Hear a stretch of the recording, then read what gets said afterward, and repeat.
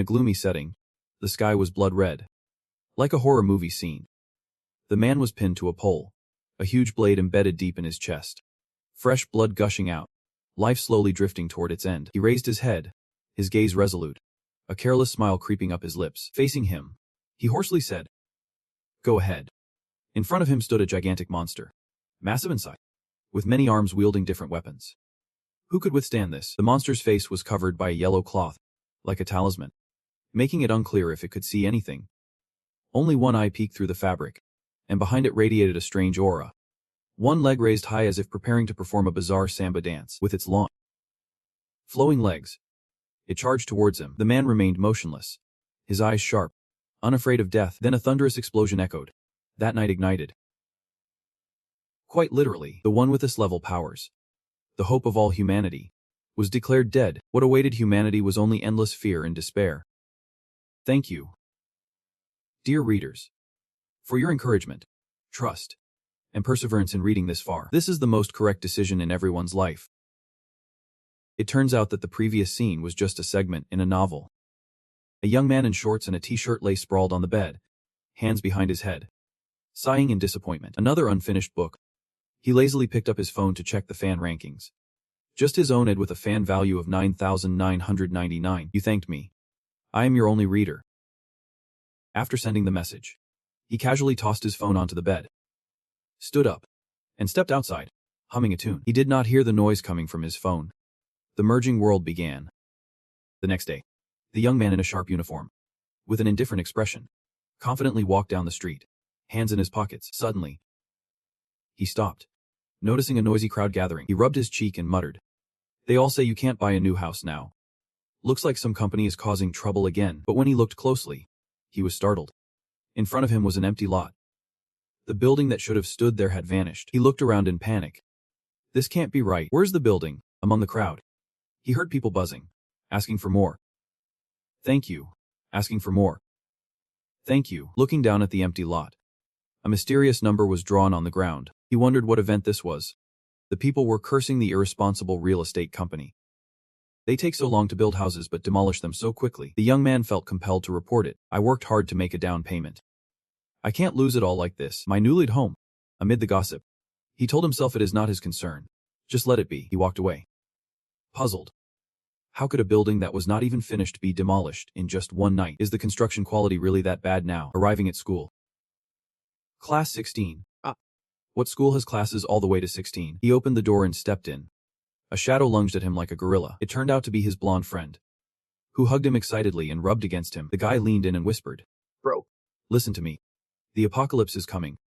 So our main character's name is Thytho Gwyn." He looked at his friend, speechless. Theme 1 pushed his friend away, frowning. "You stayed up all night playing games again, did not you?" The blonde friend made a face from being pushed, but quickly raised his phone, confidently saying, "I am serious.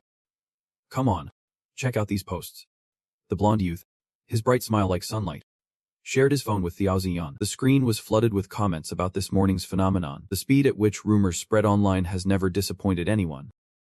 Most of them were angry remarks. "Hey everyone. Who understands family? Who understands? My boyfriend bought a wedding house for me, and he vanished in just one night. Thero Lian Corporation. Everyone speak up. Thigo Zayan. Pay me back for my sweat and tears." One person asked, "Brothers, do you really think one night can destroy an entire building?" The blonde friend crossed his arms, wearing a smug smile. "All see, all over the country. In just one night, buildings suddenly disappeared. Do you really think that is a coincidence?" Theme Gwyn scratched his head, his messy hair looking like a bird's nest, mumbling, "It must be a coincidence. Right?" His friend smiled mysteriously as if he had just entered a trance, leaned in and whispered, "Don't you think the current situation is similar to the signs before the monster attacks in those novels?"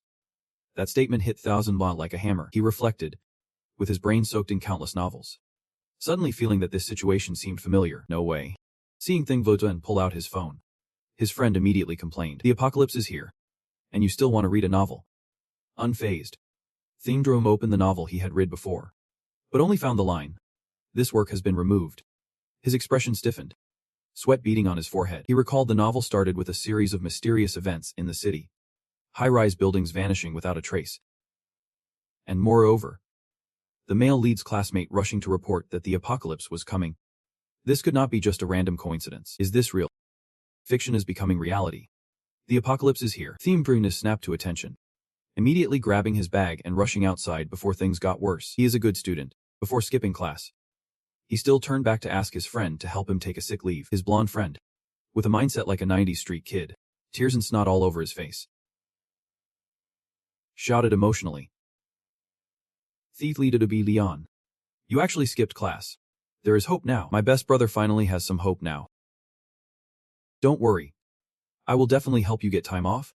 As for Thung Dine, he ran like he was being chased by a dog on the street, his mind working at full capacity, trying to remember the boring plot of the novel that no one wanted to read. According to the book, the disappearing buildings are taken to a base that contains the teleportation of the otherworldly monsters. If the novel becomes reality, that base is the #1 teleportation point. He rushed toward the lot from this morning, now noticing a huge #1 in the middle of the yard. Indeed, it is the #1 teleportation point. Breathing heavily, his mouth open as if he wanted to stick out his throat, Thung Dun was almost exhausted. An old man with a kind heart looked at him, concerned, and asked, "Kid, you got scammed by the heartless real estate too, did not you? Don't be too sad. You are still young." Thung Din forced a smile and replied, "Thank you for your kindness, but it is the wrong place. With my poverty and laziness, how can I afford a house?" He quickly returned to the main issue. According to the novel, this is the teleportation point of the deep abyss. But even if it is not complete, no one can explain where this teleportation comes from. Thung Dun was still out of ideas, rummaging through his memory about the beginning of the plot. In the novel, 999 areas of the deep abyss appeared simultaneously, spreading all over the country. For the first time, each deep abyss carried the number 0. Then, images of the bizarre monsters, true to the horror fantasy genre, emerged. Tonight, when the clock strikes midnight, a multitude of creatures called primordial beings will rise from the deep abyss. Not to mention, these monsters are just as diverse as the bacterial ecosystem in the Tu Loch River. The shape of these bizarre races is grotesque, and their terror level increases with each level of the abyss. From level 1 to level 10, humanity can still use modern weapons to counter them. But from level 11, the races transform horrifically, and conventional weapons can't harm them. Now for the scientific overview. There are only 2 ways to defeat these races. One is to kill them to receive rewards from the mystical world. Special weapons, or powerful abilities. Only with this can humanity have the strength to confront these monsters. According to the novel, the first race in the abyss at level 1 is a giant dog-like creature that attacks with sharp teeth, but moves slowly, making it easy to take down. Thung Din stroked his chin, as if pondering deeply, calculating that he might try to claim the first reward. He recalled the image of the mutant in the story The Man Without Clothes. It only had one intact pair of pants left. If I am not mistaken, this reward is enough to enhance my body. After enhancing, when facing the abyss at level 2, I will level up significantly. While others still need to form teams, I could solo the level 3 race. Thinking about this, his hand tightened around the strap of his bag. Trembling with excitement, not knowing what was happening, he shouted loudly in the street like a madman. If he could not run, he had to become stronger. Passers-by whispered about another crazy person. If you have a golden opportunity and do not take it, you are just asking to be left behind. He rushed to the hardware store like crazy. With the apocalypse coming, who cares about money? He is definitely placing an order. My boss is buying these things. The boss replied. All right. Thiampring Gian quickly calculated what was needed for tonight's battle. Who is stupid enough to fight monsters empty-handed? You would just end up being their snack. The best way to take down a level 1 monster is to use a long weapon like a spear. I think you just need to connect a few steel pipes and attach a fruit knife to the end, and wrap some metal sheets around yourself to make a simple armor for protection. Lost in thought, he did not notice a schoolmate glide by. Her bright pink hair stood out. Clearly a bold person not afraid of the rain. She seemed to not only be from the same school, but also familiar. She exclaimed, "Thief leader to be Leon. You really skipped school." Just then, his phone wedged under his arm buzzed. The screen showing Papa loves you. As soon as he answered, the voice on the other end was like a hurricane. Luckily, she has real hair, or it would have blown away. "Daughter, when are you coming home?" "Dad has something important to discuss with you," she quickly replied. I know. Dad is waiting for me at home." Before leaving, she turned back to take a look at Thydra of Leon. Back in the room, Thapin Gian fiddled with the pile of items he just bought, starting to craft a weapon. Normally, he looks skinny in his clothes, but without his shirt, his body is surprisingly muscular. He felt the makeshift armor, commenting that it might be a bit uncomfortable but better than nothing. Next, He attached some steel pipes to one end of the knife, looking at the finished product.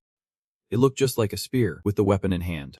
He was ready. A thin green exhaled, while Long remained slightly tense, silently hoping everything would go smoothly. The city lights had come on, and the clock showed 23:40. He wandered alone through the streets, fully equipped, gripping the homemade spear tightly, wearing a bright red cloak that did not help at all, just getting in the way, purely for show. He glanced at his phone, scanning the surroundings. Good.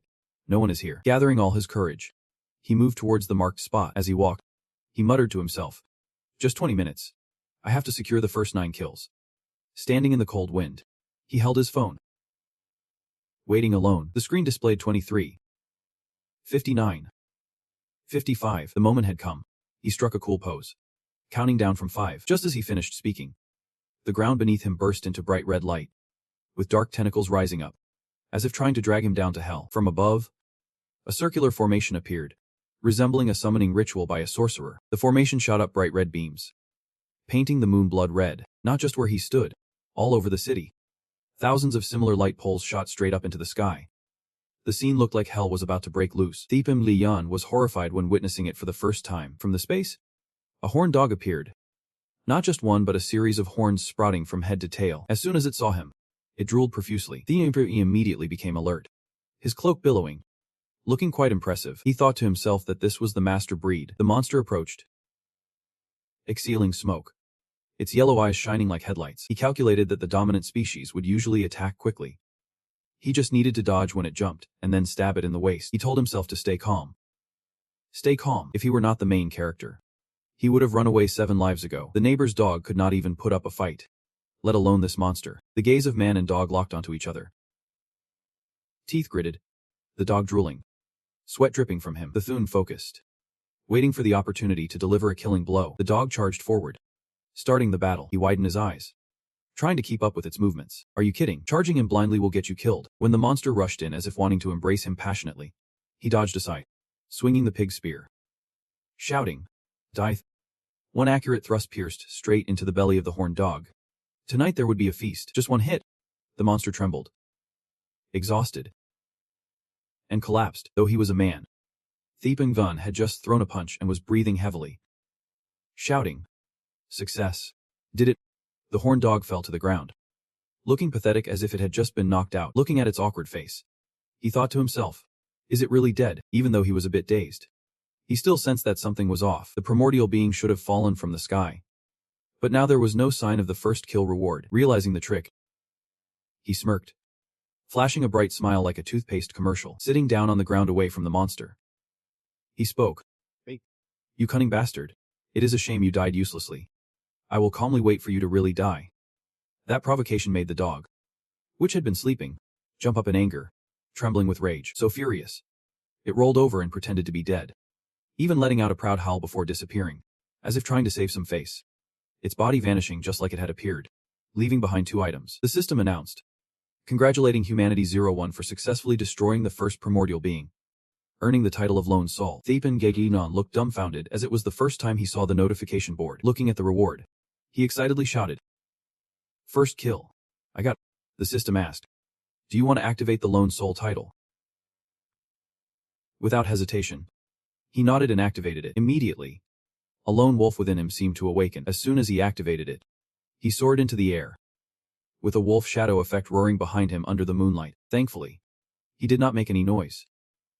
Otherwise, the neighbors would have come out yelling at him for screaming in the middle of the night. Even though the wolf's howl was silent, Thuong Din still let out a scream. A stream of red-black energy surrounded him like a sphere, and then gradually faded, leaving his body intact. The system announced that the Lonely Soul had been activated. Effect 1. Body enhancement. Strength increased 5-fold. Hardness 10 times that of a human body. Effect 2. Enhanced neuroresponse, doubling maximum reaction capability. He landed on the ground, clenched his fist, feeling the power surge. Excited, truly a reward for his first kill. To test it out, he threw a punch down onto the road, turning a smooth stretch into a pothole. People worked hard to build the road, while he acted like a child vandalizing public property. Looking at his fist, he commented that it was really fierce, not hurting at all. Seeing the pothole was still small, he tensed his muscles, took a deep breath, and threw another earth-shattering punch. Dust flew everywhere. The pothole was now big enough for a person to lie in. He exclaimed, Too strong. Truly too strong. After finishing the first reward, he looked at the next two main dishes, holding the smooth round gem. He did not think twice and swallowed it whole. The system announced he had gained the ability to store objects that are lifeless in space. Thuong Din felt a bit disappointed. The space storage was not as good as he imagined, but it was still nice. Next, he picked up the monster's blade and spun it around. The system displayed the legendary sword. Level 1. Effect 1. Body enhancement. Doubling strength. Effect 2. Cause bleeding. Reduce 1% of the target's maximum blood each day, he muttered, enhancing his body. Continuous bleeding. Satisfied. He smiled. The title of the god-slaying sword. His starting point far surpassed others. Moreover, he had grasped the next script. With hacks like this, who can compete with a face as dark as his soul? Thien Ruo smiled excitedly. The second level Iron species will appear in 3 days. I am a bit looking forward to it. Under the gentle sunset, a peaceful evening came to a close. The next morning, as soon as Thiong Jian stepped into the classroom, he was swept up in the noisy atmosphere. A group of students clustered together, chattering like a bustling market. Before he could collect his thoughts, the familiar script unfolded again. His lion-haired best friend, with his annoying nature, rushed over to tease him. But Thenanguan, after a night of intense training, was quicker than ever. He deftly sidestepped, his movements quick and precise, causing the lion hair to miss and slam his face into the wall. Thiem Draine's unexpected action made his friend pause, narrowing his eyes. Why do I feel like something's off with you? Thiem Draine had just turned his face and forced a laugh, trying to hide it, but with his limited intellect, the lion hair quickly brushed it aside. The gossip in him rose up. He leaned in eagerly. Did you know, the apocalypse is really coming? Have you seen the news online yet? Last night many people saw monsters. He raised his phone with a serious face, as if he just discovered a national secret. It is not just in our country, but abroad too. Some people even posted monster pictures online.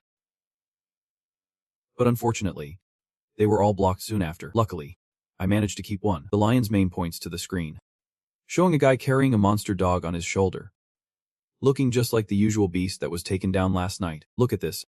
This is a foreign special forces soldier. According to him, this monster suddenly appeared at the foundation of a building that is under construction now. He acted like a news presenter, speaking seriously. Moreover, I guess something happened after he killed the monster. Even though he already knew the answer, Thiem Drainden still pretended to ask for form's sake. What happened? The lion's mane placed both hands on his shoulders, looking straight into his eyes. Voice full of excitement, he said he received a mysterious reward. Superpowers. Superpowers. You get it. He holds lightning. The lion's mane's serious face is a rare sight, his frizzy hair shaking with excitement. Thief leader to be Leon. I believe he is not just talking nonsense. This is a big opportunity for both of us. Even though we missed the first time, I analyzed. The monster will definitely show up again next time. We team up to seize the superpowers and give it a try. The Thiemhern thought to himself. If this guy does not become a fortune teller, it would be a waste of talent. You are really a true friend. When there is a good opportunity, you invite your best friend to take the risk. Not like someone who secretly takes advantage in the night, even though there was a plan beforehand. Thiepen Gyelan nodded right away when his friend invited him. The definite answer surprised Bimis T, but he quickly ended the conversation when class started.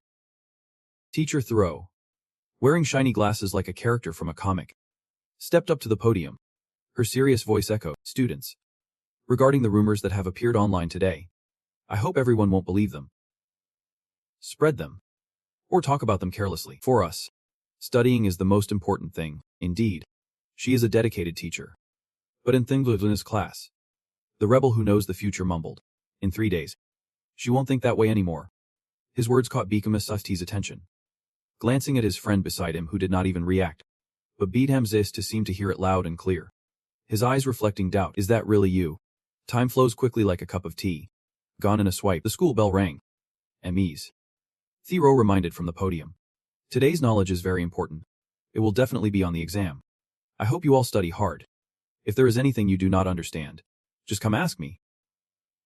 For everyone, it was just a moment. But for Them Zin, it felt like a lifetime passed. He sighed and mumbled. Finally, class is over. But before he could enjoy it, T, with a face darker than a frying pan, lumbered over, sounding like he had just been startled. "Come with me outside. I have something to ask you." His expression made Thiehazen uneasy, scratching his head nervously. "The school playground is sparse right now. With only a few figures scattered around, the lion master stood with his back turned, his voice deep as he asked, "Are you hiding something from me?" Thuong Din, feeling awkward, scratched his head. "What should I say to you?" Before he could explain, his blonde friend suddenly burst into tears and ran off. "From today, we are cutting ties." Saying goodbye, Thuong Din shouted in frustration, "Don't make a scene." But the lion, tears and snot streaming down his face, turned around sobbing, "I thought we were the best of brothers. But it turns out that was just my foolish thinking." Thuong Din sighed, intending to wait a bit longer to speak. But the determined look in Lion's eyes made him change his mind. "You have to promise that this absolutely cannot be told to a third party." The lion immediately changed his attitude, pointing at his chest, his tone filled with authority. "You can rest assured." "Do you think I would not trust you?" Thuong Din stepped up to the nearby stairs. Signaling his friend to take a closer look, he curled his finger and flicked the stone lightly. Although the force was not strong, the stone shattered, fragments flying forward. The lion gasped and shouted. Thuong Din shrugged, his tone calm. "Last night I dealt with a monster, so I gained corresponding powers." The lion's eyes lit up as he grabbed his hand, excitedly stroking it. "Oh my." He kept touching Thuong Din's hand, completely oblivious to a girl standing nearby, cold sweat trickling down her. Mumbling to reassure herself, it turns out that the friendship between boys can be this close. Thuong Din still wore a cheerful expression and continued. 3 days from now, a new monster will appear. I know the location. And when the time comes, I will help you hunt them down. So you will gain power too." The old lion curiously raised an eyebrow at you. "How do you know these things?" Thuong smiled mysteriously. "Secrets that cannot be revealed." The next morning, the school buzzed with activity as usual. Groups of students followed one another, chatting as they walked across Kang Trung's campus. The Thenon quietly walked alone, lost in thought. Thung I-1 would appear for the second time at an abandoned factory 30 miles away. He recalled the terrifying face and sharp fangs of the white beast from the night before, and silently assessed. This time, the Thumb Ein would be different from the first. There would be two kinds. One a form of minion, extremely fast, using claws as weapons, capable of cutting a human's throat in an instant. He smirked, chuckling to himself. But this type had no defensive capabilities, looking just like an ordinary little monkey. Then he thought of the second one, the remaining kind, large and muscular, chains wrapped around its body, resembling a giant silverback gorilla. Slow in speed but with astonishing defense and destructive power. The Themon's gaze was unwavering, filled only with confidence. With his current strength and speed, neither of these creatures posed a threat.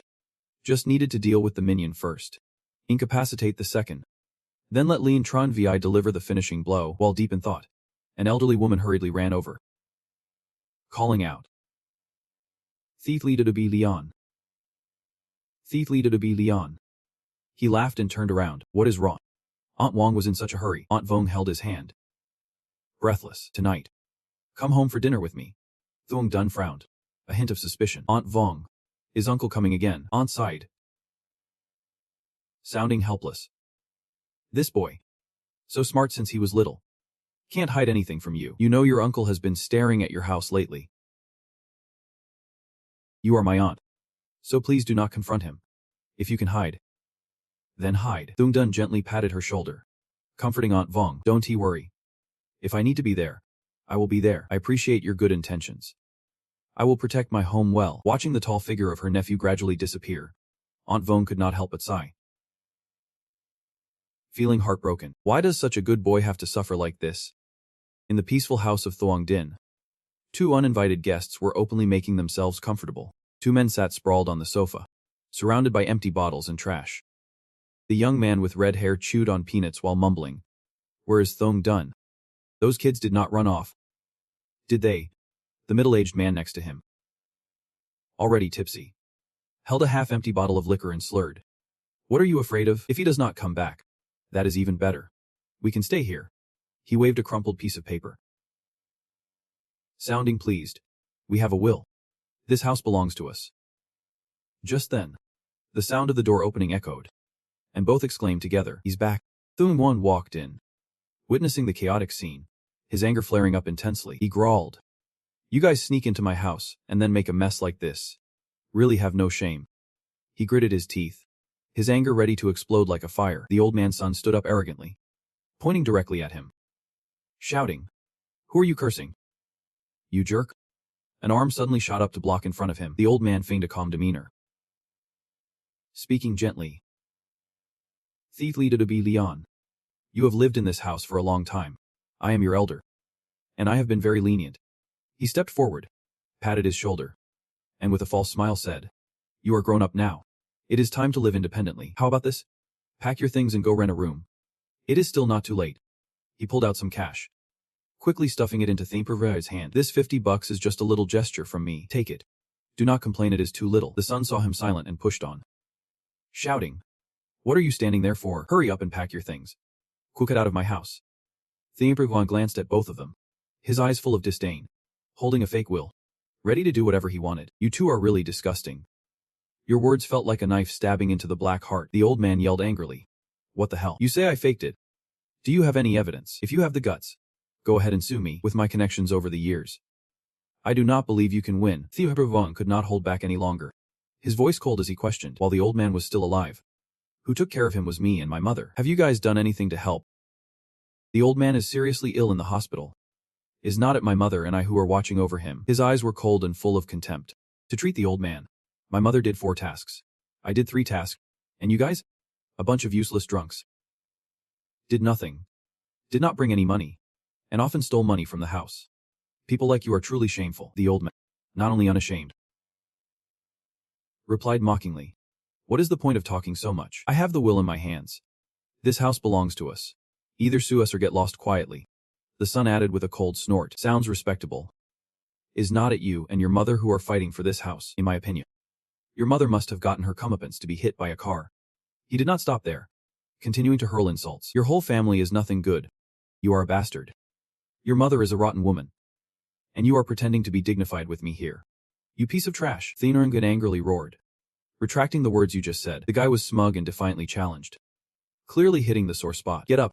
You useless piece of trash. The old man stood with his hands on his hips, a chin raised. What is it? Do you really dare to lay hands on an elder? The son saw Thafluden advancing, excitedly shouted. Come on. Today I won't let you live. Thempervai put all his strength into his fist, without holding back, threw a punch that made the old man's face twist, rolling into the corner of the room, only able to let out a miserable cry. The guy saw his father in such a bad state that he could not help but rush in with a bottle of liquor. You bastard. But before he could get close, Thempervai delivered a knee strike right to his gut, causing him to double over in pain and crash through the window. Clutching his stomach and groaning, he still tried to threaten. I am calling the cops. I want you in jail. Thempervai just coldly laughed as he walked into the room. The 2 useless men hugged their wounds and cursed back and forth. You trash. Daring to hit like that. You could have killed me, Dad. Do not you know Commissioner Veeg? I want to lock 3,000 yuan up. Thempervai did not care, quietly arranging his clothes, planning for something bigger. The second wave of change is coming. The world will truly change. Before that, we should not cause any trouble. After all, the justice system has not shaped up yet. His gaze hardened, filled with hatred and humiliation. Hopefully, the old man down there will teach the 2 of you a lesson. Once done, Thempervai slowly pulled his suitcase and stepped out. Before leaving, he left a message for the father and son. Enjoy these last 3 days of life. After saying that, he left, leaving 2 people staring at each other in confusion. The old man covered his face, surprised, exclaiming, This kid, he has given up robbing with us. The young guy gritted his teeth, clenched his fists, and shouted, Damn it, Dad. Call Chief Vong right now. That night, at a luxurious hotel in the city center, Thung Dun walked in pulling his suitcase. He said to the receptionist, A large room for 3 days. She smiled, her voice inviting. A young man on a business trip. Do you want to open your eyes? The girls here have unique skills. Thung Dun blushed and looked away. No need. No need. Inside, he felt uneasy, sensing something was off about this place. But it was the closest hotel to the appearance point of Ian Chung. The receptionist caressed his hand, coaxingly saying, Don't be shy. Leave it to me. I guarantee you will be satisfied. Thung Dun pulled his hand back, firmly refusing. I really do not need it. Seeing his determination, she did not push further and smiled. All right. Second floor. Room 208. Don't be quick to refuse. You might end up needing it later. At night, sweet sounds echoed throughout the hotel from the rooms. Thung Dun gritted his teeth and covered his ears, shouting, This damn hotel. He held a pillow over his face, muttering to himself like a mantra. No desires. No cravings. No desires. No cravings. Just 2 more days to go. The moans and screams from room 209 not only annoyed Thong Din. In another room, Mok Thu and Aunt Bach were also restless. Aunt Bach sat calmly on the bed reading. Softly reassuring. Miss, this is the hotel closest to the target. I hope you can endure a little. Mok Thu glared in frustration. Feeling really annoyed, she turned to ask. Aunt Bach, what do you think about this? Aunt Bach rested her chin. Pondering, her tone suggesting it might just be a joke. The breath of the man across from her indicated that this would end in less than 10 seconds. Mok Thu was stunned and shouted. Aunt Bach, what are you saying? I am talking about the abandoned construction site. Seeing her adorable pout, Aunt Bach laughed. She did not make it clear, then she returned to a serious demeanor. Relying on the intel gathered by the head of the family, the world was undergoing tremendous changes. The most important thing for survival is to eliminate those unknown monsters. Aunt Bach's cold gaze carefully instructed. Therefore, Miss, this time I will definitely help you eliminate them, so you can gain the ability to stand on your own in the future. Mok Thu was flustered, just lightly nodding. Suddenly, Aunt Bach pointed to the next room where the noise had just stopped. Winking playfully, it is just in time. Mok Thu froze for 5 seconds, realizing what happened, and embarrassingly shouted, Aunt Bach. 2 days later, at 11:30 p.m., in a quiet construction site, the cold wind blew through, bringing a chilling sensation that made the hair on the back of her neck stand up. The dim moonlight shone down, revealing 2 figures quietly stepping in, sneaking like ghosts in the night. Lien Trinvu tightly grasped Thong Duan's arm, her worried eyes darting around, her voice trembling. Thierry, is there going to be danger? The Thing Guan smiled, patted her shoulder, his voice reassuring. Don't worry. The second-level monsters can threaten me. Just focus on protecting yourself. But Lion Trinvu still felt uneasy, sighing and mumbling. Thierry, if danger really comes, you have not told me everything. Thun Guan cut in, trying to soothe her. You can relax. It won't happen. Before he could finish, Lian Trinvu suddenly threw out. You lure the monster out first. I will run ahead. Thun Guan was stunned and helplessly exclaimed. You really are a good brother to me. Lian Trinvu crossed his arm, grinning widely, his bright white teeth showing. Of course. Thien Guan glanced at his phone screen, slightly frowning. There is 30 minutes left. Seeing him lost in thought, Lian Trinvu curiously asked, what if someone else comes to compete for the monster? Thung Dor replied firmly, his gaze sharp. Don't worry, it won't. In his mind, he was calculating. Based on the novel's content, the second-level monsters would appear after a long night. If they were not eliminated, they would flood into the city, causing the world to witness a horrifying transformation. While he was deep in thought, a strange noise suddenly made Thang Grolan alert. Lian Trinvu looked confused, about to speak. I but had not finished speaking when Thing Trunan Khan covered his mouth tightly and pulled him into a dark corner to avoid making noise in this desolate place. Unexpectedly, Aunt Bech and Musithu appeared. Lian Trinvu gasped and whispered, Isn't that Mok Thu? Thung Den hid behind the wall, sneaking a glance. His face darkened as he repeatedly denied it in his mind. No way. It clearly is this. After a moment of deep thought, he suddenly jolted, mumbling. So that is how it is. So that is how it is. Lian Trinvu looked confused, not understanding anything. Thung Den silently blamed himself for being foolish. It was not that no one had detected the second-level essence, but that the hunters had either failed or been eliminated. Mok Thu called out softly, her voice full of worry. Aunt Bach responded with a reassuring look, patting her shoulder. Don't worry. We will just move forward. Lian Trinvu did not hide it. He shared with Thuong Dun. I heard before that Mok Thu's family has very strong influence. Do you see the woman next to her? She feels like a special ops soldier. He curiously asked. Are you saying Mok Thu has gained powers too? The two with powers are that cold widow. Thuong Dun replied firmly. No matter what, I won't give the second-level essence to anyone. Right after that, both of them quietly entered the monster's lair. Mok Thu looked at the strange scene inside, unable to hold back her curiosity. Aunt Bach. Did the monster come out from here? Aunt Bach carefully sat down, examined the surroundings closely, and slowly explained. Based on the intel, at this hour, a magical circle-like thing will appear, and the monster will come out from there. She paused, her voice low and deep. Their physical strength is very high. After saying that, Aunt Bech pulled out a weapon and carefully instructed. This is the bomb we have created. Calculated meticulously, enough to cause serious injury to the monster, but not kill it right away. When it is severely injured, You will deliver the finishing blow. She handed Mefthu a combat gun. Mefthu nodded, her eyes determined, quickly accepting the weapon with a voice full of resolve. At the same time, Thiamber Von and Livan Travai were hiding in a high position, quietly observing every move of Aunt Betch and Misi Thu. For someone afraid of heights like Lian Trine Vu, he was trembling. His voice panicked. Thuong Din. Do we really have to be here? Thuong Din shot back with a sarcastic tone. Do you have a better option? At this point, Lian Trine Vu could only reply with a sigh. He fell silent, focusing on observing. While Thuong Dun had a clear understanding of the opponent's plan, he shook his head, thinking about using bombs as weapons. It seems that even with Muk Thu, those two women could not gain any power. Unfortunately, this small bomb could injure the first primate, but for the second one, it would hardly cause any harm. On the contrary, it would enrage the beast. Extremely disadvantageous for those relying on weapons, but for us, it would be an advantage. Thuong Din slightly curved his lips. A satisfied smile briefly appeared. That is good too. After the first one is injured, I just need to focus on taking down the second chimpanzee. The clock struck 23. 59. 55 seconds left. Aunt Back tightened the detonator, her gaze tense, her lips murmuring a countdown. 5 4 3 2 1 when the zero sounded. Both she and Muk Thu's eyes sparkled with determination. They had made up their minds to eliminate En Chung this time. Beneath the ground, a bright red map suddenly appeared, accompanied by waves of powerful energy, like a fierce storm overwhelming everything.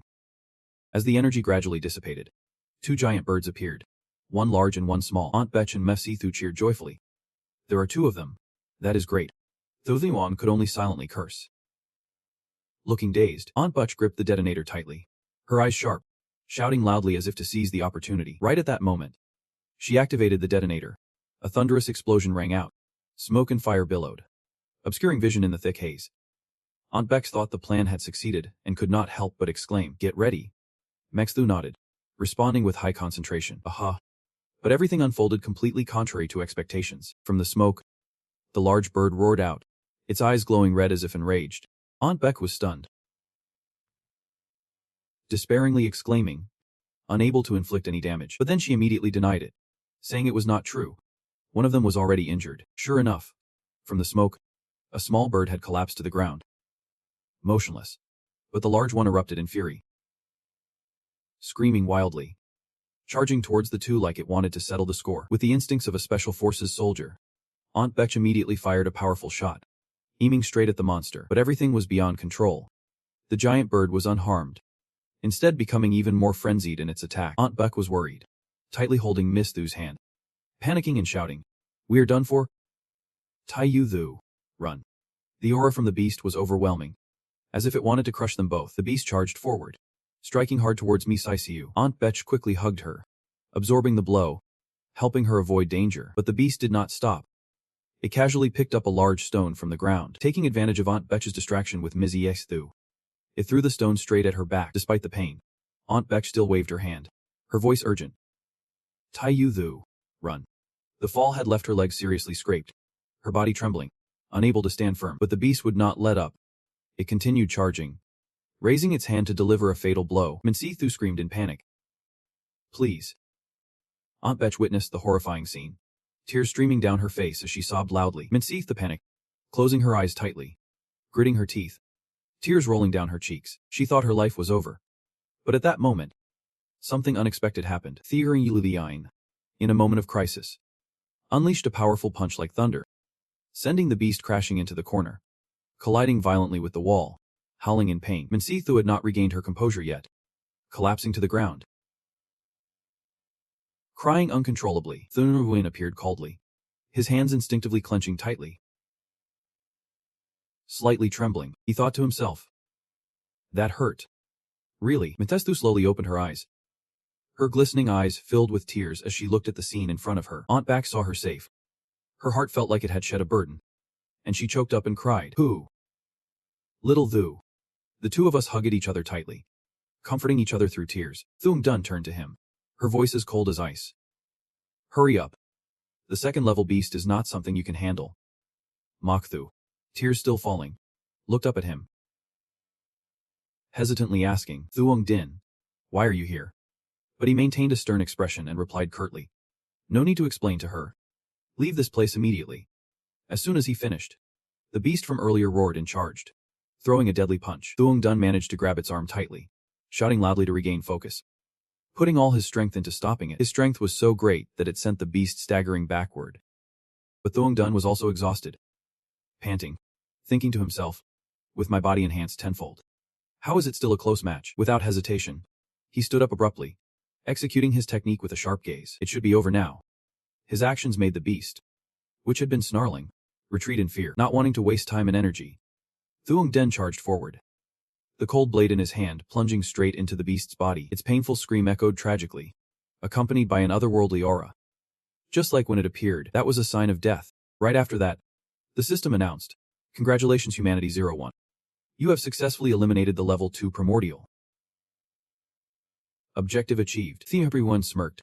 A satisfied smile briefly appeared. He quickly left, ignoring the beast's roar, gradually disappearing into the thick mist. As its body turned to dust, only a sparkling core remained. Aunt Beckham FC Thu gaped, astonished as they watched. Everything went according to plan, making Theng Vine's smile even brighter. He chuckled lightly, looking up at Li and Tra V. Curious. Why have not you come down yet? What are you waiting for? Li Tren V, hearing this, turned red with anger and yelled, "Why should I come down?" Thumbra pouted, his tone disdainful. "You are so useless." Li Tren V, feeling wronged, replied, "That is really unfair." After a while of arguing, the guy afraid of heights still did not dare to come down. Theondrim had no choice but to jump up, grabbing his collar and pulling him down. In the loud, desperate screams of Lion Trine Vu, both of them landed, his spirit seemingly leaving his body. Before Trine Vu could calm down, Thuong Dun quickly pulled him in front of the remaining Ivan bird, decisively giving orders, "Go kill it." Just then, a sudden voice startled both of them into alertness. "Wait a minute." A man approached them, his cold gaze asking, "Why have not you left yet?" Mokta looked at Thuong Dun, her eyes sparkling with appreciation. She said, "Thank you, Thuong Din, for saving Xiaothu earlier." Beatty also took the opportunity to express her gratitude. "Classmate Thuong Dun is very thankful for saving Xiaothu just now." "Right," but before she could finish, Thuong Dun raised his hand sharply to interrupt her with determination. "Don't even think about it. I want to give up this Oyan bird." Beatty refused to back down, immediately negotiating. "I will make you an offer you can refuse." Trine Vu started to get flustered, hesitating to speak up. "Thuong Din, or is it you?" Before he could finish, Thuong Dun had thrust the sharp knife in front of him, his voice stern. "Stop stalling. This is what I agreed to with you. Hurry up." At this point, Trine Vu no longer hesitated. He gripped the knife tightly, his gaze resolute as he replied, "All right." Then without a moment's hesitation, he rushed to finish off the Iron Bird in an instant. Immediately, the system announced, "Congratulations Humanity Code 6. You have successfully eliminated the level 2 entity." Since this was her first experience, Trine Vu was still astonished, shouting, "What is this?" Thuong Din stepped forward, slightly frowning, reminding her, "Don't be surprised." Mokthu saw no reason to linger, quickly urging Aunt Betch, but Betchdi persistently approached Thuong Din, her tone sincere. "Classmate Thuong Dun, I feel we can still talk." She got straight to the point. "It seems you hold some intelligence, even surpassing us, but do not worry. This is your secret. We want to ask too much, so I would like to ask you to help us with the next monster that appears. As for the payment, just let me know." The proposal made Thuong Dun ponder. Seeing this, Bakshdi softened her tone, emphasizing, "I believe there is nothing the Mok family can't do in this city." After some consideration, Thuong Dun cautiously replied, "I need to think for a bit, but you should leave now." Her words pleased Bakshdi, who smiled brightly. "All right. If you come to a decision, feel free to contact us." Little Thu finally breathed a sigh of relief when the group finally left. While Trine Vu was still bewildered, Thuong Dun immediately spoke up, "Just like me, eat this stone." He put the stone in his mouth, demonstrating for her. As soon as he swallowed, Thuong Dun's body seemed to burst with strength. Filled with energy, the system immediately displayed a notification. Kachehan has been activated. Effect 1. Body enhancement increases strength by up to 10 times and hardness by 10 times. Effect 2. Enhances reaction ability of the nervous system. Gains double the maximum human reaction ability, with a 10% boost in enhancement capability. Everyone was drenched in sweat after the intense transformation. Sighed softly, and smiled with satisfaction. "A 10% increase is fine by me." He turned to Trine V, seeing him still in a daze, and shouted, Stop spacing out. What is your ability? Tran V scratched his head, confused, and replied. My ability is Eagle Eye. Increases my vision range to 2000, but it seems useless. Hearing this, Theme Brune nudged his shoulder, laughing and praising. And that is Eagle Eye. Good. You found a treasure. Atron V was bewildered. Smiling foolishly. Is it like this? Ha. Huh. The Theme Brune decided. Since you have a combat skill, you need a weapon. He handed him a handgun. The system immediately displayed information. Firepower level 1. Effective range 500 mm. Inflicting 10% basic physical damage. Igniting the target and reducing its movement by 10%. 5 elemental fire bullets. Reload time 10 seconds per bullet. The result pleased Thiajan, who sighed softly.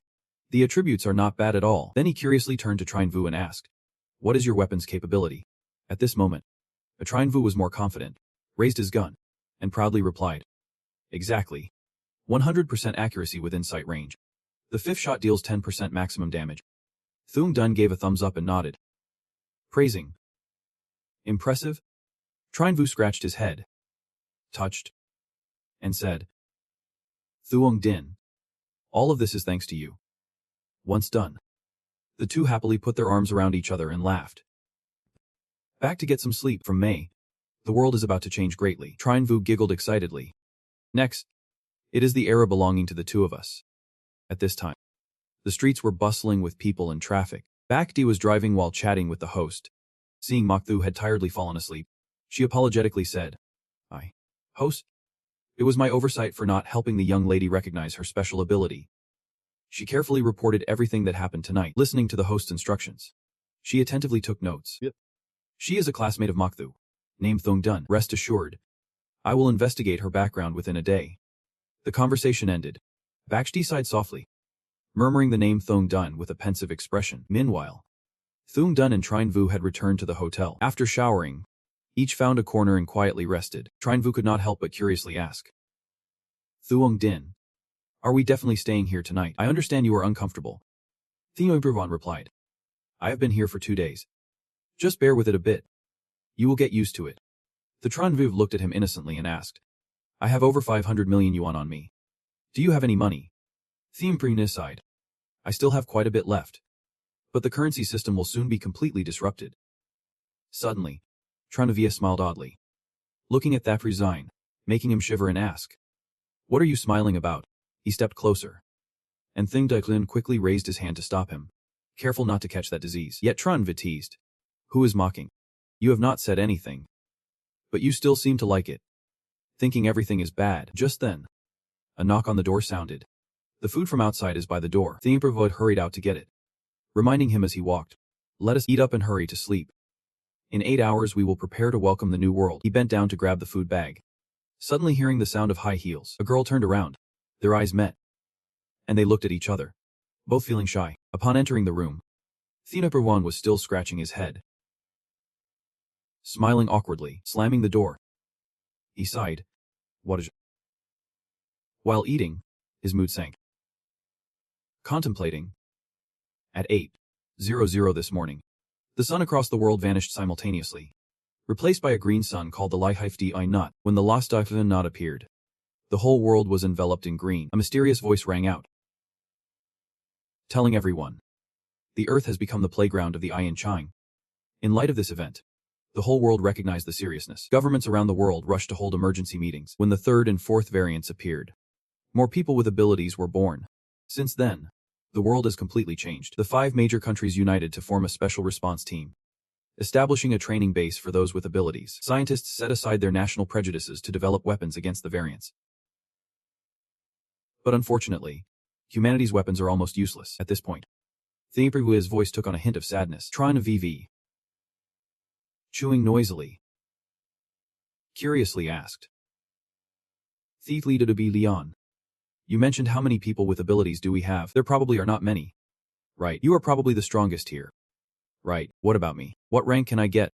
Calmly responding to the long string of questions, the Thiemoin said, Right now, there are no more than 200 people with abilities globally. Regarding abilities, you are at least in the top 30. As soon as he finished speaking, he suddenly thought of something, and his eyes brightened. Over there, a Trine V exclaimed in shock. Top 30. So I can do whatever I want. Totally overshadow Hoanvi. He waved his chopsticks in front of the dazed the Druvan Dian. Dizesing. What is wrong? Unexpectedly. The theme Brinu set his lunchbox down and ran outside, saying, I will be out for a bit. Watching his retreating figure, Trinvia thought to himself. Thief leader to be Leon. Thief leader to be Leon. It seems I was not wrong. You really are a reincarnate. He cried and pouted. Annoyed. Wondering why the reincarnate was not him. At that moment, someone spoke up. I know the girl you are talking about. But she is not from our place. The hotel owner added. She seems to be an outsider. Comes here every so often to rent a room. Looks stunning. Could definitely go somewhere better. I really do not understand.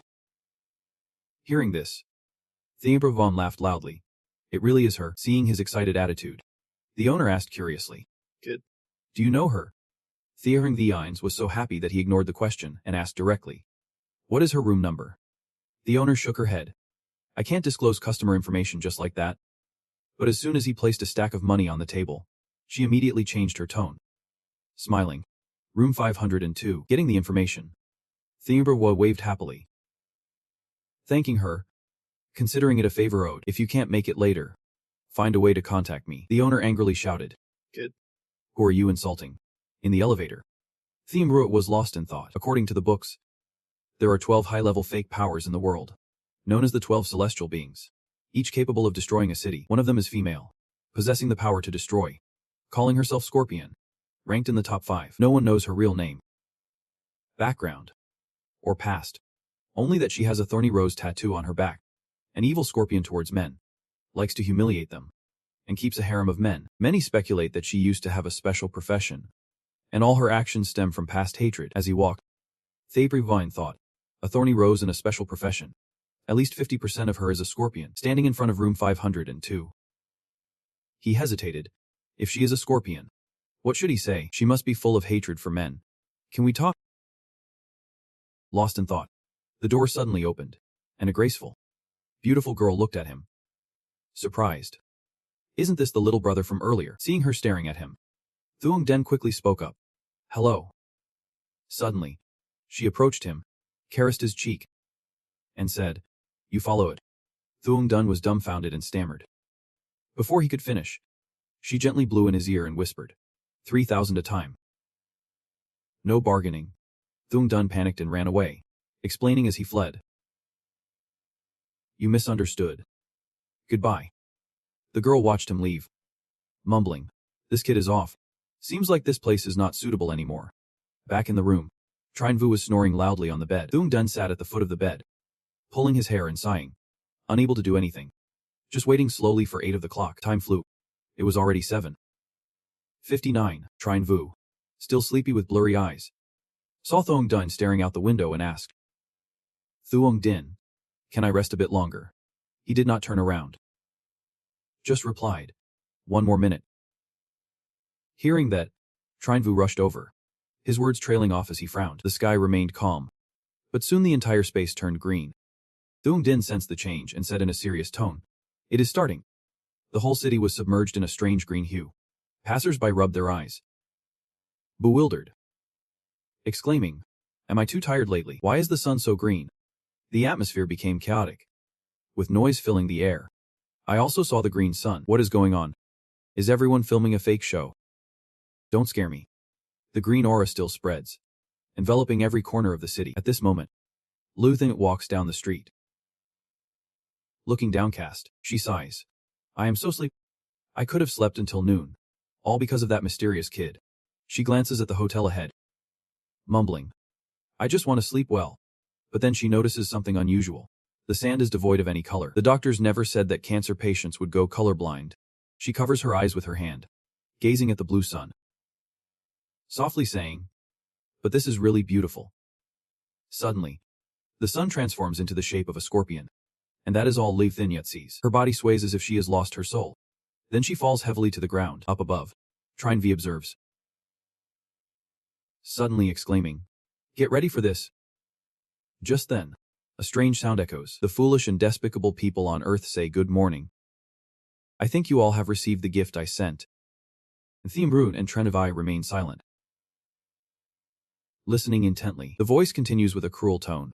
Many of you possess abilities far superior to those on Earth. Therefore, starting today, the game officially begins. He declares the name of the game is Ayin Cheng Chi Chi Chin. The Earth used to be a magical circle called Themai Mine, and the monster appearing within it is called Ayin Chang. He explains the rules. Killing Ayin Chang will grant you extraordinary powers. On the other side, Bakhdai and Mokthu could hear every word clearly. Themayin can appear at any time, anywhere on Earth with numbers from 1 to 99. And each time there will be 999 seats. In each seat of Themayin, there will be from 1 to 9 species appearing. The rule for victory is to eliminate all species to secure victory for humanity. His voice suddenly turned sinister. If the game fails, Earth will become our food. He smacked his lips. Enough talking. If the game has too many hints, it won't be interesting anymore. That is it. I wish humanity a fun game. After saying that, his voice faded away. Hearing these words, Thuong Dun and Trine Vu were stunned. Trine Vu panicked, turned to ask, Thuong Din, the last human will win, right? Thuong Dun did not know how to respond. Countless images flashed through his mind as he said resolutely, this time we will definitely succeed. Trine Vu was sweating, stammering. This time, at the same time, in a strange room, a group of people was discussing intensely. Mok Wee Kwok spoke up. According to the investigation results from various countries, this event has somewhat become a reality. Earth is about to become the game of that mysterious creature. One person disagreed and slammed the table, shouting, I do not believe these so-called monsters can withstand the power of firearms. In this world, no carbon-based life has survived when engulfed in fire. Chu Vanley added, I propose immediate nationwide military intervention as soon as the meme event appears. The government will take action to eliminate it, avoiding civilian involvement. Jiang Vun and Feng opposed, standing up. That is not good.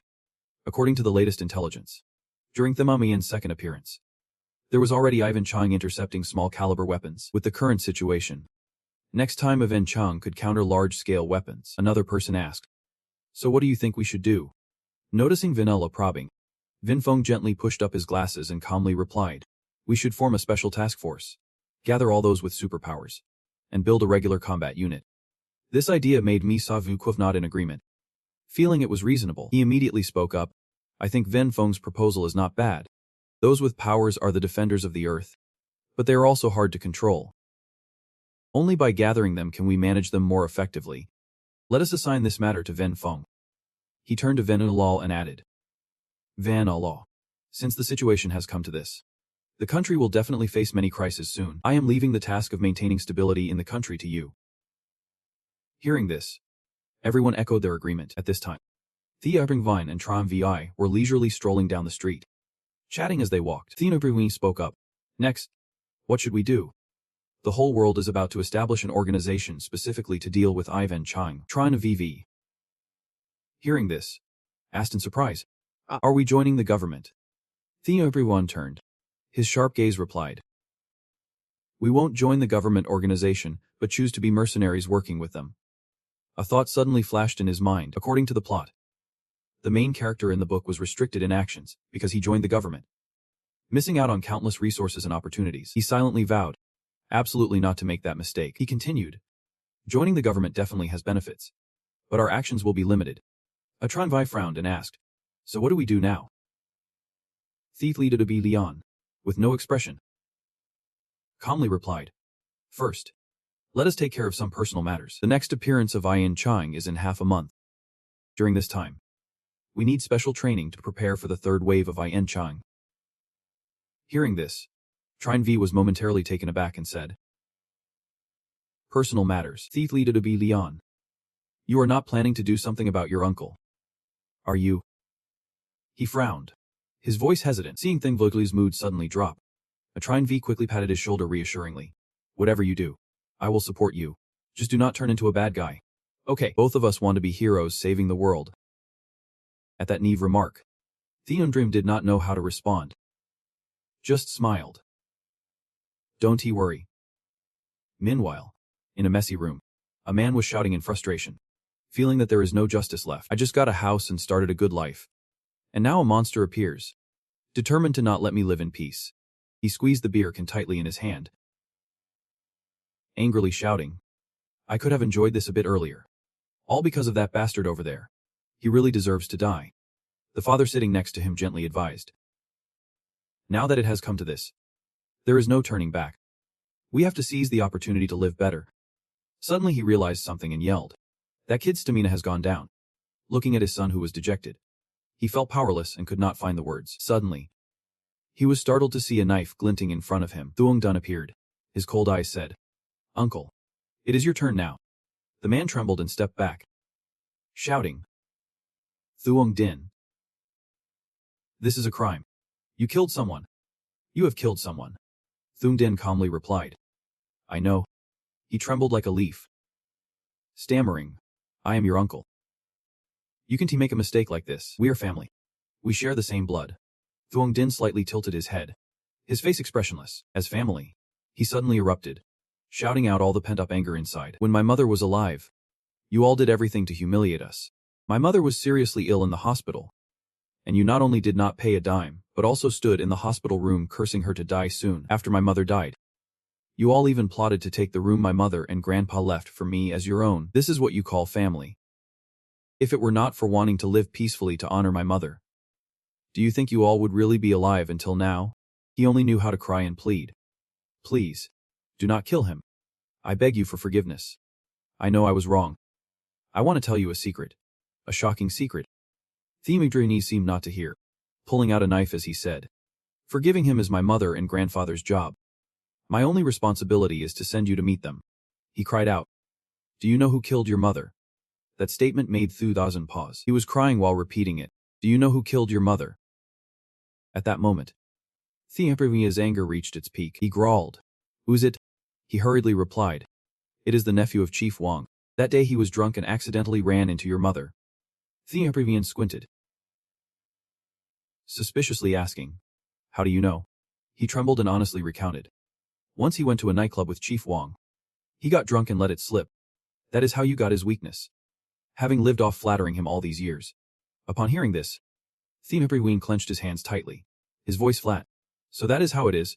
So that is how it is. No wonder for years I could not find any clue about the culprit. Seeing that Thakrizam seemed to calm down, he quickly stood up and said, You know now. There is nothing more to discuss. You can go ahead. As he stepped out the door, a smug expression crossed his face. Silently cursing, That damn mixed breed. I won't let you off. But unexpectedly, his eyes rolled back, and he fell to the ground in pain. A knife plunged into his back. Themigdrini stood there, a cold smile spreading across his face. Just then, Livintrank pushed the door open, catching sight of Thousand Bon's uncle lying in a pool of blood. Usually, Lean glanced at him, his calm demeanor reassuring.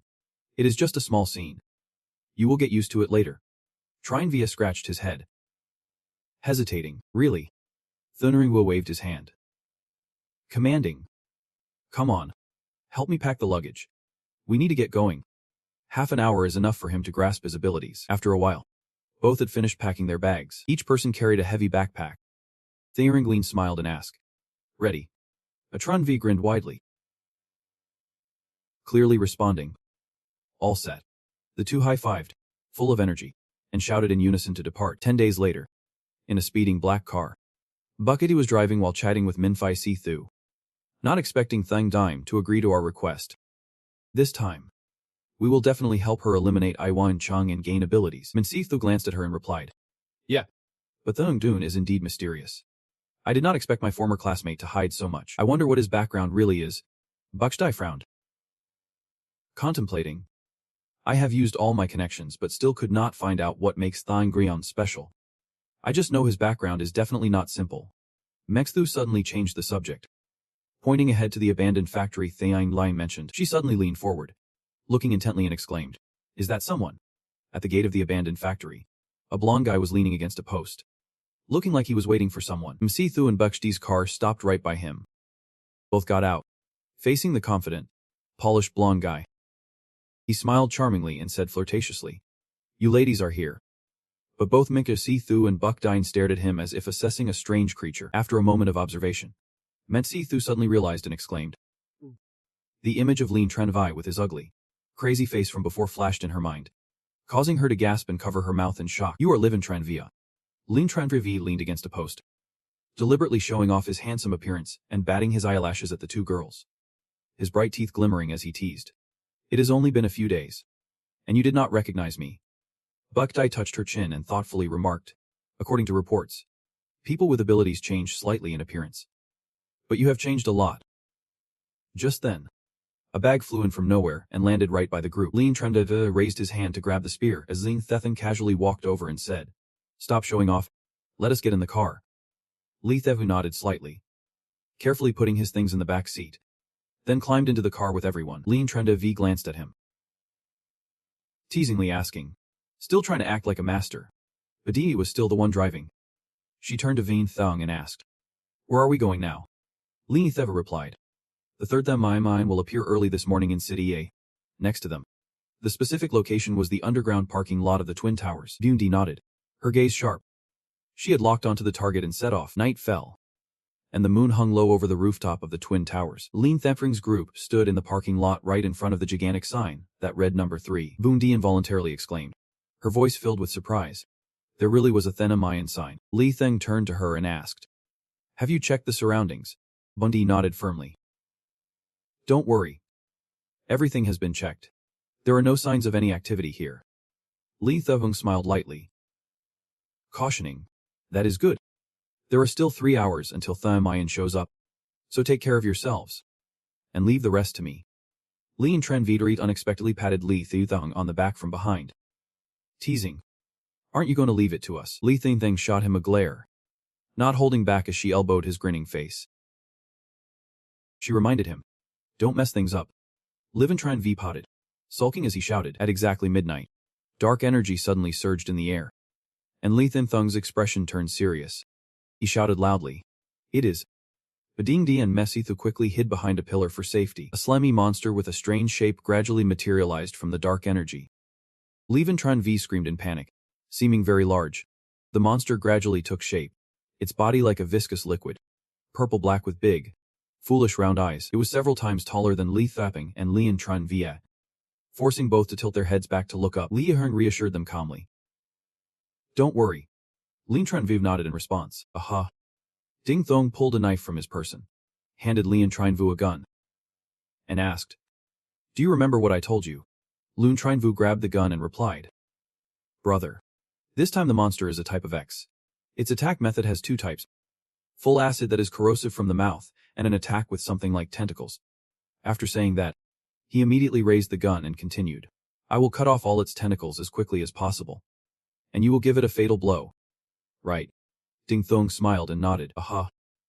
The big, stupid monster was still unaware that disaster was approaching. Lian Trine Vu frowned, muttering with disgust. "That disgusting thing," Ding Thong reminded him firmly. "This guy is filthy." Quick victory. Lian Trine Vu did not hesitate. Immediately aimed the gun at the monster and fired continuously. The sound of gunfire echoed throughout the garage.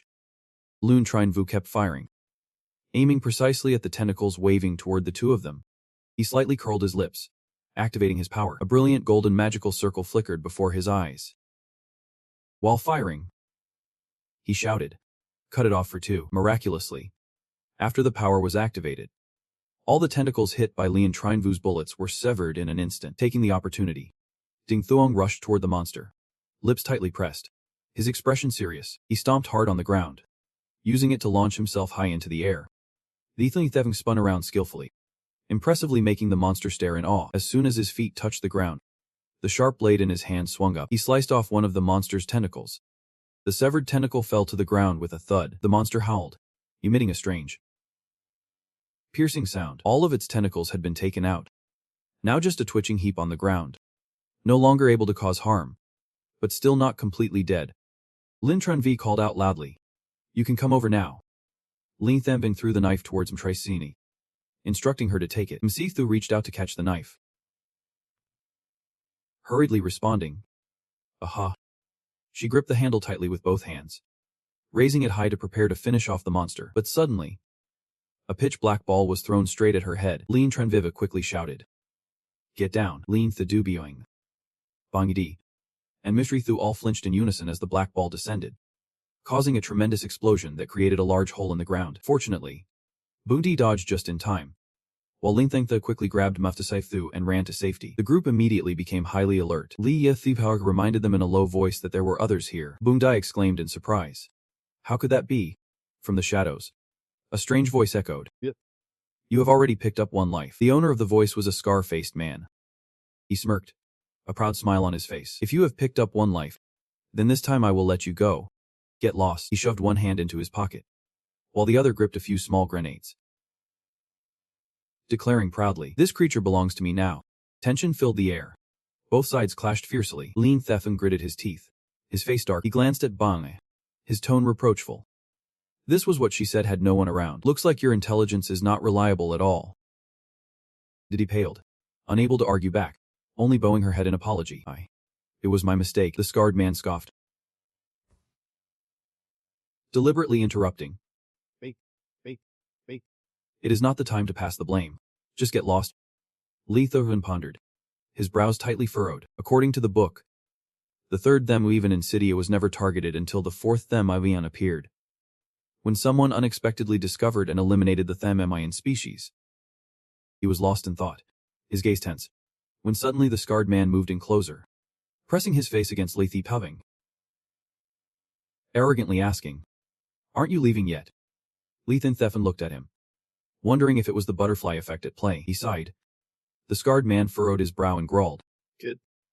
What are you sighing about? Li Theng casually twisted his wrist in response. Nothing. Just that I already predicted this situation. The scarred man was taken aback, but still maintained his arrogance. Suddenly, Din Thuong threw a punch as quick as lightning at the guy. Black and red streams of energy rose up, enveloping the space. But unexpectedly, the Scarface guy used his hand to stop the attack. This action surprised Din Thuong just as much. The guy smirked. The kid's pretty strong. Din Thuong immediately stepped back, escaping his grip. He silently analyzed. The ability to control metal must be a manipulation power. But the guy's body was surprisingly strong. He shouted to Lien Trine-Vu to take action. Lien Trine-Vu kept firing, the bright golden bullets whizzing toward Tin Tin. The guy remained unfazed, calmly controlling the floating steel balls to shatter Lien Trine-Vu's bullets. While manipulating the balls, he also threw out sarcastic remarks. This world is truly surprising. 2 little kids have become this strong. Lien Trine-Vu smirked, a self-satisfied grin. He aimed his gun and spoke up. On the 5th shot, a bullet wrapped in fierce flame shot out with terrifying force. Tin Tin scoffed, her tone disdainful and dismissive. The guy immediately controlled the steel balls, intending to block the bullet like before. But this time, Lien Trine-Vu's bullet was not so easily thwarted. It pierced through the steel balls, heading straight for Tin Tin's right arm. He collapsed, coughing violently. Cough. My body is shaking. Tin Tin gritted his teeth, his eyes wide in disbelief that he just took a hit. Lien Trine-Vu took the opportunity to mock. Uncle, if you do not have the skills, do not copy others and brag. Din Thuong stepped forward, his tone calm but cold. You have already lost an arm. Give up resisting. I want to kill you, but contrary to expectations, Tin Tin, despite being injured, sprang up and charged like a whirlwind. The guy brushed past Din Thuong, closing in on Lien Trine-Vu. Growling, with a crazed look, he threw a powerful punch at Lien Trine-Vu's face. You did not have time to defend and got knocked away. Din Thuong shouted in panic. Trine-Vu, you seem to have lost your mind. Charging straight at Tin Tin. But he quickly grabbed his face and slammed him down to the ground. The force was tremendous, causing the ground to crack. Din Thuong gritted his teeth and crawled up. But before he could stand firm, Tin Tin continued his attack. The guy tightened his fist, preparing to strike down. Din Thuong hurriedly raised his hand to block, but Tin Tin was more experienced, using his other arm to punch straight into his face. Good. You are still too young and inexperienced. Tin Tin scoffed, continuously raining down punches. And Din Thuong could only take it. Unable to fight back, he kept mocking, delivering kicks. It seems your ability is just to increase strength. One more punch landed on the face of Din Thuong. Tin Tin felt exhilarated. But just boosting her power was not enough. Bang Di and Mok Thu both jumped in surprise. Bang Di immediately aimed her gun at Tin Tin, shouting, Don't move, even from a distance. A Tin Tin quickly closed in on both of them. The guy kicked Bang Di hard in the stomach, leaving her no time to react. The gun fell from her hand. Mok Thu gritted her teeth, her eyes tense, her small hand gripping tightly onto the dagger. Tin Tin seemed to read her intentions, coldly warning, Girl, do not act recklessly. The guy suddenly turned his back, ignoring Ding Thuong's group as if they had been completely defeated. Tin Tin said disdainfully, I told you to get lost. Why do not you listen to your elder? The guy twisted his neck and smirked. I wonder if going to the hospital for treatment now will cost money. Suddenly, a familiar voice rang out, making Tin Tin jump. Ding Thung, who had already collapsed, suddenly sprang up and charged from behind. Tin Tin's eyes widened. Her teeth clenched. She panicked and turned around as if she wanted to scream. Wait! You are not hurt at all. But before the guy could react, Ding Thung delivered a powerful punch that sent Tin Tin flying. Crashing to the ground, his face was bruised. Lying flat, panting and unable to move, Ding Thung's hand was still smoking after the forceful punch. You stop. Take a deep breath to stabilize your breathing. Then quickly run to Lian Trine Vu lying on the ground, calling out loudly. Trine Vu. Trine Vu. Ding Thung carefully helps Lian Trine Vu up, worriedly asking, what happened to your hand? Lian Trine Vu does not answer, just asks back. What about Thang? He moves his hand slightly and replies. I can still move them. So it seems it is not broken. The special training during this time has indeed worked. Ding Thung turns to Mok Thu, who is helping Bang Dai, and decisively commands. Hurry up. Kill the them Mayan species. Then get out of here. Mok Thu does not hesitate. Swinging the knife to split the monster's body in half, it let out a painful shriek and then vanished. Leaving a purple the Mayan stone in her hand, Ding Thung carries the unconscious Bang Di, reminding Mok Thu to swallow the them Mayan stone, saying that all questions can wait for later, and they should leave first. Just as Mok Thu swallows the stone, she feels herself being pulled into a strange space, completely separated from the outside world. Stunned in front of the system screen, she exclaims, is this really my power? Ding Thung is still carrying Bang Di and Trine Vu, slowly leaving the garage. Before leaving, he does not forget to call out, don't just stand there anymore. Mok Thu, startled, quickly replies, got it, and then quickly runs after him. At the same time, Tin Tin, with a swollen face like a pig's head, wakes up. He scratched his head, looking up at the sky, mumbling, what is wrong with this kid? How can he be so strong? He sat up, pulled out his phone, and spoke. Hello. On the other end, a voice said, why did you take so long? Did something unexpected happen? Tin Tin sighed. Oh please. Do not bring it up. The old horse got broken, beaten up by 2 kids, and I got my face smashed like a pig. He trembled as he stood up, sighed heavily. No more talking. I am going back. In the dark night, Tin Tin was grumbling. Truly unlucky. As soon as he stepped into a small, old apartment, he angrily kicked the door open, shouting, what bad luck. Hearing the complaining voice filled with grievance, a man with black hair spat coffee all over his face. The red-haired girl next to him covered her mouth, giggling. Uncle, how did you get beaten up like that? The black-haired man named Matt Hone frowned in doubt. Is there really someone in Cydia who can beat you up like this? The red-haired girl, reminding him, said, Captain, you should wipe your mouth first. Tin Tin, with a swollen face, complained unhappily. Don't mention it. Those 2 kids are not simple at all. One of them shot me and broke my arm. The other was even scarier. Knocked me out with 1 punch. Matt Hone stroked his chin, commenting that he could knock him out with a punch. The power he feared was a strength system. If we can pull them in, they might be a decent fighting force. Tin Tin crossed her arms in annoyance. If you want to go, just go on your own. I do not want to get beaten up by those 2 again. Matt Hone turned to the red-haired girl. Rose, this is up to you. She slapped the table with a frustrated expression. I have told you so many times. Call me Scorpio. Tin Tin, despite her swollen face, tried to jump in. It is. You just do not learn your lesson. The beauty did not like it but still wanted to be called a scorpion.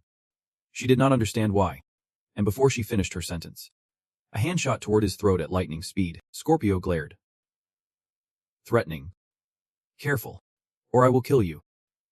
Tin Tin, not backing down, challenged.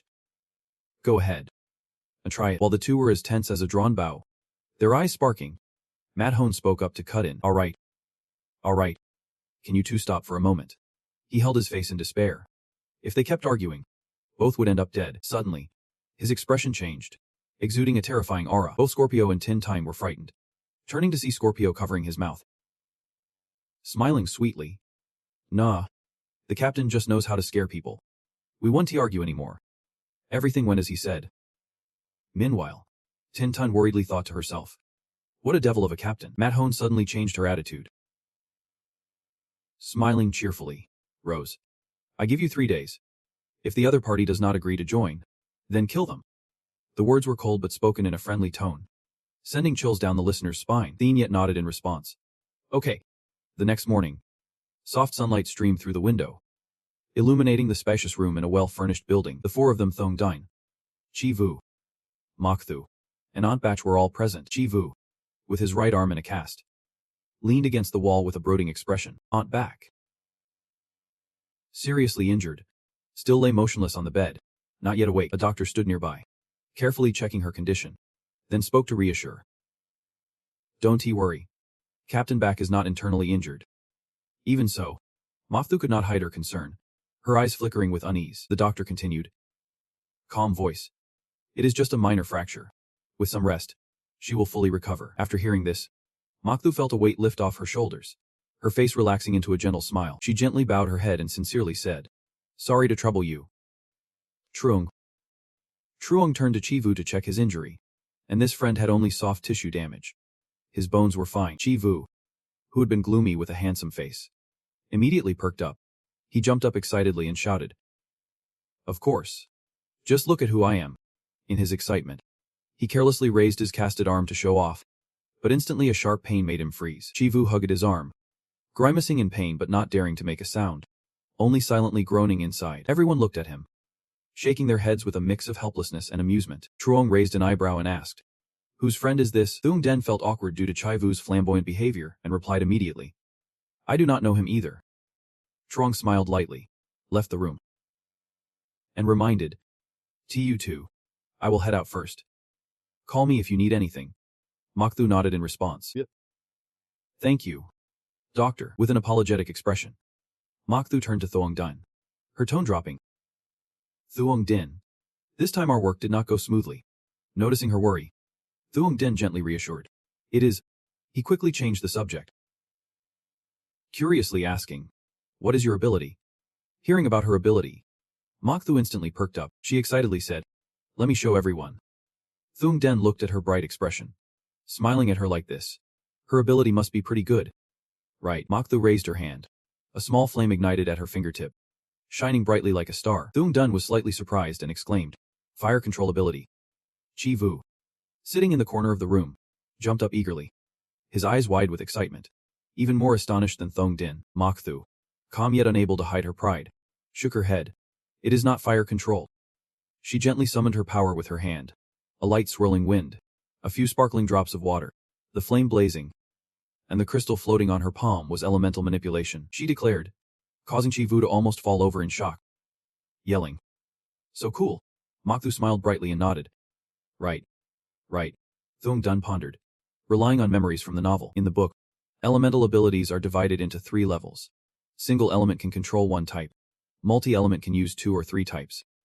While the rare whole element is the power of an ability that has been mentioned before. Even though that character died young, their combat ability is not inferior to the 12 strongest. Watching the elements swirl in their hands, Miss Thu called Thousand Gyne, her voice full of excitement. As if I possessed a tremendous power. Fire and ice elements are used for attack, wood for healing, earth for defense, and metal can enhance weapons. Chi V's eyes sparkled with envy. Munsi Thu, can we exchange abilities? Before she could answer, Thiem Ring interrupted mockingly. No way. Do not embarrass yourself anymore. Munsi Thu ignored him, throwing Chi V a cold glance before turning to Thangpi Dian. What do you plan to do next? The Thuan frowned in curiosity. I heard you have insider information. Spill it. Munsi Thu, looking excited, revealed that the country had started preparing to form a special team to deal with Aing Chanchung. The first recruitment for power users has already begun. She raised her hand invitingly. I am getting ready to join the team, and I hope everyone will join me to protect the earth. But Thang Previan, with a serious expression, flatly refused. Sorry. I do not want to join the government for now. He thought to himself how fast the country was moving. Everything had already started. Seeing him decline, Msif Thu looked a bit sad and tried to persuade him, saying that joining the government was not a bad thing, even though he is very strong. The Iron Chung will soon appear more frequently, and relying solely on personal strength won't ensure safety. Not to mention logistical issues, she continued in a captivating tone, saying that if he joined, he would have support from teammates and a complete logistical system. But Thum Tefri Nine pointed out the downside that he would lose his freedom of action. Msif Thu persisted in trying to convince him, But her eyes gradually showed disappointment as she saw he remained unmoved. In the end, Theping Gian did not want to beat around the bush.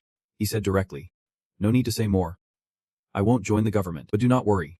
Even if I do not participate, I will still work with everyone to deal with IN and protect the nation." Hearing that, Mengthu sighed. Accepting to give up on her intention to persuade him, she smiled softly, her tone sincere. "All right then. It is really a pity. Thiefly to be Leon. If you change your mind later, feel free to contact me anytime." Dante hesitated to ask for help. The teen one hesitated slightly, avoiding her gaze and whispered, "I actually do need a favor." He glanced around, trying to hide his embarrassment. "I need some money. The house is nothing but conditions." Munsi Thu, with the demeanor of a CO, raised an eyebrow and asked, "How much do you need?" She confidently added, "I can guarantee other things. But I have enough money." Theping Neon's face was calm as he blurted out a figure that shocked the listener. "Is 1 million okay?" Realizing he might be asking for too much, he quickly scratched his face, lowering his voice. He asked, "Is that too much? 50 million would be fine too." Mengthu's sharp gaze moved closer, her tone suspicious. "Thiefly to be Leon. Why do I feel like you are up to something?" He immediately rebutted, looking innocent. "You are overthinking it. There is absolutely nothing." Seeing him insist, Mengthu nodded and generously agreed. "All right. I trust you. 100 million is not a problem. Just give me the account number, and I will arrange it."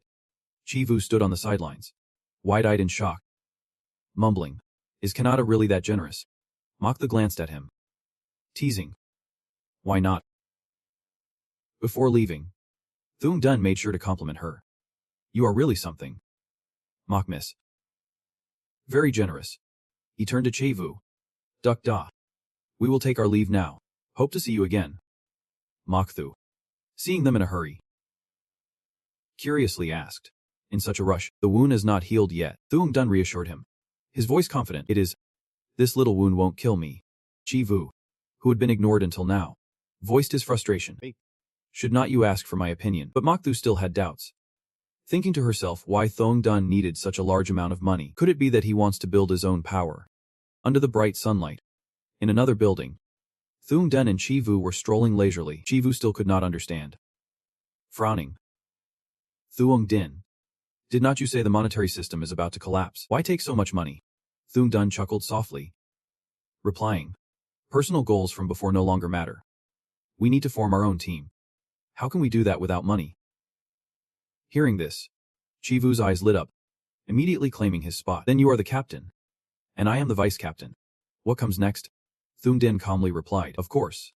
We need to buy a base first. Isn't your family in real estate?" "I will leave this to you. You made 2 demands." With a serious tone, "The base must be in a remote location, preferably in the mountains, and it needs to be completely renovated. Absolute confidentiality is required, especially when it comes to blackmailing your second uncle." After hearing this, Chivia looked at Thavzanan with a scrutinizing gaze. "You are really wicked." But then you nodded and accepted the mission. "Leave this to me.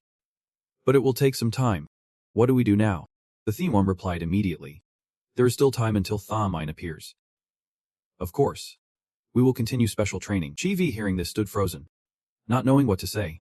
But just a second later, he held his head and screamed in agony, saying, "We have to do it right now." The next morning, under the deep blue sky dotted with a few white clouds at the training ground, both lay sprawled on the floor, panting after an intense workout.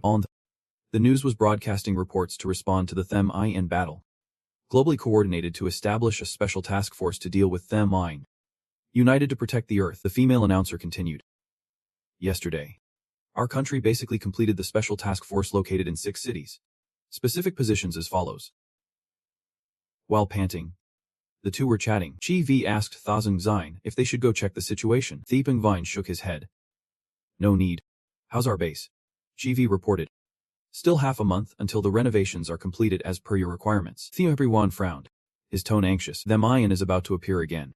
I am really anxious." He jumped up, determined that there are only 3 days left.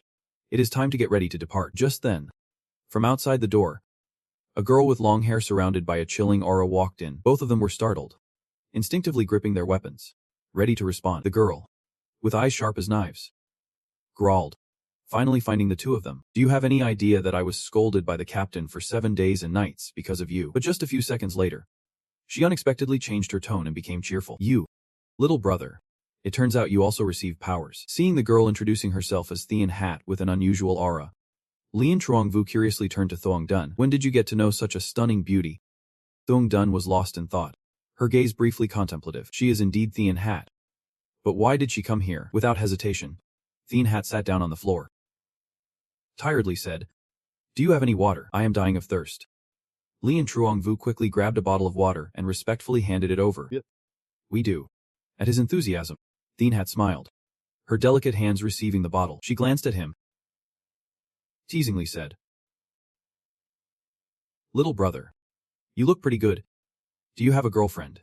Her charm with a radiant smile and natural demeanor made the scene suddenly dazzling. Lien Chuangvu was caught off guard by the flirting, her face red as a tomato, awkwardly unable to respond. But Thuong Dun did not let the tension linger, coldly cutting in. "What are you doing here?" Thean Hat, with confidence beyond human limits, held her head high. "Let me introduce myself again. I am Thean Hat from Team 12. A mercenary, the Great Star Team. The ones you defeated before were our team members." Hearing this, Lien Chuangvu jolted as if waking up, immediately aiming his gun at her, shouting, "Are you here for revenge?" Thean Hat, unfazed, stepped closer, gently lowering his hand, her voice soft yet laden with meaning. "Don't be so tense.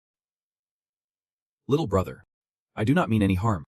Just wanted to ask if you are interested in joining Team 12. Knowing Thuong Dun was about to speak up against her, she quickly cut him off. "Do not say anything," in a gentle tone but with sharp words. She continued, "My captain said if you do not agree, we will just kill you. So think carefully." Lin Truong, who was awkward before, now stiffened, yelling, "There is just one of you. We are two." But in an instant, his eyes widened. Feeling as if a strange force was choking him, he knelt down on one knee, his head pounding as if it would explode. Not just him.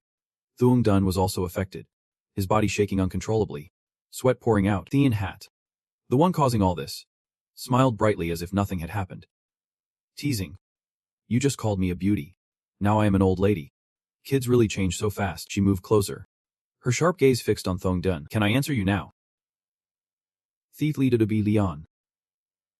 Though furious, could only glare in silence. Lien V, who was mesmerized just moments ago, now looked dazed and could not say a word. The atmosphere was tense like a drawn bow, until a voice shouted from behind, "You wicked woman. We have finally found you." It was the strike team, unexpectedly appearing, inadvertently rescuing the two. The Nenchet, who had been confident of victory, now turned pale and muttered, "I am done." Thun spoke in a deep voice, her gaze sharp. "Who are you?"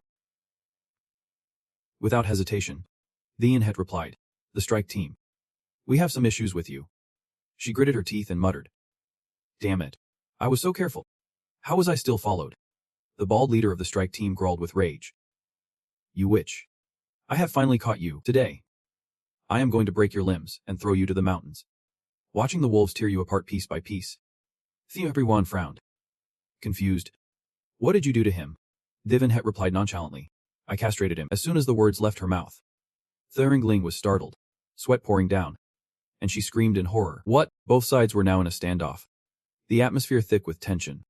But the strike team was significantly larger, creating a clear disparity. The bald leader gritted his teeth, emphasizing each word. "No wonder you are a slut. Now you are serving two men at once. Calling you a worthless bitch is an understatement." The Nenchet, furious, shouted, "Baldy, do you want to die?" The bald man laughed sinisterly. "Want to die? Today, you are the one who is going to die." Teen Hat, "I am well aware of your abilities and have prepared thoroughly." Not wanting to argue, Teen Hat immediately summoned her power, the mysterious blue flames enveloping her. Her gaze sharp as a blade, she gently reminded Thuong Dun and Lien Truong Vu, "I have neutralized the poison in you.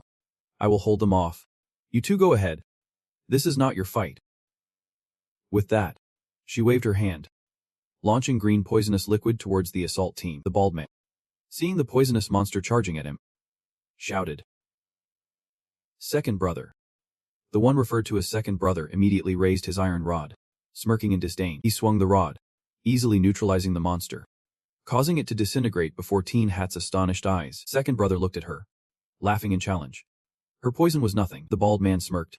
Second brother's ability is purification, specializing in countering her poison. Teen Hat's expression darkened, thinking to herself, "This is bad." Before she could regain her composure, Another underling charged in, unleashing a chilling gust. Tien-hat could not dodge in time, getting hit, the backlash causing her to cough up fresh blood in pain. The bald man seized the opportunity, pointing to order them to kill her. The group of underlings immediately charged in. Suddenly, a gunshot rang out, aimed straight at the assault team, causing them to panic and retreat, yelling, "There is a gun!" Lun Truong, holding a smoking double-barreled gun, warned sternly, "Don't move, or this bullet will go through your heads." Thuong Din slowly advanced, flexing his hands and smirking. "Sister Tien-hat, you owe us a big favor today." The second-in-command realized the unfavorable situation and said to the bald man, "Boss, let us retreat. These two kids are probably power users, and our chances of winning are not high." The bald man grimaced, grinding his teeth and nodded slightly. "Though go." Tien-hat, though struggling, shouted loudly, refusing to let them go. But the man with half his face covered disregarded her words, swinging his arm with great force. A flash of light appeared, and the entire assault team vanished without a trace. Tien-hat was so angry she gritted her teeth, turned and yelled, "You two idiots. You usually maintain your composure but interrupted. What is wrong? Do you want us to kill for you?" Tien-hat exhaled angrily, covering her face to reveal a sinister look in her eyes. She spoke with a deep implication. "It is all my fault, but after today, you guys have offended them. These people hold grudges. They always repay their debts. It seems your only option is to join the 12-star group to save your lives." Thuong Din smiled, his eyes sparkling. "Actually, I have a better suggestion. Do you want to hear it?" Tien-hat frowned. "No way. You do not mean for me to join your group, do you?" He raises his hand, his voice firm. "That is right. Join us." Tien-hat clutches his stomach, laughing uncontrollably. "Are you serious?" Thuong Din nods without hesitation. She turns around, flaunting her alluring curves, her eyes sparkling with excitement. "This kid is really interesting. But I am not just joining any group." Thuong Din asks anxiously, "Are you okay?" Tien-hat proudly smiles. "My abilities only involve poison." Lun Truong, standing beside her, clenches his fist in anger and shouts, "You are plotting against us again." Tien-hat glances over, her smile brighter than ever. "How can you call it plotting? Beautiful women are born to deceive. It is in their nature." With that, she turns and strides away, not forgetting to look back and blow a kiss with a captivating wink. "This time, consider it a favor owed to both of you. Goodbye." Lin Truong Vu places a hand on Thuong Din's shoulder, feeling discouraged. "Your heart is poisoned." Thuong Din also sighs and mutters, "This is bad. Not only are we targeted by the 12 stars, but now we have also offended another power." But soon after, he smiles, stretches his hand forward. "This place has been exposed. Staying here does not make any sense." Lun Truong Vu stretches and smiles brightly. "In 5 days, the next Shen Yuan will appear." Thuong Dun puts her hands on her hips, glancing at him, happily replying, "In 5 days, the 4th Shen Yuan will appear in Ep City. Looks like we should head there first. Consider it a relaxation before the big battle." The scene shifts to a lavish city, where the sunlight shines brilliantly. Lin Truong Vu and Thuong Dun strolled through the streets, the latter full of excitement, pointing everywhere. "Look over there. Where you are pointing is the 6th area.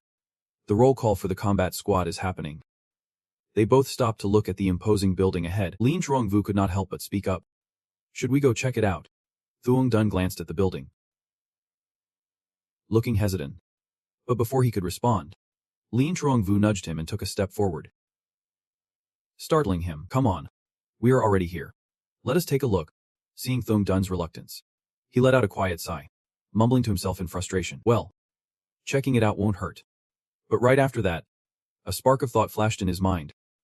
Maybe they would encounter a powerful figure, as described in books appearing here. If there really are any, recruiting them would be a pretty good opportunity. His footsteps led him to the roll call area, a lively space filled with voices.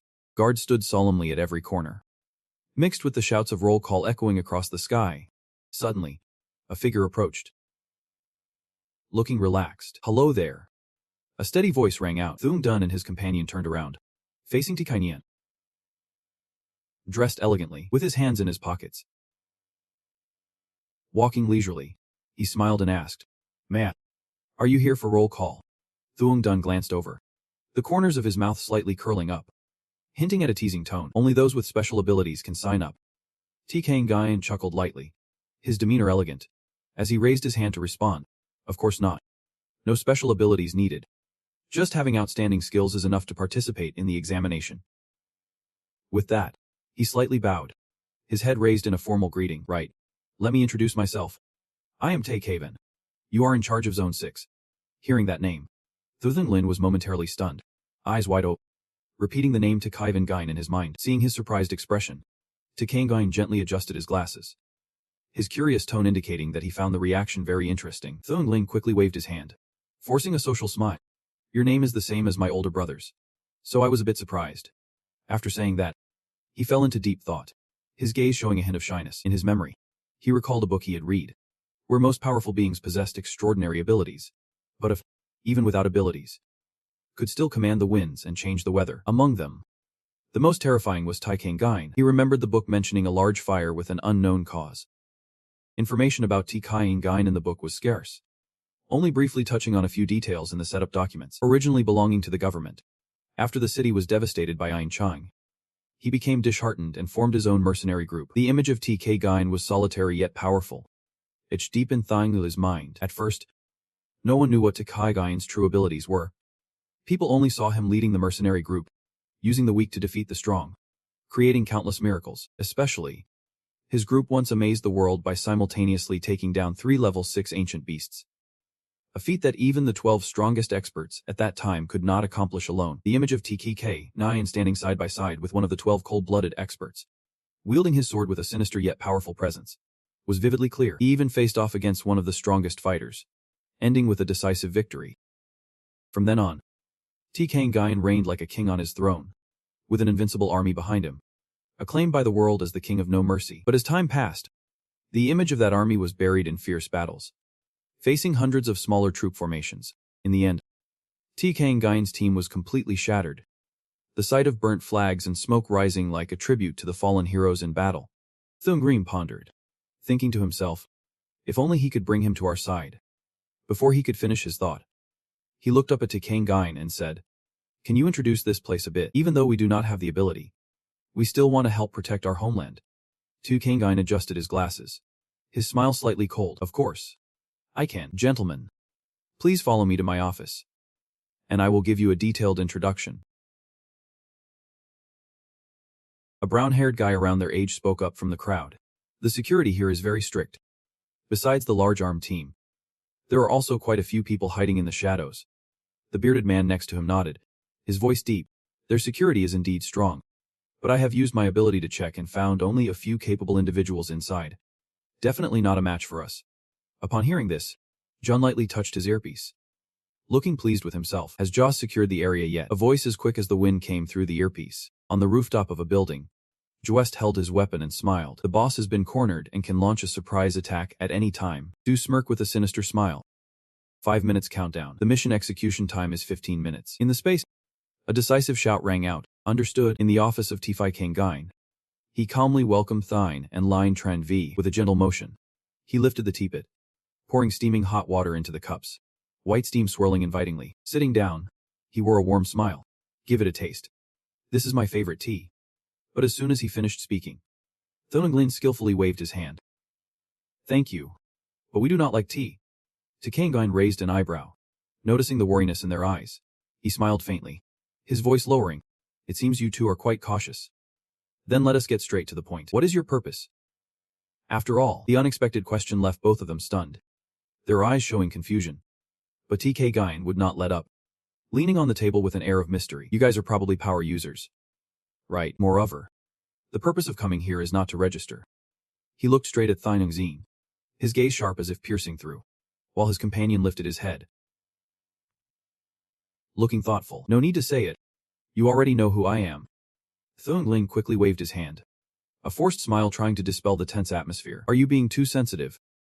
I am really just sharing a name with a friend of mine. Without a hint of hesitation, Tae Gain spoke seriously. Since I was young, I have had a special ability. Or rather, intuition. He stared at Thankring Zine, as if the other was just a small bug under the spotlight. I can sense things that no one else sees through expressions, moods, actions, the way someone walks, even the smell of a person. He paused, his gazy. You not only know me but understand me well. Yet strangely, I do not know you. So who exactly are you? What is your purpose in coming here? His words were like a knife, causing Thungren to waver for a moment. Secretly thinking, Is this really too Kaidingain? The feeling of oppression is truly frightening.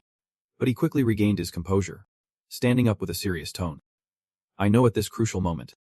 You are right to be cautious. But please believe me. We are just ordinary people. Kangain was not easily convinced. He coldly concluded, asking questions won't give me an answer. If that is the case, the only option left is to take you to the verification department. Suddenly, a green wall appeared, covered with characters like a programming code blocking their way. As if about to transport both of them elsewhere, Kangain reached out, explaining, this is a device specifically designed to deal with special abilities. Even if you can defeat a level 3 Ein Trong, you won't escape. Just as the words finished, Thieringling threw a powerful punch at the wall, causing it to crack. Kangain was stunned, unable to believe his eyes. Thieringling shrugged with a slight smile. That is pretty tough, with a dark expression. He gathered his strength to smash through the wall without mercy, still bent over from the punch. Thieringling looked up, facing to Kevin, who was astonished. I admit, I really am a special ability user. But please believe me, we mean no harm. The situation changed. Kangain pondered, his face darkening. He thought to himself, this kid's ability seems to be body enhancement. But breaking through a level 3 cage definitely means he is at least level 4, maybe even level 5. He spread his arms in front of the two bright faces, his voice deep. Right now, I can only choose to trust you. After all, if you want to do something, I have no ability to resist. But he subtly adjusted his stance, ready to handle any situation. Thuningwin scratched his head, his face slightly red as he smiled. Do I really look that much like a bad guy?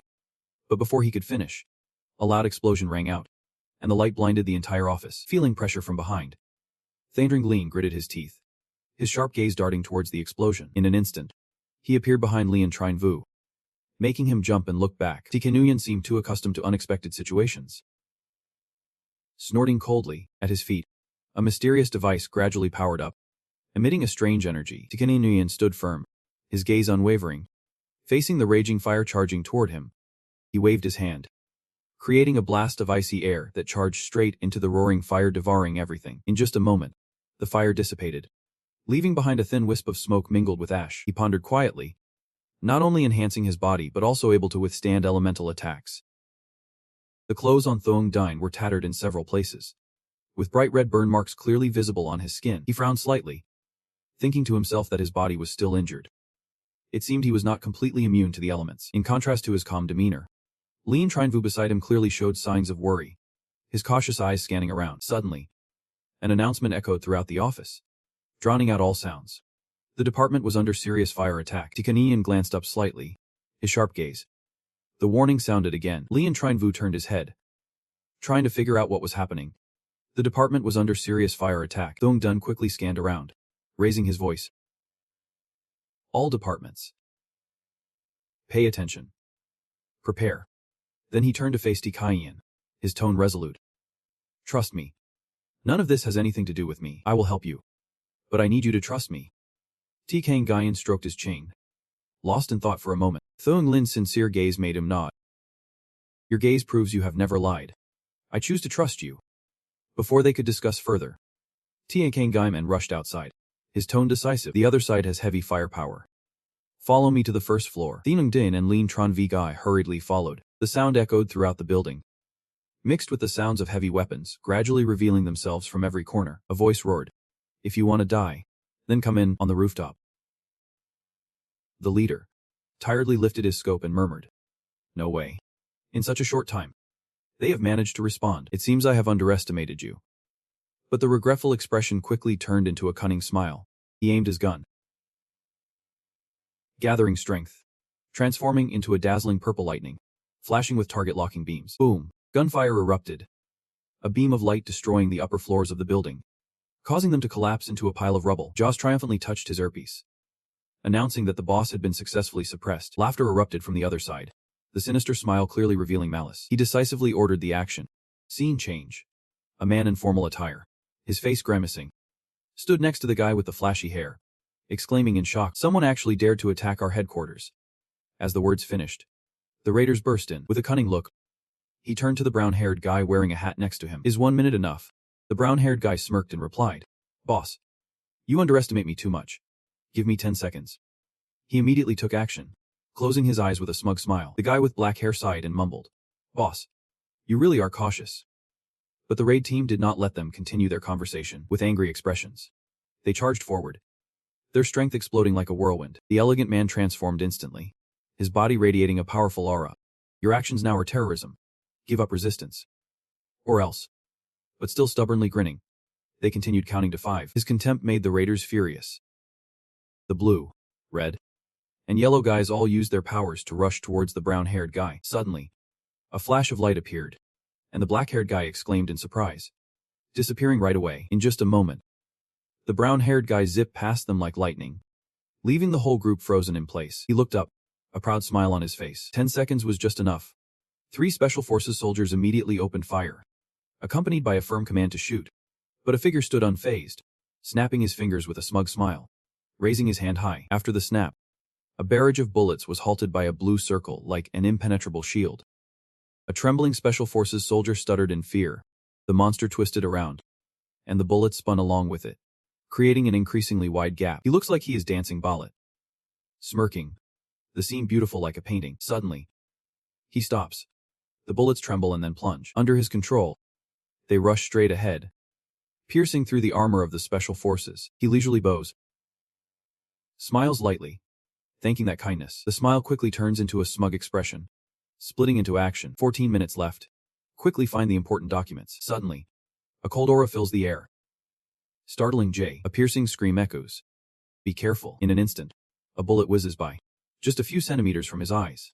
He stares wide-eyed, astonished. From the door of the era of TK, Theang Lin and Lin Trana V enter. Their aura cold, dark, and no less sinister. The Rune smugly raises the smoking gun.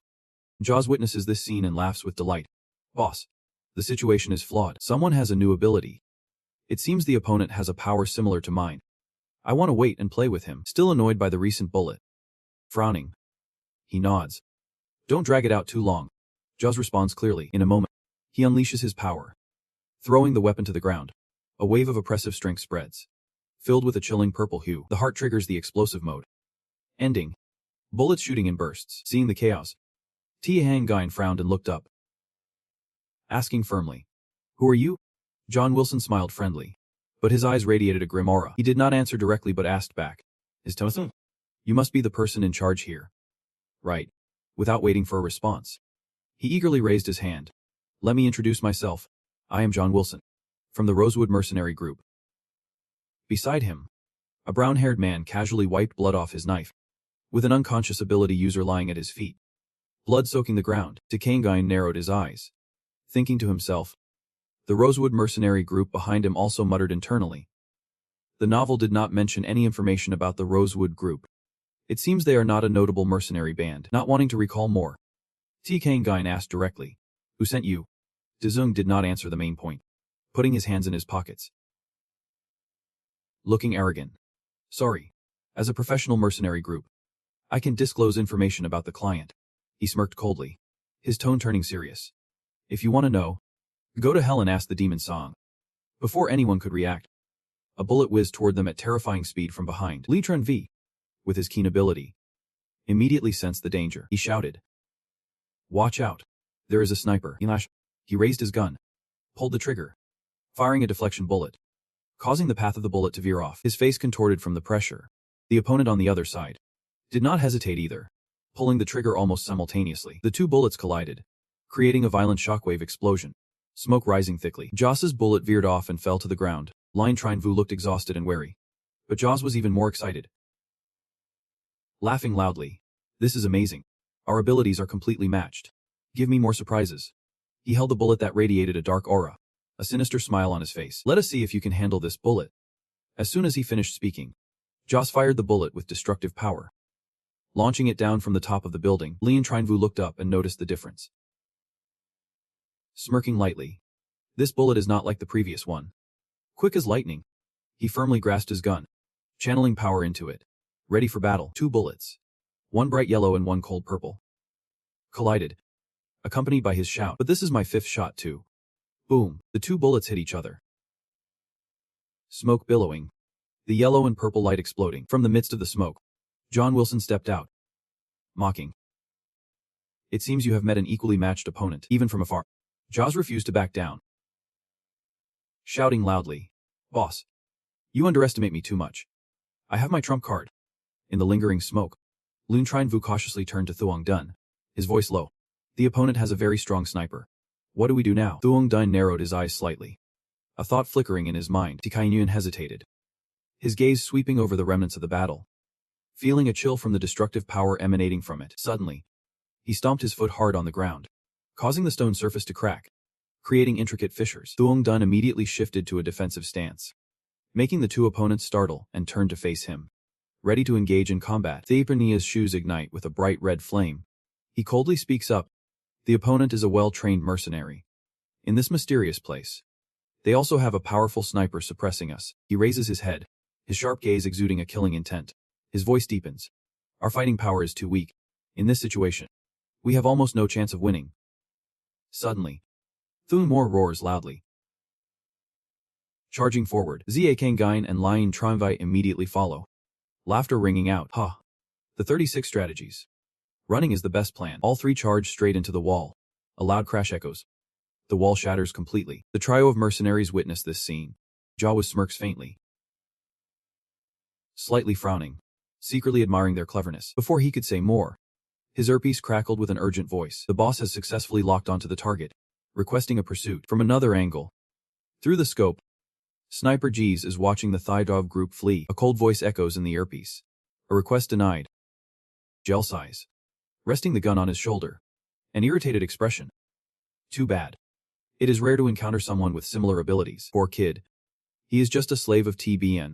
The scene shifts to a deserted road. The trio has found a temporary hiding place. Thuong Wing crossed his arms and sighed.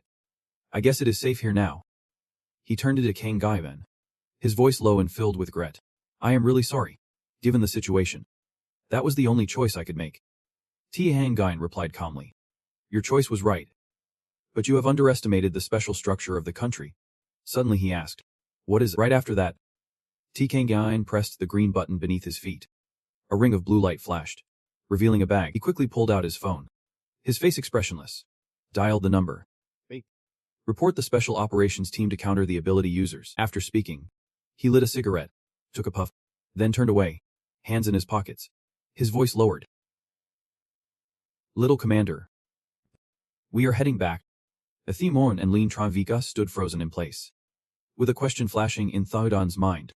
What does the team to counter ability users mean?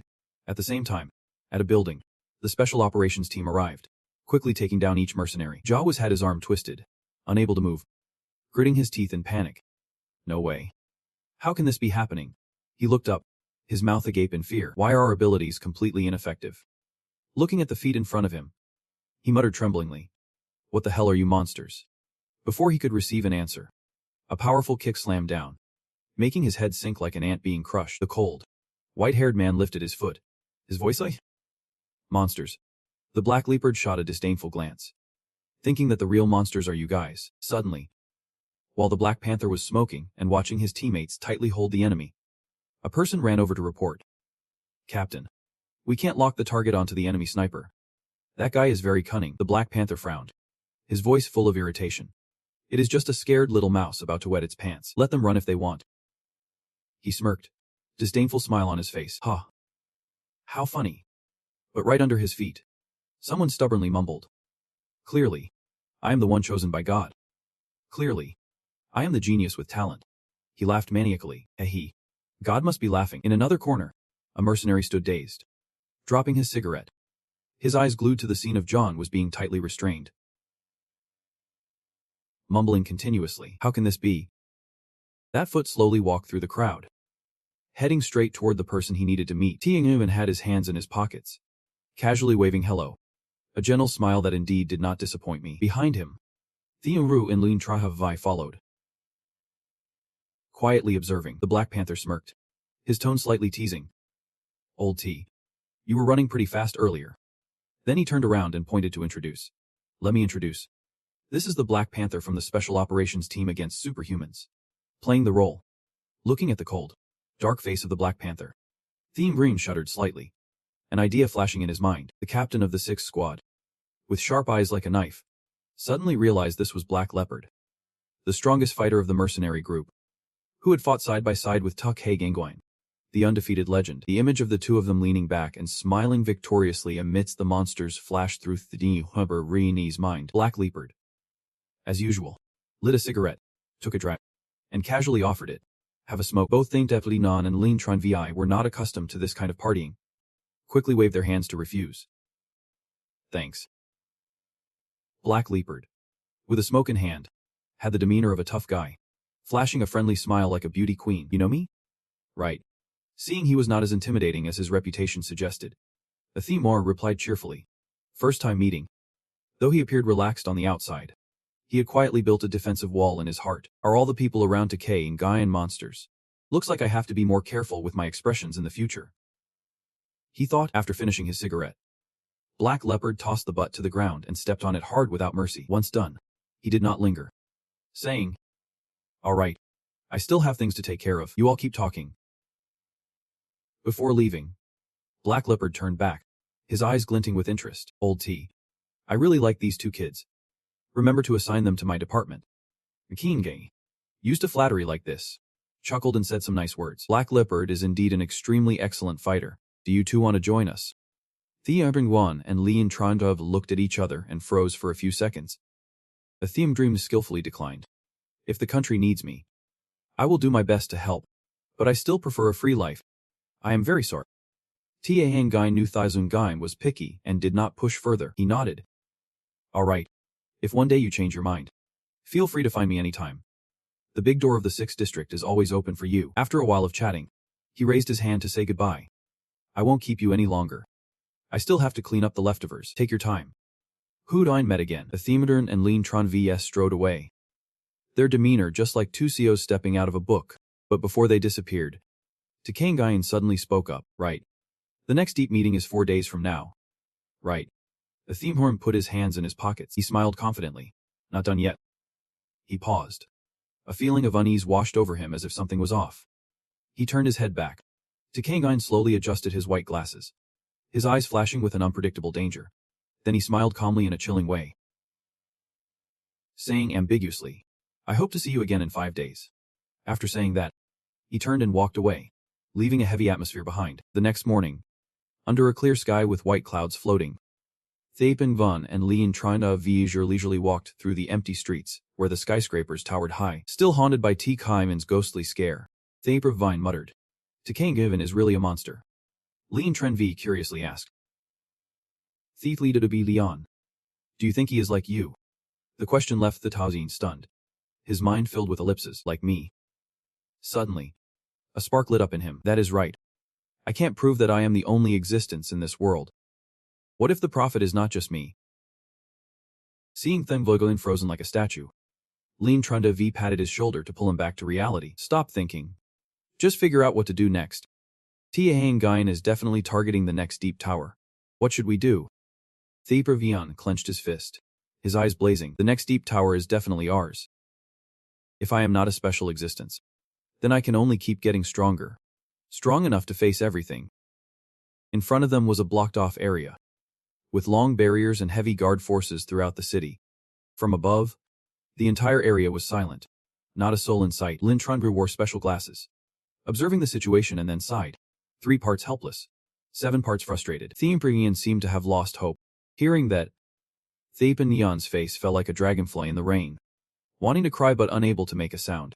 Yet deep down, both still burned with a will like the vast sea. Suddenly, a knock on the door rang out, accompanied by a sharp voice. Little brother, open the door. Hearing the words little brother, Lien Trenvia grimaced like a monkey eating chili.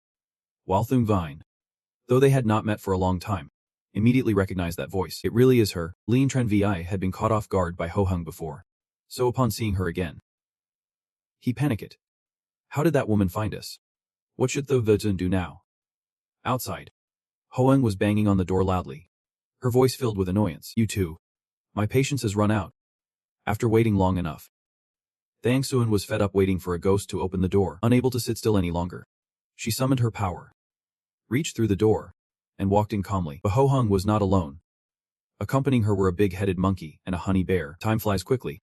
Now there is a chance to reunite. Tun Tine, with a big head, raised his hand to greet, cheerfully saying, You little brats. It has been a while. Both froze, their faces looking like a mess. The atmosphere tense like a taut string. Tin Tun had not even had a chance to do anything when Hua Hong pushed him away, telling him to get lost. He muttered angrily. Damn you, woman. But Ho Hong, as usual, wore a friendly beauty queen smile and turned to the two, saying, Don't worry. I am just here to discuss a deal with you all. Thung Den still looked confused and furrowed his brows. Asking again, a deal. Before he could understand, Thien Yet introduced himself proudly. You all probably already know Thien Yet, and this big-headed Tin Tin. Let me introduce myself. I am Matt, the captain of the 12 Stars team. Hearing that ridiculous name, Lien Trinvu burst out laughing as if he would hit a nerve. Tin Tin seized the opportunity to jab back. Matt Hone. Captain, I told you a long time ago to change your name. A kid's laughing at you. Matt Hone remained confident in his aesthetic taste, responding shyly, I think it is quite nice. Dai Chi Thong Dun kept his cold CO expression from start to finish, thinking to himself that this name was never mentioned in the novel. Not a major character and not enough to stir up any waves. Seeing the conversation drifting off topic, Matt Ho quickly got to the point. Now let us talk business. The Them Iron Court will make an appearance today, and I am sure you all know that. He began to analyze that the location of the Them Iron Court's appearance had been extremely tightly controlled. You guys chose this base, so you must be aware of the current situation. Just hearing that, Theongrave understood and spoke up. So you want us to help you take this stronghold? Medhone nodded, confirming without hesitation. Completely accurate, but with Themda Glida being as cautious as an old man, he immediately refused. I refuse. Seeing him so blunt, the group Thivin quickly chimed in. You have not heard the conditions I am offering. Thiem Warren would not back down, his tone firm as a rock. No need. You all know that this stronghold is completely under control.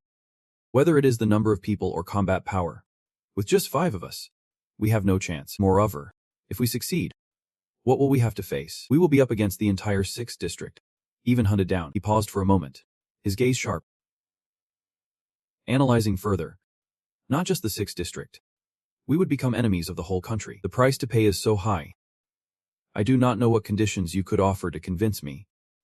Theomdrine's sharp and foresighted words left Medhone momentarily stunned. He chuckled softly. Good. You really are beyond my imagination. No wonder you were chosen by Thien White. That analysis is spot on. The price of confronting the whole country indeed requires huge conditions.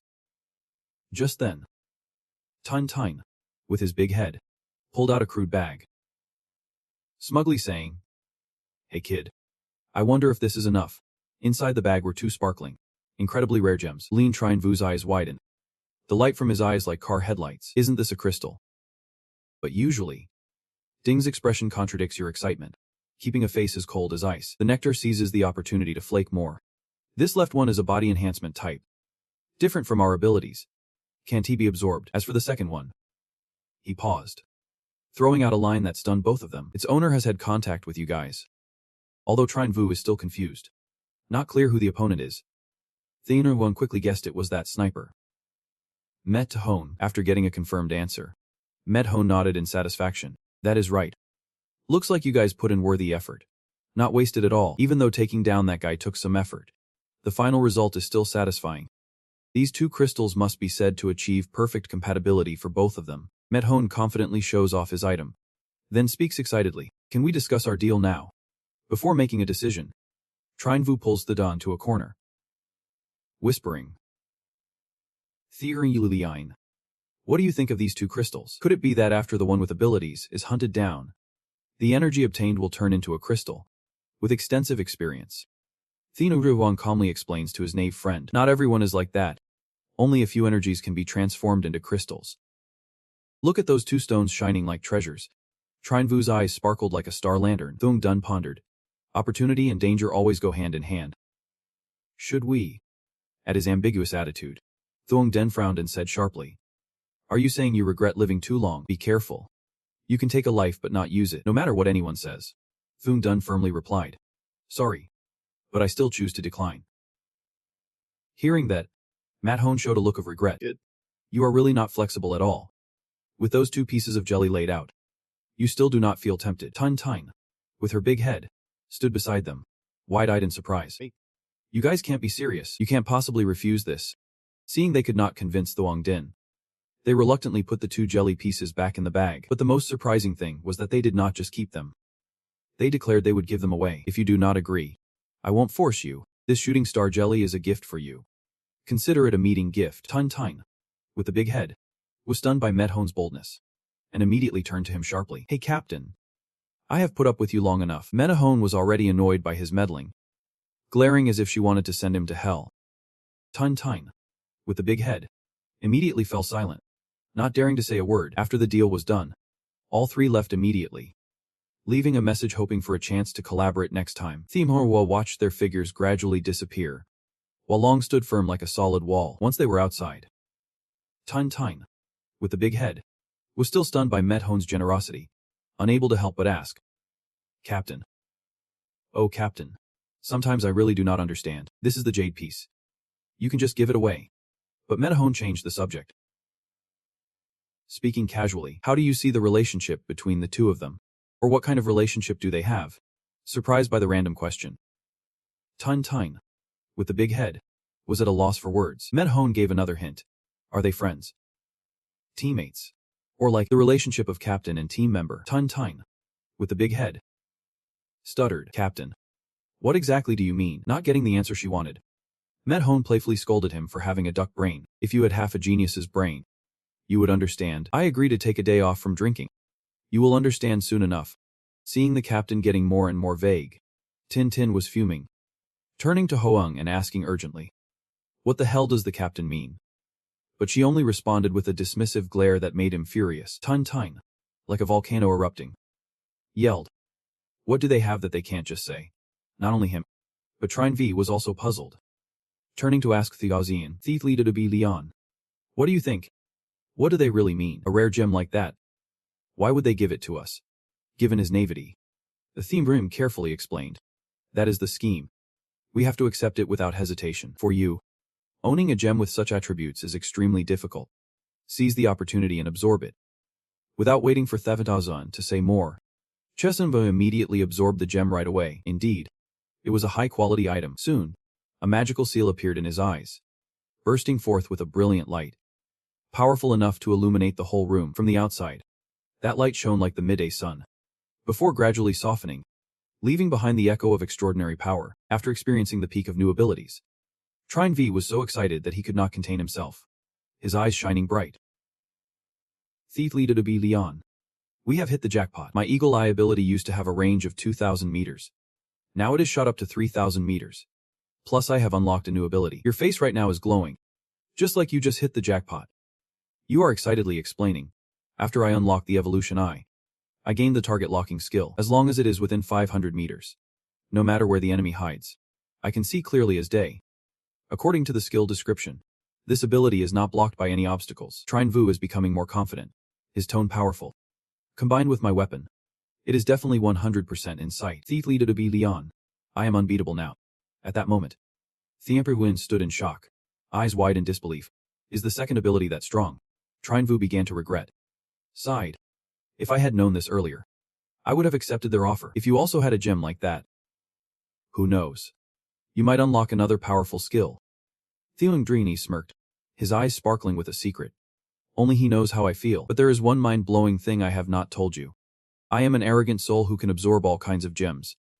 I just did not tell you to avoid hurting your feelings. Trine Vu was left speechless, then turned to look far out through the window, his voice dropping. The 12 constellations will definitely not overlook them, amen. Right. Should we remind to K. Ingine? Thingringwine shook his head, his tone calm. Do you think a monster like TK Aguyen needs us to remind him? Hearing that name, a Trine Vu could not help but shudder. That is true. Facing a monster like that, the 12 constellations probably won't gain anything. Theobrua fell into deep thought, his gaze profound. The 5th appearance of Themayan seems to stretch unusually, as if wanting humanity to get used to this power. Tremavi nodded, but still felt uncertain. What should we do next? With a sharp mind, the Themon replied immediately. When the 5th Themayan appears, we must have enough strength to seize it, or we will only be left behind. However, a troubling issue made Tren Vi sigh, his voice wary. This is so frustrating. How are we supposed to recruit members for our team? Thieping Vine furrowed his brow, starting to consider potential faces for their team. It seems recruiting to Kite Ingine is now nearly impossible. And as for Thiv and height, let us just forget about it. Mexiv seems to be a promising choice, but the forces behind him are too powerful. Plus he is tied up with the country. It might not be practical. Each option was dismissed by him one after another like chickens locked in a coop in this novel. So who could possibly recruit quickly? Think carefully.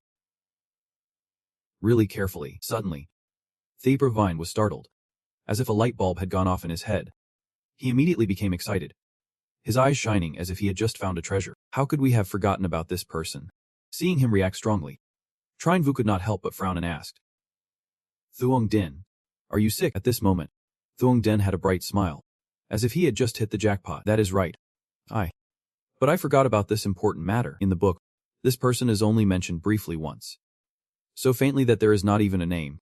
But their abilities are astonishingly powerful, strong enough that the hair of that power later becomes a whole team. Thiep and Guan started rummaging through his memories, trying to piece together each fragment of recollection. The hair of that power once mentioned that he was in Sector 6, or the city of Ep. He also heard whispers about a center for disabled children named HAP in City F. If he can find him and persuade him to join, it would definitely be a valuable asset for the group. But right now, he still is not sure if the guy has awakened his powers yet. Seeing Thefid Vine mumbling to himself like he was out of it, Trine VF felt confused and did not understand anything. We will figure it out later. After struggling with a bunch of thoughts, Thiemde did not hesitate to pull Trenda VA's hand. We are heading to this place. Suddenly being pulled, Patron V was taken aback and could not help but ask, Thief Lida to be Leon. What are we doing here? The Thiwan paused for a moment, his eyes showing uncertainty. I am not sure either, but I hope it is not in vain. Now, both of them had set foot in the place they wanted. From a distance, they quietly observed the kids playing. Laughing happily, Chu Fei saw the two approaching and politely extended his hand to greet them. Hello. May I ask what brings you here? Thiampan Yan did not rush to reveal his true intentions, but cleverly fabricated another reason. Speaking calmly. Well, we heard that this is a welfare organization that always takes care of children. I want to invest here, so I came to check it out. Hearing about the investment, Chu Fei immediately brightened up, his face beaming like a flower blooming in spring. Welcome. Welcome. Let me introduce myself. I am the director of this welfare organization. He warmly invited them. Come on. Let us go inside to talk. This is not the right place. But the joy was short-lived, as disaster number 82 struck Chu Fei. A group of people dressed in black from head to toe, with an aggressive demeanor, suddenly barged in. Chu Fei turned pale when he saw the thugs approaching him, and quickly turned awkwardly to the courtyard. I apologize for this. Let me handle it first. He clasped his hands, speaking urgently to the gang leader. Trung, please give me a few days. My welfare organization will definitely find the investment. But the guy was unmoved. Speaking harshly, a month ago, you said the exact same thing. Chu Fei hesitated, trying to salvage the situation. Please, trust me this time. Trung was as hot-tempered as fire, not bothering to listen. He shouted, trust your mother. Why would I trust you? Today you have to pay back both the principal and the interest, or else you will be in debt here. With that, he swung his hand and landed a hard slap on Chu Fei's face. Chu Fei grimaced, but to protect this place, he had to lower himself and plead. Please trust me one last time. I definitely will. But Mar. Truong had lost his patience and cut him off as he walked away. This place of yours is in a prime location, with beautiful waters and green mountains. It is perfect for a resort. From now on, it belongs to me. He pointed towards Thivan and Trungon Vui ordered his subordinates. Go drag all those disabled kids out. Hearing he was about to touch the kids, Chu Fei's anger boiled over, and he felt no fear. He said firmly, Truong, do not go too far. Tronhivia saw the tension in the air and quickly asked quietly, what should we do? Do you need help? The theme wine signaled to stay calm. Let us just watch. Seeing Tronturtra's gang, Truong shouted, aren't you going to hurry up? Chu Fei spread his arms wide, determined to block him. I told you. I will. Do not go too far. Truong scoffed, his voice cold as ice. I never believed you could pay from the start. This land is mine. Without stopping, he spat out venomous words. And those disabled people, I have long found them annoying. Each one of them is strange and affects my feng shui. His harsh words were like a knife, and Chu Fei could not hold back any longer. Truong, do not push me. Truong smirked, challenging him. What if I do? I am here to push you today. Chu Fei's face darkened, like a beast inside him had awakened. You do not want to drink the invite, but want to drink the punishment. He switched to serious mode, his eyes sharp. From Chu Fei's moves, Countless red eyes suddenly focused directly on Mir.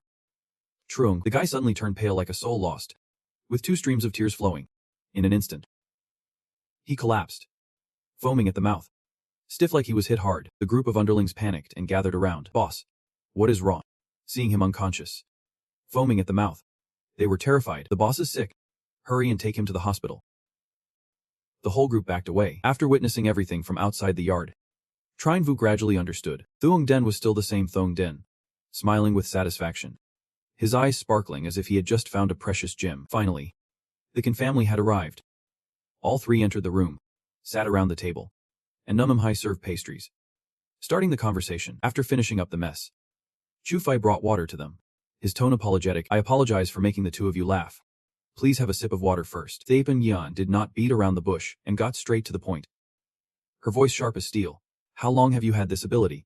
Even though he knew everything, Chu Fi pretended to be innocent, his eyes sparkling like a golden fawn. What are you saying? What are you talking about? But his Hollywood-level acting could not fool Thuvan Dian. But his Hollywood act could not fool Thuong Din. He smiled, his voice calm yet sharp. Chu Fi, this world has changed. I believe you understand better than anyone. At this point, Chu Fai slowly set the water bottle down on the table, his gaze momentarily contemplative. Thiwan walked over leisurely, his voice hinting at a vision of the future. Before long, the structure of the world will shake, tilting the heavens and earth, laws and rule. Everything will collapse. He poured water into the glass while revealing a harsh truth. You possess a powerful ability. Perhaps you think with this strength, you can protect the orphanage, shelter the children, but I assure you, that is not enough. Chu Fi glared at him, her gaze sharp as a bullet. But Thampring Vine quickly explained in a gentle tone, don't doubt it. The strength of a person, no matter how strong, has its limits. As the number of fake abilities increases, the authority will also grow. How can you alone protect the children? Chu Fei bowed her head, her hands clenched as if she wanted to scream. Your dad has put up with you for long enough. Seeing Thing the cleaver beat around the bush, he lost patience and said sharply, what do you really want? What brings you here? Atheme Druni smiled. Without hesitation, official greetings. I am Thung Dun, and this is my good friend.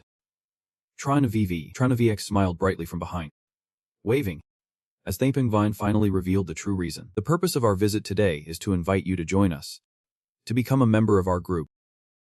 Chu Fai furrowed her brow, slightly suspicious. Are you government agents? The Thember immediately denied. We do not belong to any agency. You can see us as a small group of mercenaries. Chu Fi curiously asked for more. Mercenaries. So joining you means facing danger regularly. Does it even involve the kids out there? Thiem Bruna nodded, not avoiding the answer. Right. Hearing about the kids being affected, Chu Fi immediately refused. Then that is not acceptable. Understanding Chu Fi's feelings, Thepa Vian remained patient. Joining us will indeed involve many dangers. But in return, you will receive protection and resources. To strengthen his persuasion, he continued, his voice firm. Chu Fi, have you thought about the scenario when the law collapses? When chaos spreads and disaster strikes? What you will have to face? Seeing Chu Fi silent, the Emperor Mian immediately provided a vivid example like Mir Tratong from earlier. Right now, you can easily take him down with your abilities. But how long can this last? You have abilities.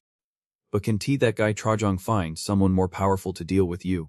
His sharp words were like a knife, making Chu Fi take a step back, his eyes revealing a look of surprise, as if he had just been enlightened. Theung Drigna seized the opportunity, speaking decisively.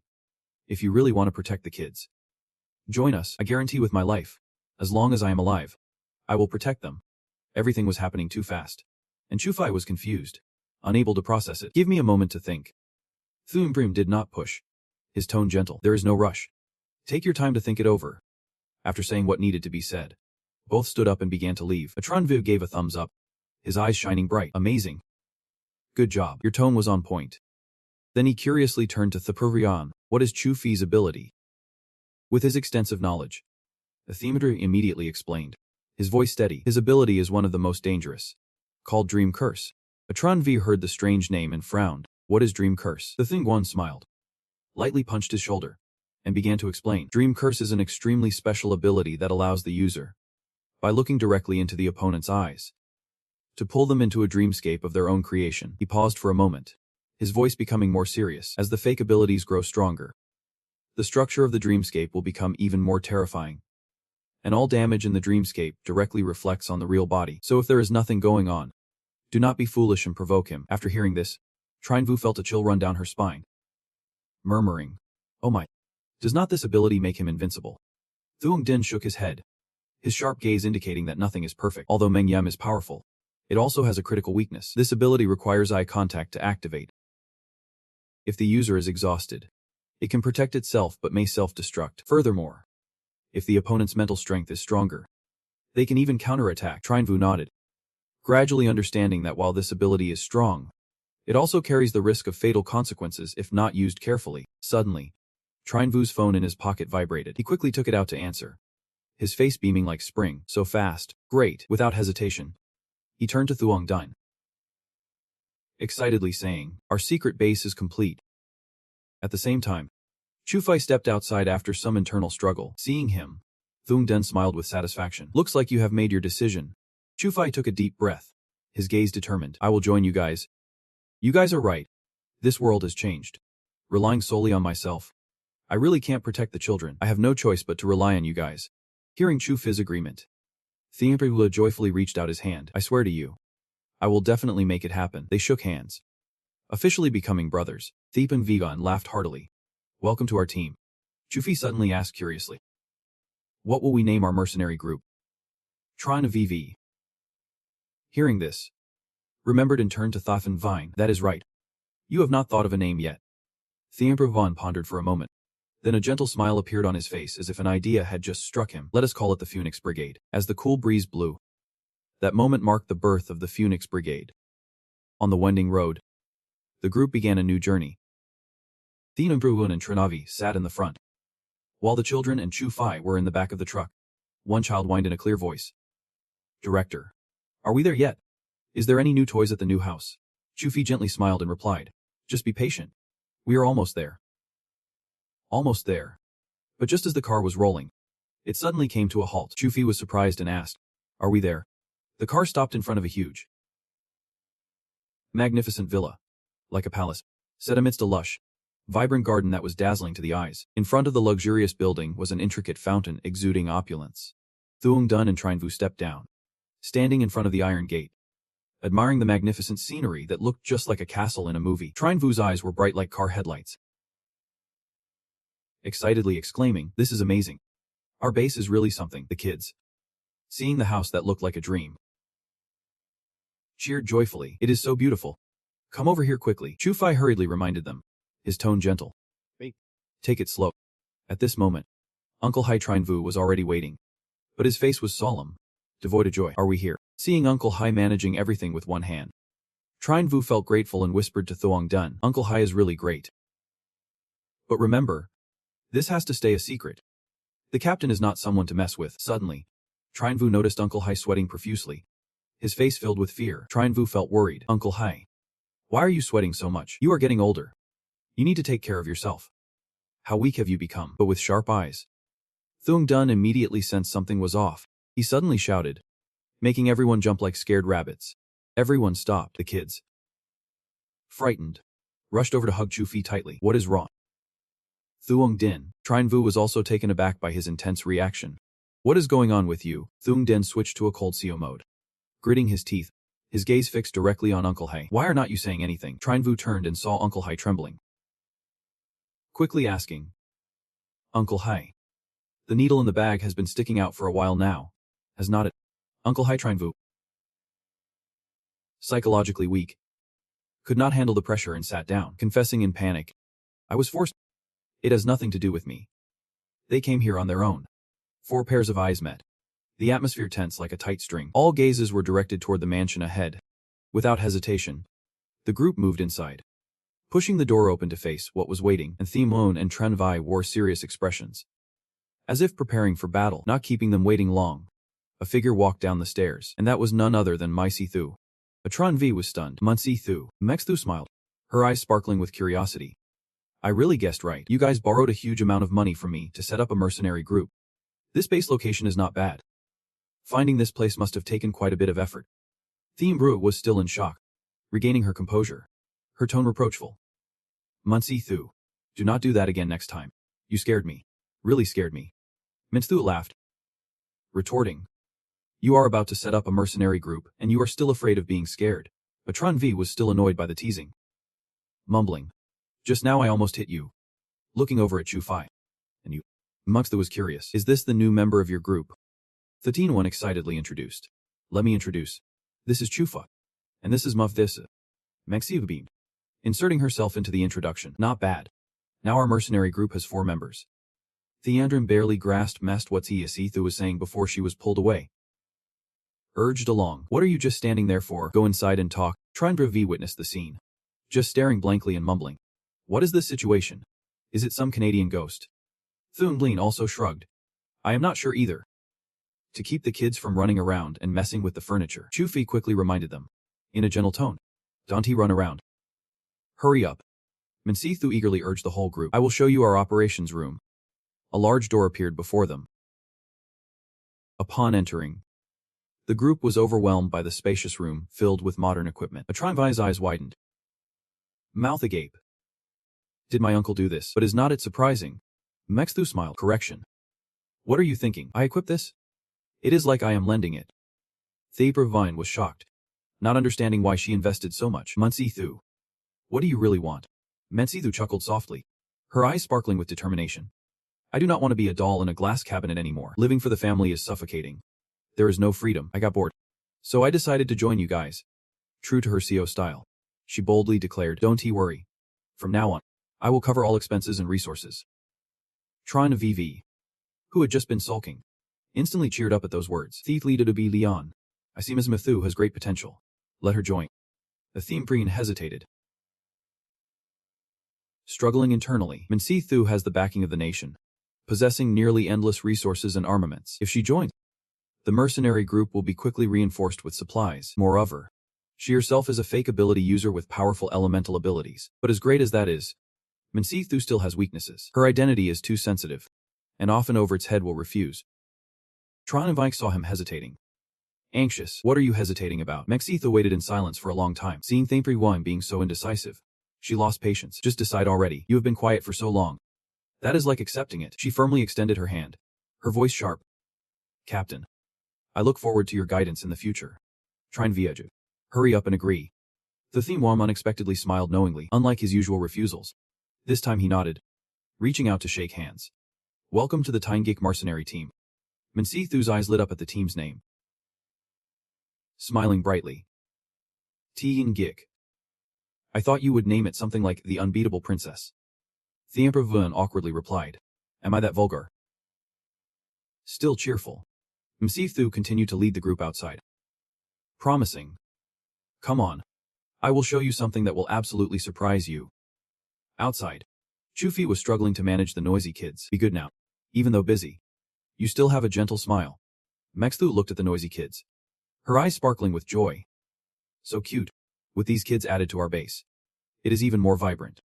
She turned and said firmly, now we need to recruit a logistics officer. I will take care of this. You guys. It makes me uneasy. Msafethu nodded in agreement to take care of the kids, which eased Chufi's heart. He smiled and replied respectfully. You really do look the part of a vice captain. Now that I know how to take responsibility as the vice captain, this is what I should do. He could not hide his appreciation for her enthusiasm. Thank you, vice captain. The children, with their tiny, delicate hands, tightly held onto Msafethu's hand as she gently led them to rest. We need to get the kids settled first, and then we will take you to see the surprise. Everyone watched her care for the children, feeling deeply moved. This is the feeling of a warm home, so touching. But the usual bystanders remain indifferent. Not moved at all, he muttered, his tone indifferent. Are you guys ready? After everything was settled, the group gathered, ready to explore the house. Even though she was just the vice captain, that day Mefsi Thu led the three of them with confidence that was unmatched. She pulled out a remote control with a bright red button and introduced it.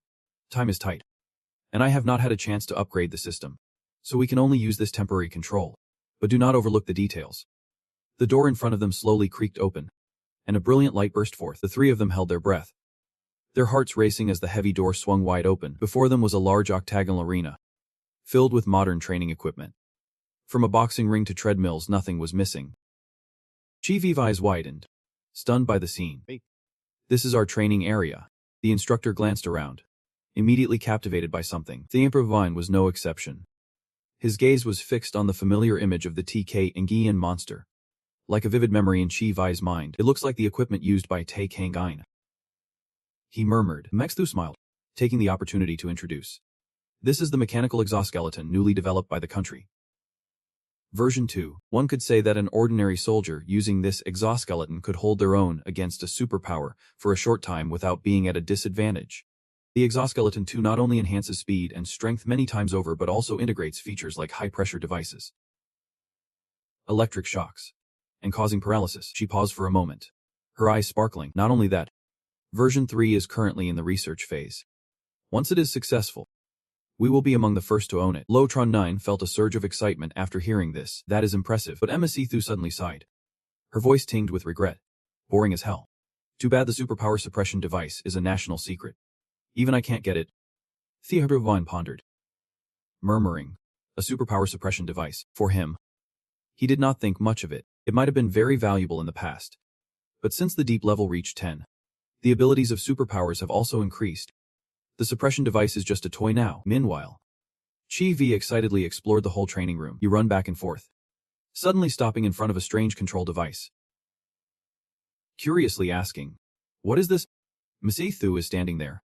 And when she hears Chi Vi's question, she immediately turns around. Seeing you about to press the start button, she panics and shouts, don't touch that. But it is too late.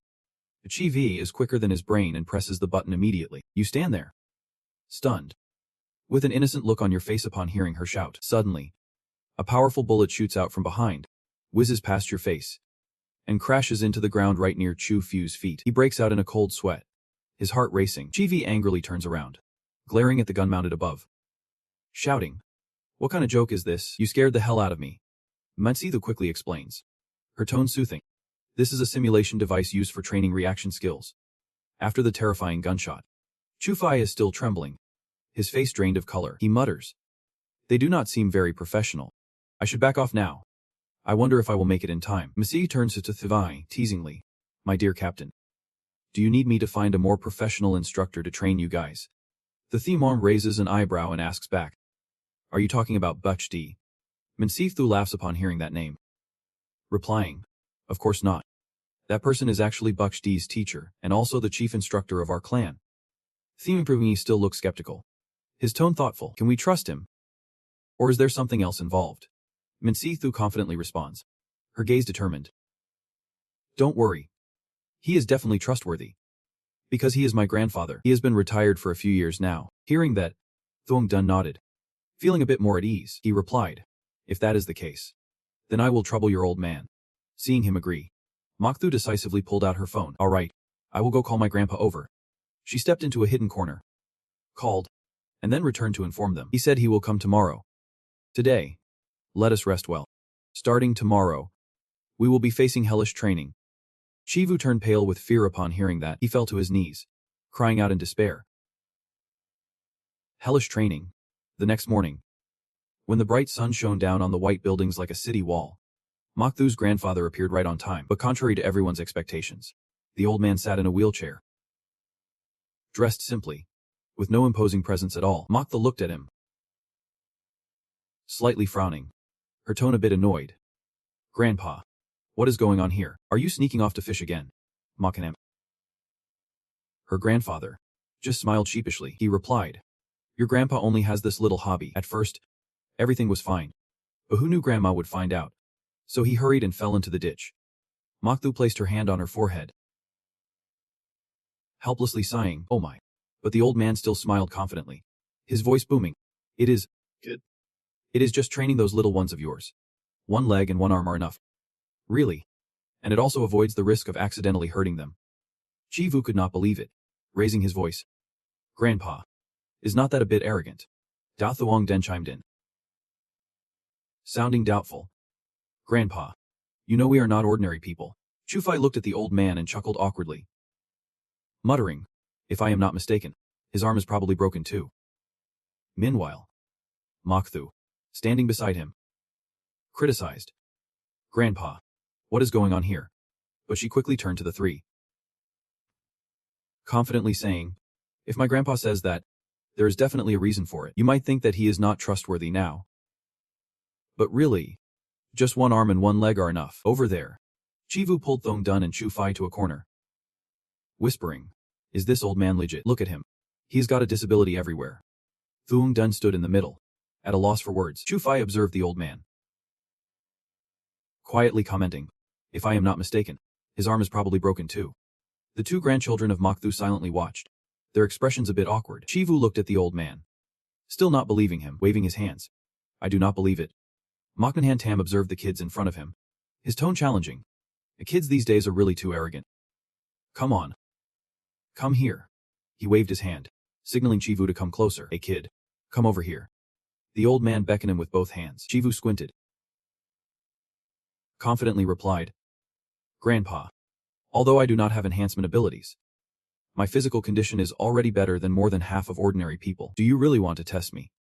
Msina and Tum scoffed, his gaze sharp. "Come on, hit me and let us see." Hearing that provocation, Chi Vio immediately charged, ready to throw a powerful punch.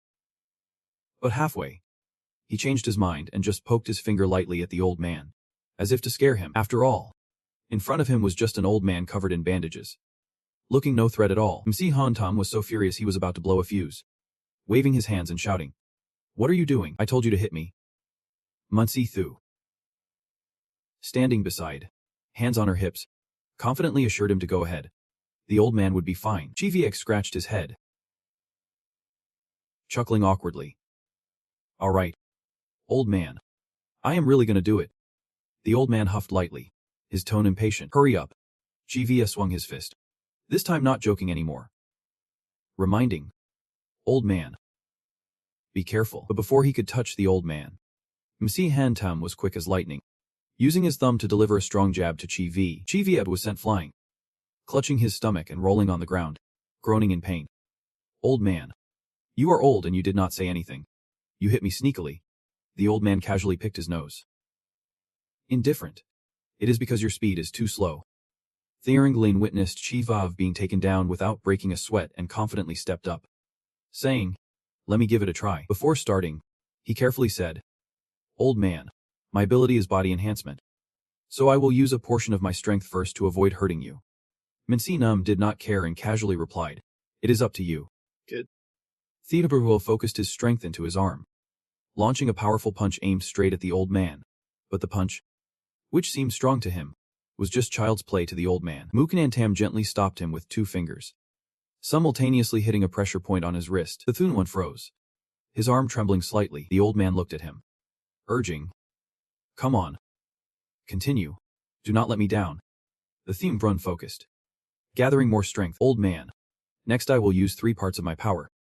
He threw a punch 3 times stronger than before, but still could not challenge Muknan Tam. The old man quickly struck a pressure point on his hand. The Themom's arm shook violently, but fortunately, his bones were strong and he was unharmed. Muknan Tam frowned slightly, his fingers also numb after the block.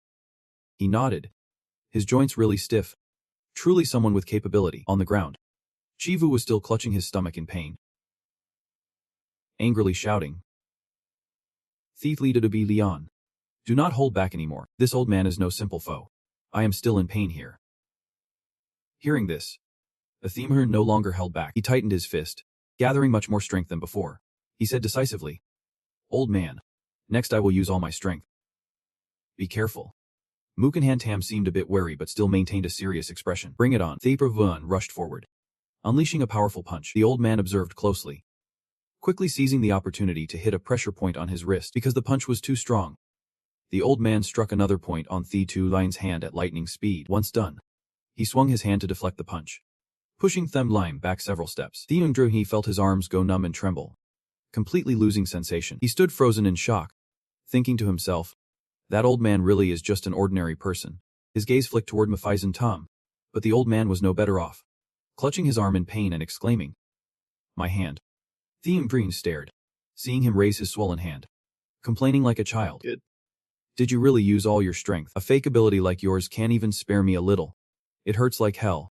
Everyone stood there stunned for 5 seconds, left speechless by the old man's childish behavior. Once his hands recovered feeling, he stepped forward, waving his hands and asking, "Old man, what technique is this?" But Mifi Nentem looked at him, bit surprised, thinking to himself, this kid recovered so quickly. It is incredible, but he still boasted. What do you think? Are you impressed by this old man yet? Theme Rowan laughed, giving a thumbs up in praise.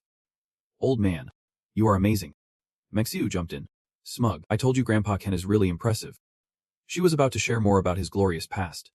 Bumsi Hendem pretended to cough, interrupting her immediately. G.V., holding his aching arm, conceded. Grandpa, I am impressed. Your technique is really impressive. Please teach us. MC Namham smiled, looking pleased. This is my unique skill. It is very hard to learn, but if you just learn some basics, it should be enough for you to use for a while.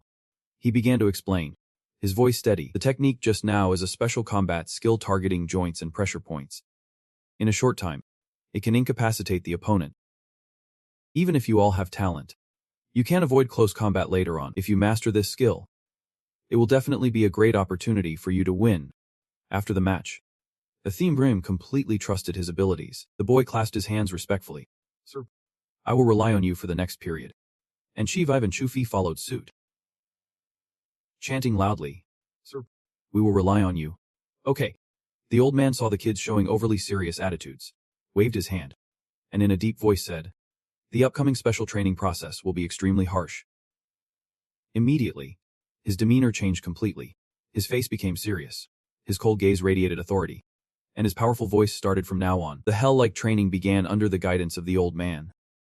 The sounds of kicks and punches echoed throughout the room. He faced the entire group by himself. They took turns rushing in. One would retreat as another charged forward, but the old man, despite his age, was as agile as a cheetah, his movements decisive, and his skills were no less impressive than the kids. He easily countered all their attacks, even the powerful direct punch from Masasu, his granddaughter, was stopped by him with one hand. As if it were child's play, Mokthu was pushed back. Before he could collect himself, Themor rushed in, throwing punches like the wind.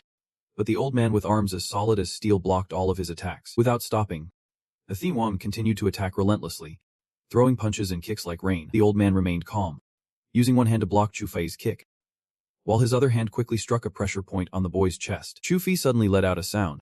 His body froze, even sitting in a wheelchair. Just one light strike from the old man was enough to send Tharing Run back several meters. The old man raised his hand to signal, his deep voice resonating. Today's training ends here. As soon as he finished speaking, everyone seemed to release a heavy burden and immediately collapsed onto the floor. Panting heavily, G.V., exhausted, whispered. Finally, it is. Mokthu lay on the ground, breathing heavily. She took a breath and replied, I have told you many times. You have to call me Deputy Captain Chufei. Right, what are we eating tonight? Chufei, pale-faced, covered his mouth and awkwardly replied, I just want to throw up right now. Theorin, what are we eating tonight? The question shifted back to Thongan. He covered his face, breathing heavily, answered, They are having noodles. The old man mock sat there, his gaze sweeping over the kids, revealing a contemplative look. His eyebrows moved slightly, silently assessing.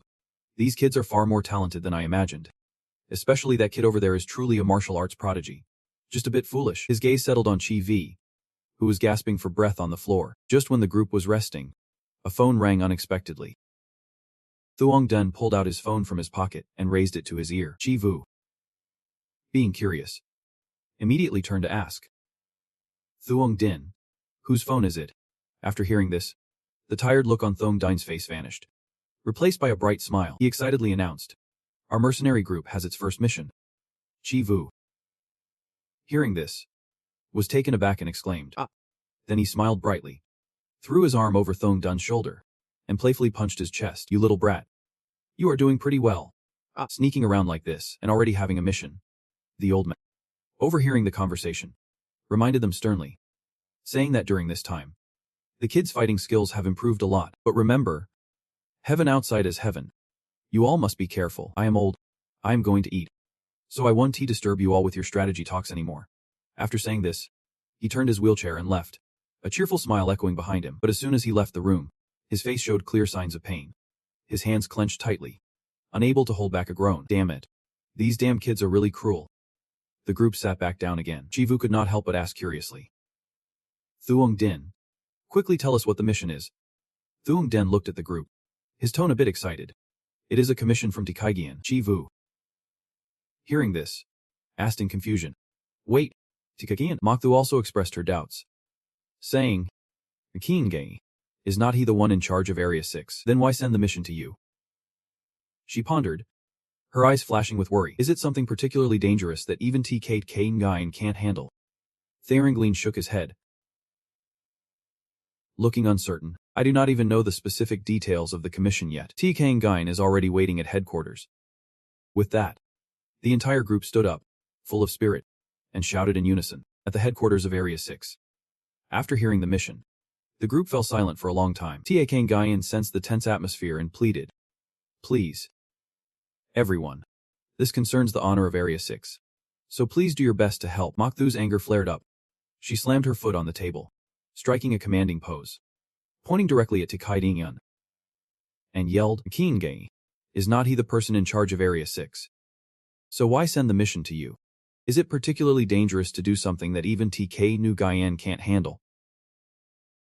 Tikangoen hurriedly explained, his voice steady. Recently, we have encountered a lot of trouble. When we conquered them not long ago, a group of mercenaries called the 12-Star Brigade caused us severe losses. Continuous attacks have left Sector 6 with very little false capacity. I am not comfortable handing this over to another mercenary group, so I ask for your help.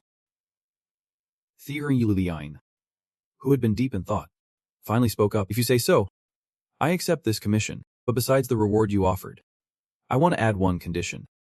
Tiangai nodded. Go ahead. Athungrim continued. What about the people from Brigade 12? I want to take them with me. Tukamun replied seriously. It might be a bit difficult, but I can let you take some of them. After all, your original intention was just one person. Right. Theorin was not surprised that his intention was revealed, thinking to himself, Kienge, you really did your homework. All right. I will make you participate in the foresight. Then he said firmly, okay, let us go meet her. Tikangain stood up abruptly, sounding anxious. Hurry up. Let us go quickly. Today, the Black Leopard will personally interrogate them. It is too late if we delay. At the Criminal Detention Center in Sector 6.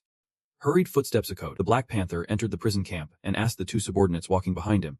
So, haven't those guys said anything yet? One of them quickly replied. Captain. Those people are all professionally trained. We could not get any useful information. Black Panther stubbed out his cigarette underfoot. Not surprised at all, he ordered. Open the door.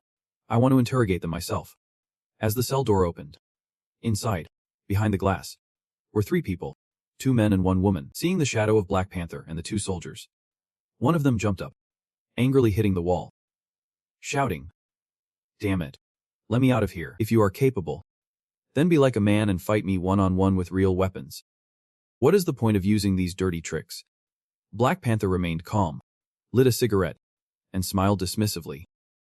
The prisoner became even more enraged, continuously banging on the glass, shouting, I am telling you, let me out now. Black Panther exhaled a puff of smoke, his tone mocking. All right then. He signaled to open the door and let him out. The subordinate next to him immediately complied. Yep. Captain. The glass slowly opened, like a wolf escaping its cage. The prisoner lunged forward, shouting, I am going to kill you. The Black Leopard stepped closer, eyes glinting, pointing the gun straight at the guy's head, making him freeze. Not daring to advance further, the prisoner yelled, If they want to fight fair, how can this old man pull out a gun? Who can fight back? The Black Leopard scoffed. Why are not you shouting anymore? The prisoner, irritated by the mocking attitude, shouted, If you are so tough, take off your broken gear. Using a gun does not make you a man. The Black Leopard immediately smashed the butt of the gun hard against the guy's head, causing him to fall face down to the ground. Taking advantage of the upper hand, the Black Leopard stepped on the prisoner's head, coldly asking, Do you want to have a proper fight? What is wrong with me using a gun? Besides, you only said to let you go, not that I had to take off my gear. The prisoner, helplessly stomped on, shouted, You are a despicable and shameless little man. The Black Leopard was not angry at all. On the contrary, he found joy in the prisoner's pathetic state. He pointed the gun at the prisoner's head, calmly saying, I am indeed a despicable and shameless little man. and I have no patience. I will give you 3 seconds to tell me everything you know. He counted while aiming the gun. 3. Time's up. Remember, you killed the commander of the Special Forces, Unit Number 6. Just as he finished speaking, the Black Leopard prepared to pull the trigger when a cold voice rang out from behind. Black Leopard.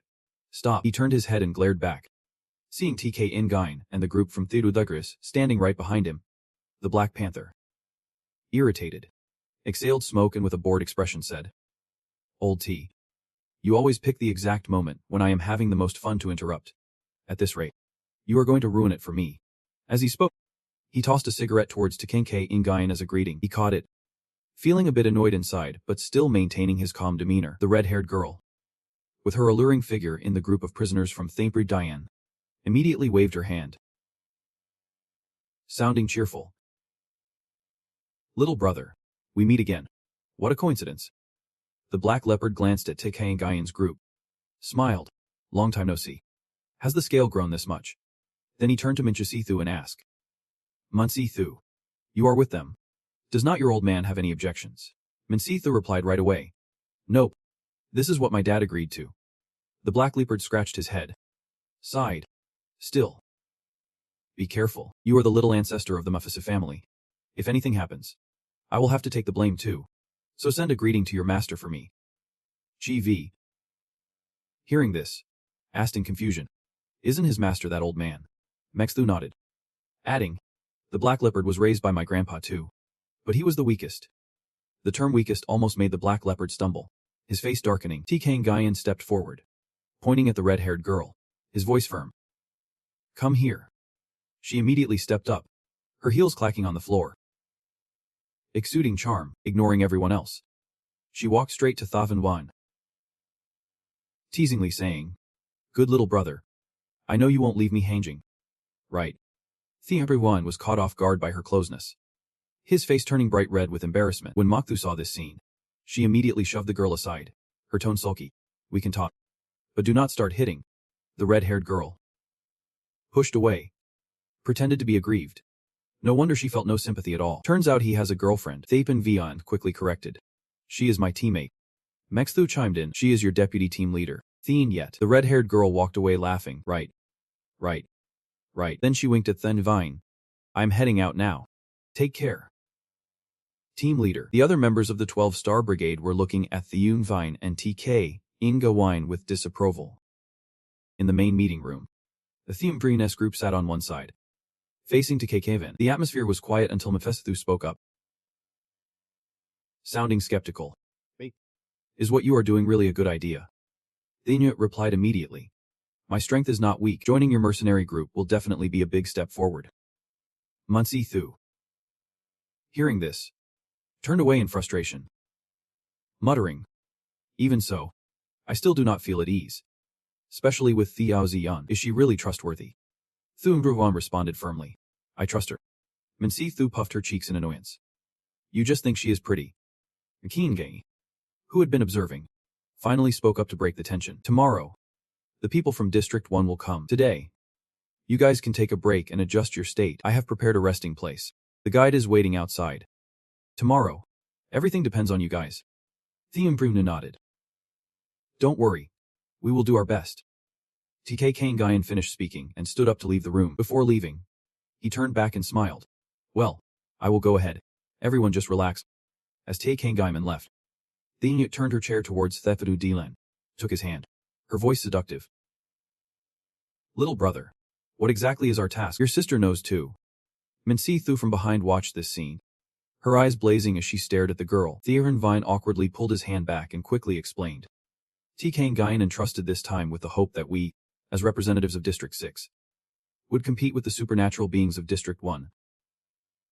Thinyut, surprised, exclaimed, Aren't District 1 and District 6 both not government organizations?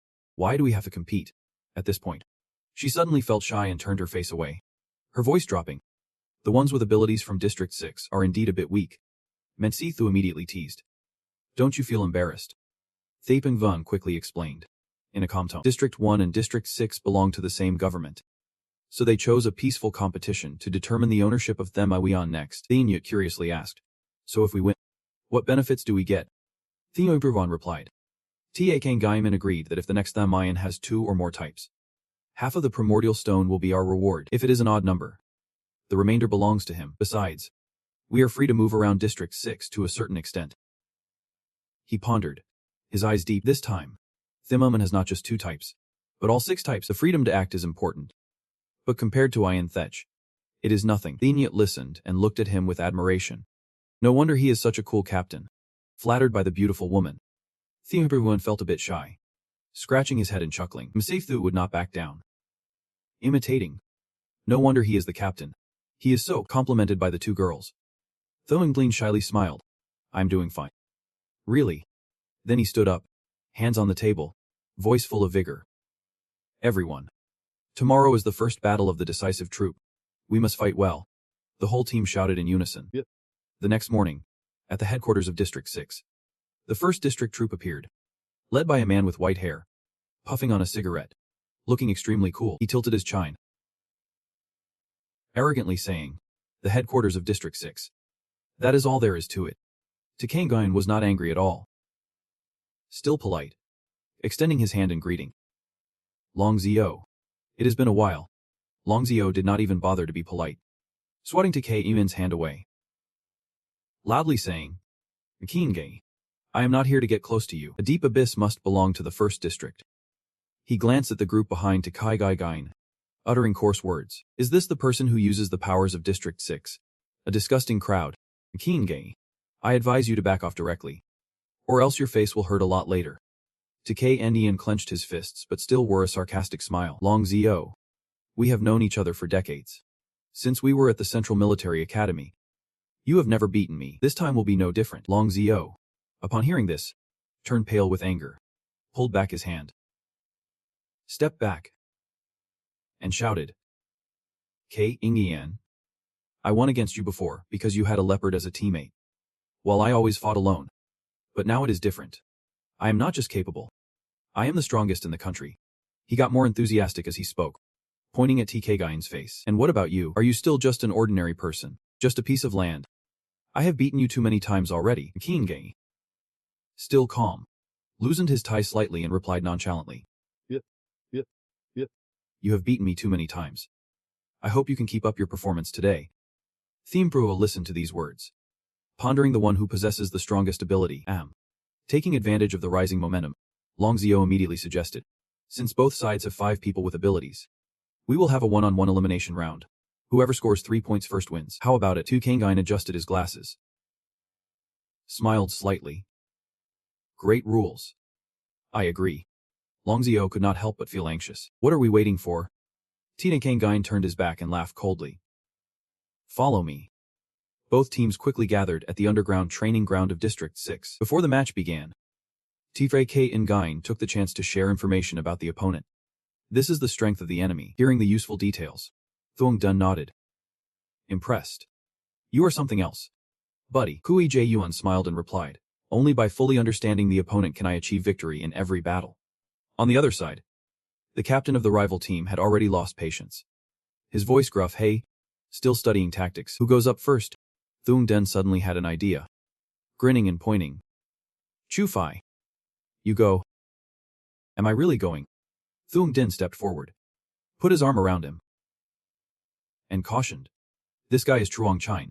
His ability is to create illusions, but it is limited by your power. Be bold and go for it. You will win easily. Chufi nodded, sounding confident. Yep. Truong Chine saw his opponent step in and suspiciously asked, Kid, are you okay? Chu Fai replied immediately, without hesitation, I can do it.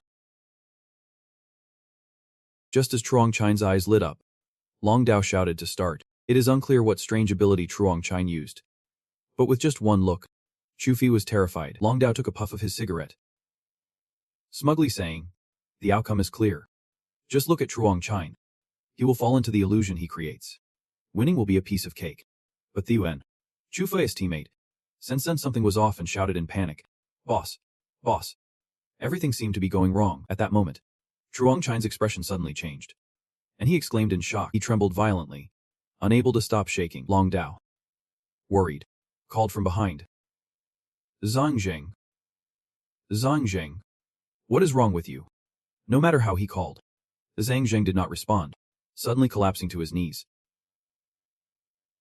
Crying uncontrollably, tears and snot running down his face. He looked at Chu Fai as if seeing a ghost, panicking and pleading. Do not come here. Sob sob. Do not take my life. Please. Please. Do not come here. In Jiang Zheng's eyes, Chu Fi transformed into fierce, red monsters rushing towards him. As if wanting to devour him, he screamed in terror. Help! Help! But the monster did not stop. Lunging to bite his arm, Zhang Zheng, frozen in fear, could only watch in despair as his arm was not on. Then a sharp claw pointed straight at him. Piercing hard. Blood gushing like a fountain. Zhang Zheng's eyes widened, screaming in pain. Desperately collapsing, the result of the first round was clear. Zhang Zheng fainted. The match ended. Chu Fi finally breathed a sigh of relief, as this victory had indeed come too easily. On the other side, Long Dao, still puffing on a half-finished cigarette, pointed directly at Qiyuan's face, growling and shouting. Qiyuan, after all these years, are you still such a contemptible person? Are you investigating us? Are you deliberately opposing us? He kept mocking, as this was a basic requirement from his military tactics class back then. No wonder you failed the exam back then. Despite Long Dao's loud shouting, Qiyuan remained calm. Standing there, adjusting his glasses without a hint of worry, Long Dao gritted his teeth, growling each word. Good. Very good. Wang Qianloi, come at me. Kaigan smiled in satisfaction, praising Chu. You did great. Chu Fi just scratched his head, smiling shyly. But soon after, Kaiyan fell into deep thought, silently reflecting that Chu Fai's strength indeed belonged to the mental system, far surpassing the typical single-level creativity. He sighed softly, his gaze drifting to Wang Qianloi, who had stepped forward, ready to confront at any moment. Wang Qianloi made Chang Ding curious. He thought to himself, he is the strongest powerhouse in the ability zone, probably belonging to the physical enhancement system. With that thought, Chang Ding stepped up, boldly declaring, your opponent is me. Meanwhile, Long Dao quietly calculated. Kai Ningguian, no matter how strong your intelligence system is, you can truly know Wang Qianloi's real abilities. Everyone only thought he was purely a physical enhancer, but he was actually the nemesis of all ability users in the enhancement system. Wang Qianloi excitedly shouted. Let us get started, Chang Ding cautiously reminded. Be careful. Then he threw a powerful punch straight at his opponent's face. Wang Qianloi crumpled, leaving Chang Ding confused, thinking, how can he be so weak? The crowd outside, led by cheered enthusiastically. Chang Ding. That was a beautiful hit. Only the rose, arms crossed and leaning against the wall, spoke with a hint of implication. I think he is going to cause trouble for his good brother there. Long Dao and Kain Guyan continued to closely observe every development in the match. Vong Thian-Loi was knocked into the corner, lightly twisting his wrist. He growled, let us do it again. This time, Vong Thian-Loi unleashed a swift, beautiful kick aimed straight at Thuong Dun's stomach. He staggered, his face darkening, thrown outwards. But suddenly, Vong Thian-Loi's expression changed, radiating a mysterious source of power. Thuong Dun was puzzled, thinking to himself, why does this feel off? That last kick should have taken him out of the fight. Yet Vong Thian-Loi smirked provocatively. Come on. Thuong Den charged forward, throwing a flurry of punches. But all were in vain. Vong Thian-Loi easily blocked them, while Thuong Dun gradually wore out. Panting, Chivu outside thought he was just joking around, yelling, Thuong Din, stop fooling around. You are just wasting time. Only Ho Hong Tin noticed something was off. Frowning slightly, have you all noticed that the opponent is getting stronger? At that moment, Kai Nian stepped forward slowly. His serious voice rang out. It is not that the opponent is getting stronger, but that Thuong Dun is getting weaker. The crowd held their breath, tense as they followed the intense match. Exhausted, Thuong Dun slumped to the floor, while Vong Thian-Loi radiated a powerful, arrogant aura. Sneering. Good. After such a long fight, it is my turn now. Not staying still any longer, he sprang up, throwing an eager punch straight at Thuong Din. But he had already seen through the move, just slightly leaning aside to easily evade. The roles of the two have completely reversed. If before Thatri Dine was always on the offensive, now he has to fall back and defend. Ving Thin Loki scoffed, continuously mocking. Good. Are you just going to keep hiding like that? Where did that motivation go? Taking advantage of Thud Havin's lapse, He threw a punch that hit him in the stomach. Everyone clutched his stomach, suddenly realizing something was off. He thought to himself that his physical abilities were getting weaker. He does not enhance but rather seems to steal. Every time he made contact with him, his strength was drained and transferred to him. He felt uneasy. His abilities were similar to erasing or stealing.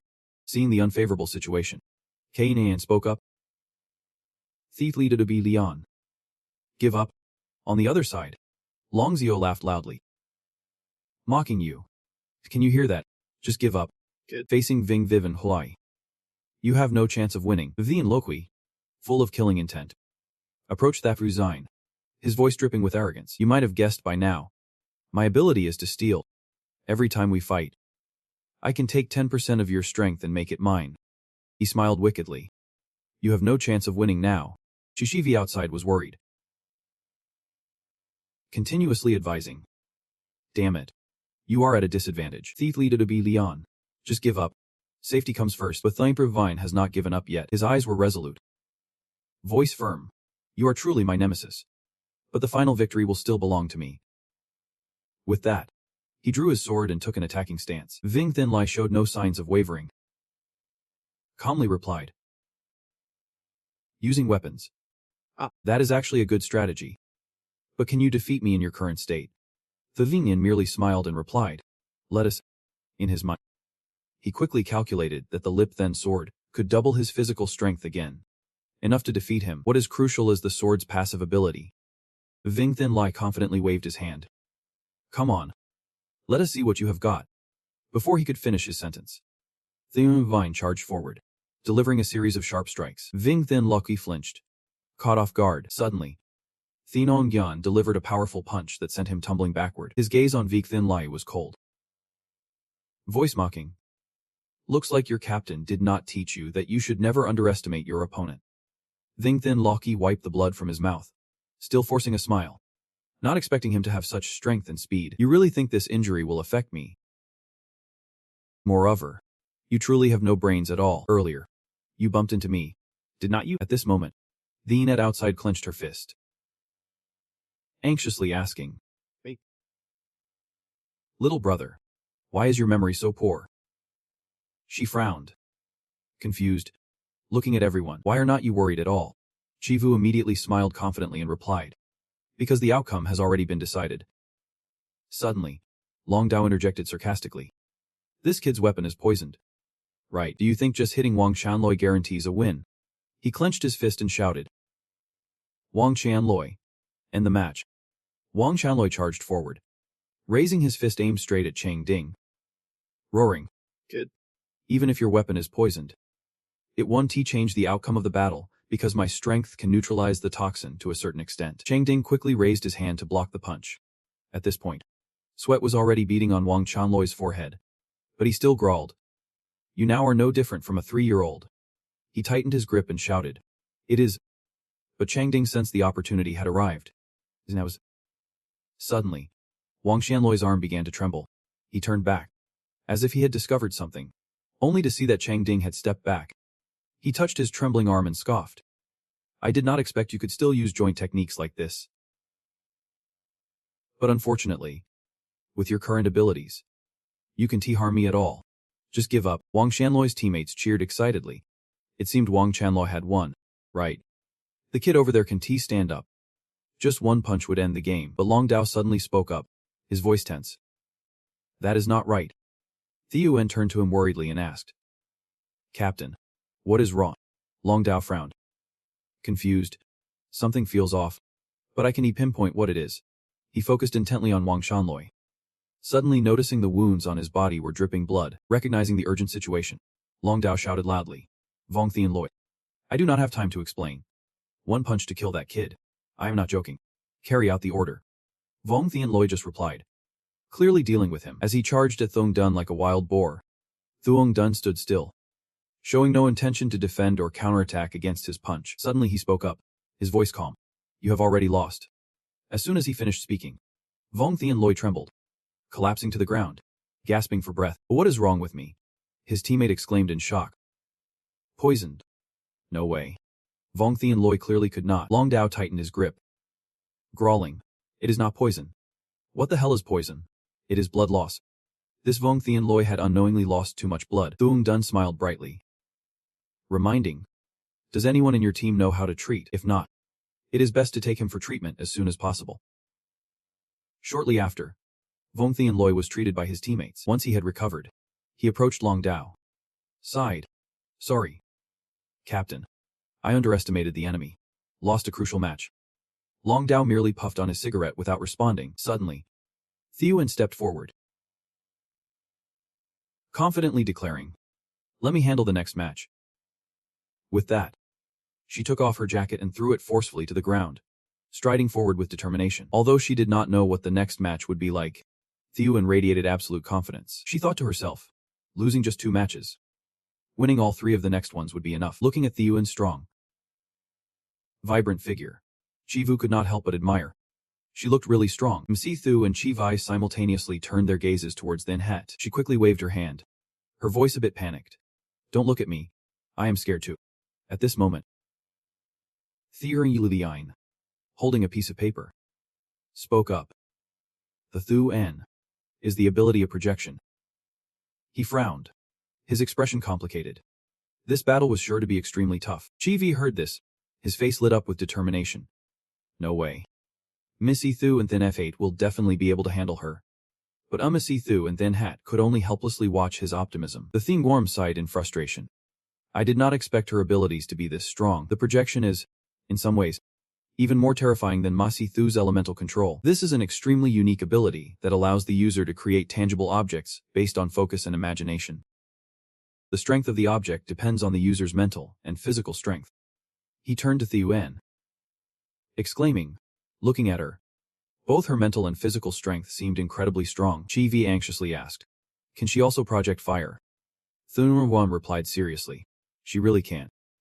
He suddenly remembered a terrifying explosion in a novel where a projection ability once unleashed a nuclear bomb, destroying an entire city. Thuong yelled out, if you want to fight, then fight. If you do not want to fight, then admit defeat. Don't waste time sharpening your skills and complaining anymore. Shishivai stepped up nervously. It is my turn. Just then, someone rushed into the training room, whispering something in Kagayan's ear. The news was unclear, but Kagayan looked momentarily startled. Shocked, Long Dao approached and asked, Kagayan, what are you doing? He replied briefly. Long Dao. This competition is over. Long Dao pressed. What happened? Kainian sighed. This is a demand from above. This time, Shen Yuan has to be handed over to them. Long Dao shouted angrily. Damn it. Who is that idiot? I will kill him. The people behind him sighed in disappointment. Is it useless then? What a lot. Only Mok Thu and Thong Dine remained silent, lost in thought. Mok Thu murmured. Is it due to connections? Who is it? Kainan frowned and replied. Mok Thu. If it were just one person, I believe her connections can't be better than yours. But the problem is this time there are not just locals but also 2 members from abroad. It seems they have reached a cooperation agreement with our leaders. Mok Thu shouted angrily. So Shen Yuan is just a bargaining chip for cooperation. Kai Nian nodded in confirmation, and the group fell into silence, a heavy atmosphere enveloping them. Kai Nguyen stepped forward, gently patted Thong Dine on the shoulder, his voice deep with meaning. This time I did not do well enough. I will definitely make it up to you guys. He paused for a moment, his sharp gaze sweeping over, adding a warning. By the way, I advise you not to have any other ideas. However, if you really want to do something, I have no right to interfere with that. After saying that, the group left, leaving Thong Dun with a sly smile flickering. So that is how it is. Time quietly passed at headquarters number 6. The fun lasted until late at night. Trine Vu gritted his teeth, his cold eyes staring at Thuong Din. Thuong Din. This time it will be a tough battle. He sat on the sofa, a faint smile full of confidence. That is right. We must overcome this trip to them Iron. Suddenly, there was a loud series of knocks on the door. A Trine Vu opened the door, startled by the unexpected guest. You. Thuong walked in, her cold gaze and sharp voice cutting like a knife. Without hesitation, she declared, I will join you for this expedition to them Iron. If there is the Iron Thech spiritual system, give it to me. Trine Vu was stunned, shouting, Wait! You are not from District 1. Mok Thu smirked slightly, her tone sarcastic. I think you have misunderstood District 6. We are not interested in the next trip to them Iron. Thuong nodded in agreement. Mok Thu is right. Our District 6 will firmly carry out orders from above, and will not participate in this battle for them Iron. Thiuan crossed her arms, a faintly meaningful smile on her face. Stop pretending. You all are not the ones with abilities that District 6 recruited. Likewise, I am not from District 1 either. The group was stunned. Speechless, Thiuan continued, her tone sharp. In the information Kaingayan gave you, aren't you saying I am just working temporarily in Area 1? The messy-haired girl next to me cheerfully chimed in, Sister, you and I are both temporary mercenaries hired by Long Dao. She sighed, her voice full of regret, having thought she landed a lucrative job, but did not expect her trip to be in vain. Currently, the country has mastered the method of predicting the appearance of them ion. If we do not quickly obtain ion thatch for enhancement, people with independent abilities like us will be very passive. Thiuan made a tempting proposal. If we want to take the ion this time, 5 of you 1T be enough. According to my information, your team has no healers and lacks the ability to quickly suppress opponents like I do. She smiled, confident as if she had secured victory. Will you accept my cooperation? Thong Dun pondered. Considering carefully, if what she said is true and they do not come from Area 1, then this proposal is indeed worth considering. But what if this is a trap? Thiuan pulled out a usp, her smile full of meaning. This is all the information I have. It should be useful for you. She handed it to Thong Dun and continued. On the day the Mayan opens, I will be nearby. By then, I hope you can make reasonable judgments and decisions. The messy-haired girl smiled, waved. On the way, the two girls linked arms and chatted happily. Sister, do you think the other side will agree? Thiguan replied, her voice full of confidence. We believe they will make the right decision. 11:30 p.m. The sky was pitch black. A team stood in formation ready for orders. The commander roared. Everyone, lift your spirits. Remember, not even a fly can get through here. Do you all understand? The whole team shouted in unison. If you do not look closely, it is hard to notice that Thydar Green's group has quietly passed through the barriers they set up. Even though they are clearly much larger now. Thiguan mischievously winked at Thython lying beside her. He secretly admitted that collaborating with her was indeed the right choice. But it was definitely a mutually beneficial deal. He recalled the documents Thiguan provided, which not only recorded information about all the capable individuals appearing tonight, but also included the enemy's military deployment map. Every patrol point was clearly marked, laying the groundwork for their plans to outmaneuver the enemy tonight. Remembering this information, they took advantage of the shift change to sneak into the factory. A chubby, arrogant guy pointed at the circle on the floor, curiously asking if those monsters would emerge from this symbol later. The steward frowned but still managed to put on a flattering smile. Young master, you just need to stand here and wait. He tried to convince the group that their abilities would defeat the monsters, and that way, he would gain those abilities too. The chubby young master growled. You all listen up. Do not kill the monster just yet. Let me handle that myself. Do you all understand? The captain of the mercenaries bowed his head respectfully, his voice full of worry. Young master, that is very dangerous. Maybe you should step back a little. Unexpectedly, his sincerity earned him a powerful punch from the arrogant young master, sending the captain's teeth flying. The boastful guy glared and shouted. Hey you, I am your master. Just a dog raised by our family. You must obey your master absolutely. Do you understand? The captain held his pained face and quickly replied with a hurt expression. Yep. Sir Captain, I understand now. Satisfied with the submissive attitude, the young master regained his excitement. He ordered. Good. Then, waiting until exactly midnight, when that circle erupted with terrifying energy, at that moment, bright red beams shot straight into the sky, causing the whole team of mercenaries to tremble with heightened alertness. Only the boastful young master cheered excitedly. That is impressive. From the deep pit, strange shapes emerged. A horde of giant monsters charged straight toward them. The captain, cold sweat pouring down, nervously realized that these monsters were not the ordinary six-fingered yuans. Regaining his composure, he reassured, don't panic. Hold the formation. Follow the planned actions. The three-man team quickly formed a defensive barrier. A bright shield appeared, temporarily separating them from the monsters. The captain decisively ordered the first wave of attack. Those with the ability, wielding brilliant multicolored energy, jumped up and unleashed powerful moves. A tremendous explosion struck the head of the leading monster, making it roar angrily and emit bright orange rays. The young master outside the fight was unafraid, clapping and laughing loudly. This is great. If it continues like this, we can wipe them all out. The captain immediately shouted, ordering the second wave of attack. Two powered individuals transformed their arms into heavy weapons, excitedly charging forward. In front of them, a dazzling pink formation appeared, firing massive golden bullets. They struck the target, exploding with a deafening roar. The captain growled. Having a lot does not matter. They are just a bunch of ordinary ones. The third full-scale attack began.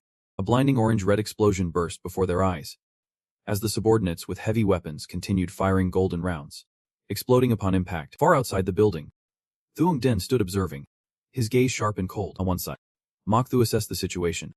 The battle inside seemed fierce. Should we? Thuong Den interjected, his voice steady. Not yet. Let us wait a bit longer. The monster this time won't be easy to deal with. After a fierce exchange, the mercenaries inside the building stared in shock. Mouths agape, the captain stood trembling. The level 6 monster remained unmoving, its eyes blazing with madness. Seeing that, the stupid young master clenched his fists and yelled, "What are you doing? We have been fighting for half a day, and it is not doing anything at all. I order you to deal with them quickly and do not slow me down." Behind him, his assistant chimed in mockingly, "What a pile of garbage. Didn't you hear what the young master said? Hurry up and take care of them." Suddenly, the captain and the girl in blue, who had powers, widened their eyes in sheer horror. On the other side, the 6th-level monster opened its mouth wide, showing its sharp teeth. Growling fiercely, its challenge sounded like thunder, forcing everyone to quickly cover their ears and shrink down to brace themselves. The young master fell back, screaming like a pig being slaughtered. "Oh no. My ears. My ears." Blood poured out from his ears profusely. Another girl collapsed, her face scrunched up like a monkey's butt, in extreme pain. Seeing the dire situation, the captain was sweating profusely, roaring, "Sister Thuong, are you leaving?" Immediately, a girl behind him crossed her arms and cast a brilliant green spell. At the same time, the captain shouted loudly, "Control it. Activate the control now." In another corner, 3 quirked individuals knelt on the ground, looking up at the giant figure approaching. They panicked as the monster bared its sharp teeth towards them. The young master witnessed the bloody scene and panicked, his eyes wide and red, tears streaming down his face. Crying pitifully, "Scared mom, scared and wet my pants. Help. Help me. I do not need this power anymore. Get me out of here fast." Just as the claws of the monster swung in front of him, the mercenary captain turned around and shouted loudly, "Back!" As the purple-haired girl and her teammates rushed toward the door, a stream of blue energy brushed past the captain's neck. He fell, his eyes sadly gazing at the girl before looking up at the ceiling. The monster stood by, raising its claws high. The captain seemed struck by lightning, collapsing to the floor, his soul leaving his body. The one-eyed red monster bared its teeth and howled, along with other monsters in front of the foolish young man. He was a mess, tears and snot everywhere, covering his face with his hands, his eyes bright red like they were about to explode, trembling like a wet dog, but still trying to scream, "Get away. Get away now. You beasts, help me. Please." From another corner, the mercenaries were panting amidst the thick smoke. Suddenly, the young man pointed at them, screaming, "You all go eat him. My meat is not tasty at all." Then he pointed at the shirtless man and the purple-haired girl, yelling, "And them. Them too." After that, he turned to the one-eyed man and the guy in the hood, indicating for them to attack. "You all go find them and deal with them." Suddenly, the monsters truly charged toward the mercenary team, howling wildly. Outside, Thuong Den glanced at the building, coldly assessing, "It is really quiet." Next to Motho, she wondered aloud, her voice full of doubt. Have they really dealt with Ian Trung already? But Thuong Den's expression was serious as he judged. "I am afraid the one being dealt with is not Ian Trung." Another person, extremely worried, spoke up, "That is strange. Why is there no movement at all?" Then he raised his hand decisively. "Everyone follow me inside." Immediately, the entire team moved towards the building's door in succession. Suddenly, a soldier's eyes widened in shock, frozen like a statue, unable to believe the scene before him. 2 soldiers behind him covered their mouths, retching violently. Inside the building, everyone had been wiped out, bodies scattered across the floor. Only the foolish young master remained alive, but his mind was in disarray. He clutched his head, eyes rolled back, mumbling like a lost soul. He. They are all dead. Seeing this, a soldier shouted, "Where's the monster?" Suddenly, Thuong Den panicked and shouted loudly, "Mok Thu, quickly create an ice wall." The girl immediately jumped in front of the soldiers, casting a spell, raising an ice wall to surround the team. Just then, a monster charged in, shattering the ice wall. Thuong Den roared, "Don T run!" But a few soldiers, Too terrified, bolted straight outside in just moments. Those inside the ice wall were tightly surrounded by the Iron Trung. Thuong Din, with a face as serious as water, observed and commented, "The situation is not good. No one has any signs of injury at all. Could it be that this group of hybrids really killed all the capable people without leaving any trace?" Next to Scorpo, arms crossed and frowning, with a sarcastic tone, "They really are a useless bunch." From behind the ice wall, a young soldier nervously stammered, "Sister, are we missing someone?" But before she could finish, the officer interrupted, reassuring her, "Don't worry. I will protect you well." Nearby, a soldier with bright yellow eyes, sweating, spoke up. "Thief leader to be Leon. Do we have to fight, or should we just fall back for now?" The Thiemprewem patted his shoulder, smirking, jokingly, "With hybrids in our hands, how can we give up?" Then he drew his weapon, a confident smile spreading across his face, pointing the knife towards the forward post, aiming for total annihilation. After a while, outside the building, a group of feet stood still, their eyes directed at where the deep abyss had just opened, releasing the hybrids into the human world. That is M-Kit's team, along with Lita and Kai. Suddenly, Lita looked up at Kit and said, "Kit, it seems you were right." Next to me, Kit glanced down, his voice low. "Fleck, that weird guy from the bizarre era will never let us easily fall into this deep abyss. Only that stupid fat guy would rush into a dead end." Then he squinted, rubbed Lee's head and asked, "Are you confident you can take out all the opponents?" She immediately replied, mischievously, "Of course. No problem at all." Hearing that, Makiat stretched, calculating, "We can take advantage of the situation. Let them fight for a while first." Then he frowned, smirking, "Let us give them a taste. We will go clean up the battlefield later."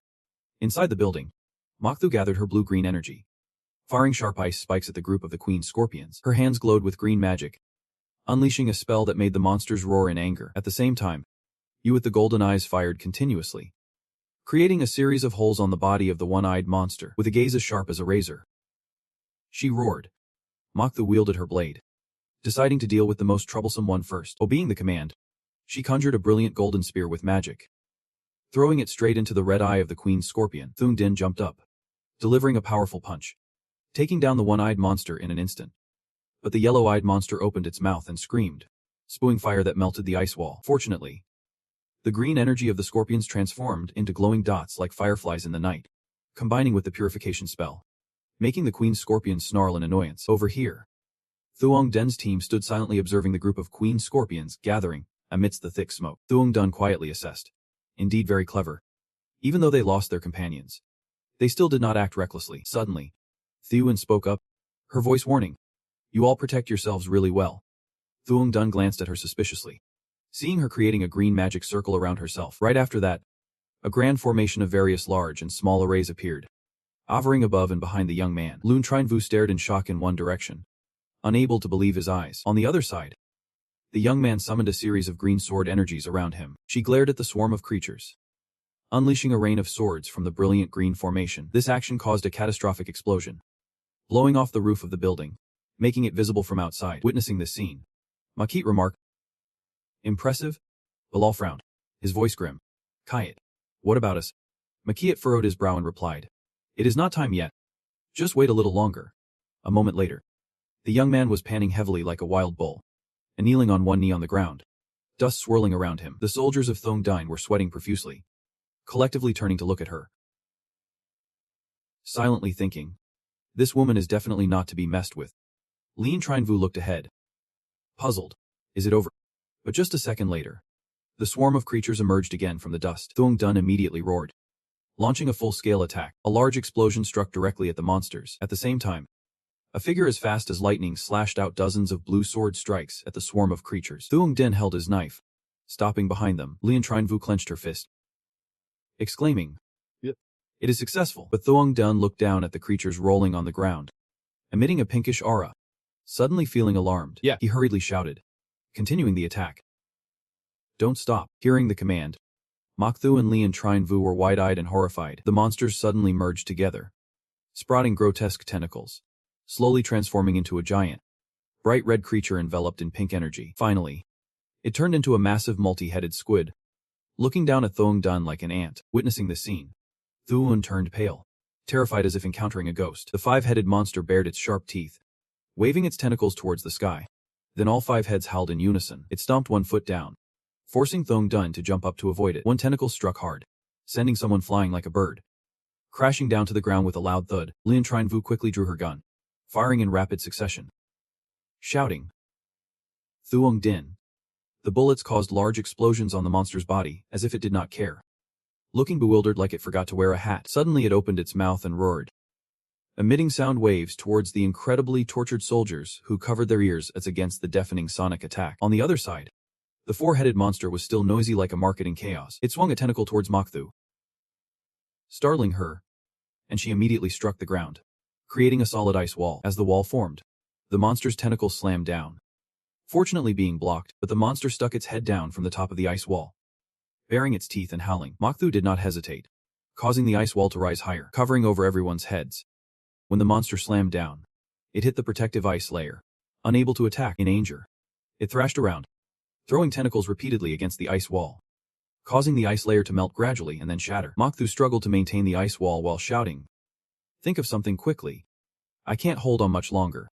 Thien Yet and Thong Dun were panicking. Thien Yet raised her hand to conjure a swirling green spell and said, "Let me." But the energy she released was just like thin smoke, doing nothing to the giant monster. "I'm scared," she cried out. "This guy is too powerful. We are done for." "Back off," Lin Trinvu asked anxiously. "Mokthu, can you still launch a large-scale attack?" Mokthu was sweating profusely and replied tiredly, "I am reaching my limit."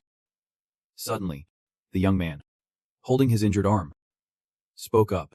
"I can unleash an attack. Take this opportunity to save Thong Dun and prepare for evacuation." She crossed her arms over her chest, putting all her strength into creating a rain of green sword energy. On the other side, the monster thrust a tentacle down like a drill. Seeing the tentacle of the creature closing in, Mokthu shouted, "Run." As soon as she finished speaking, the drill-like tentacle of the monster spiraled down to where everyone had just stood, causing the ground to explode and throwing them around like straw. From the drill tip, smaller tentacles slithered out like snakes, charging at the people lying motionless on the ground, hitting them with a strike that sent them flying like kites with broken strings. Mokthu was no better off, sitting down and whispering, "It is." Lin Trinvu blamed himself, his voice pained. "It is all my fault. I'm used." Thien Yet lay on the ground, looking up and lamenting, "Is it really over?" Seeing the monster approach, Lin Trinvu shouted, "We are definitely dead." The multi-headed creature roared and swung its gigantic fist at them. Scared, Lin Trinvu tightly closed his eyes and exclaimed, "Why do I have to be the first one to die?" Suddenly, a figure with blue energy jumped down from above and delivered a blow that made the monster stagger. The Thunguan landed, wiping sweat from his forehead. "Munsi Thu, are you okay?" he replied in a deep voice. "Everyone get out of here. I will handle the rest." But Mexif Thu protested. "Theorin, pull back. This guy is too strong for us to handle." Another female teammate looked worried as well. "That is right.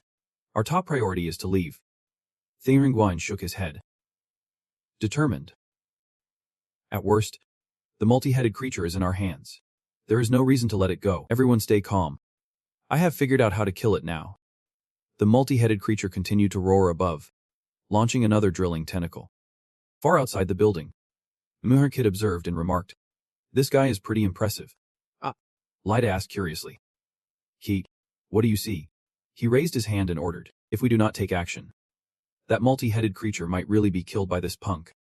Inside the building, Thien Wan faced the giant squid monster alone.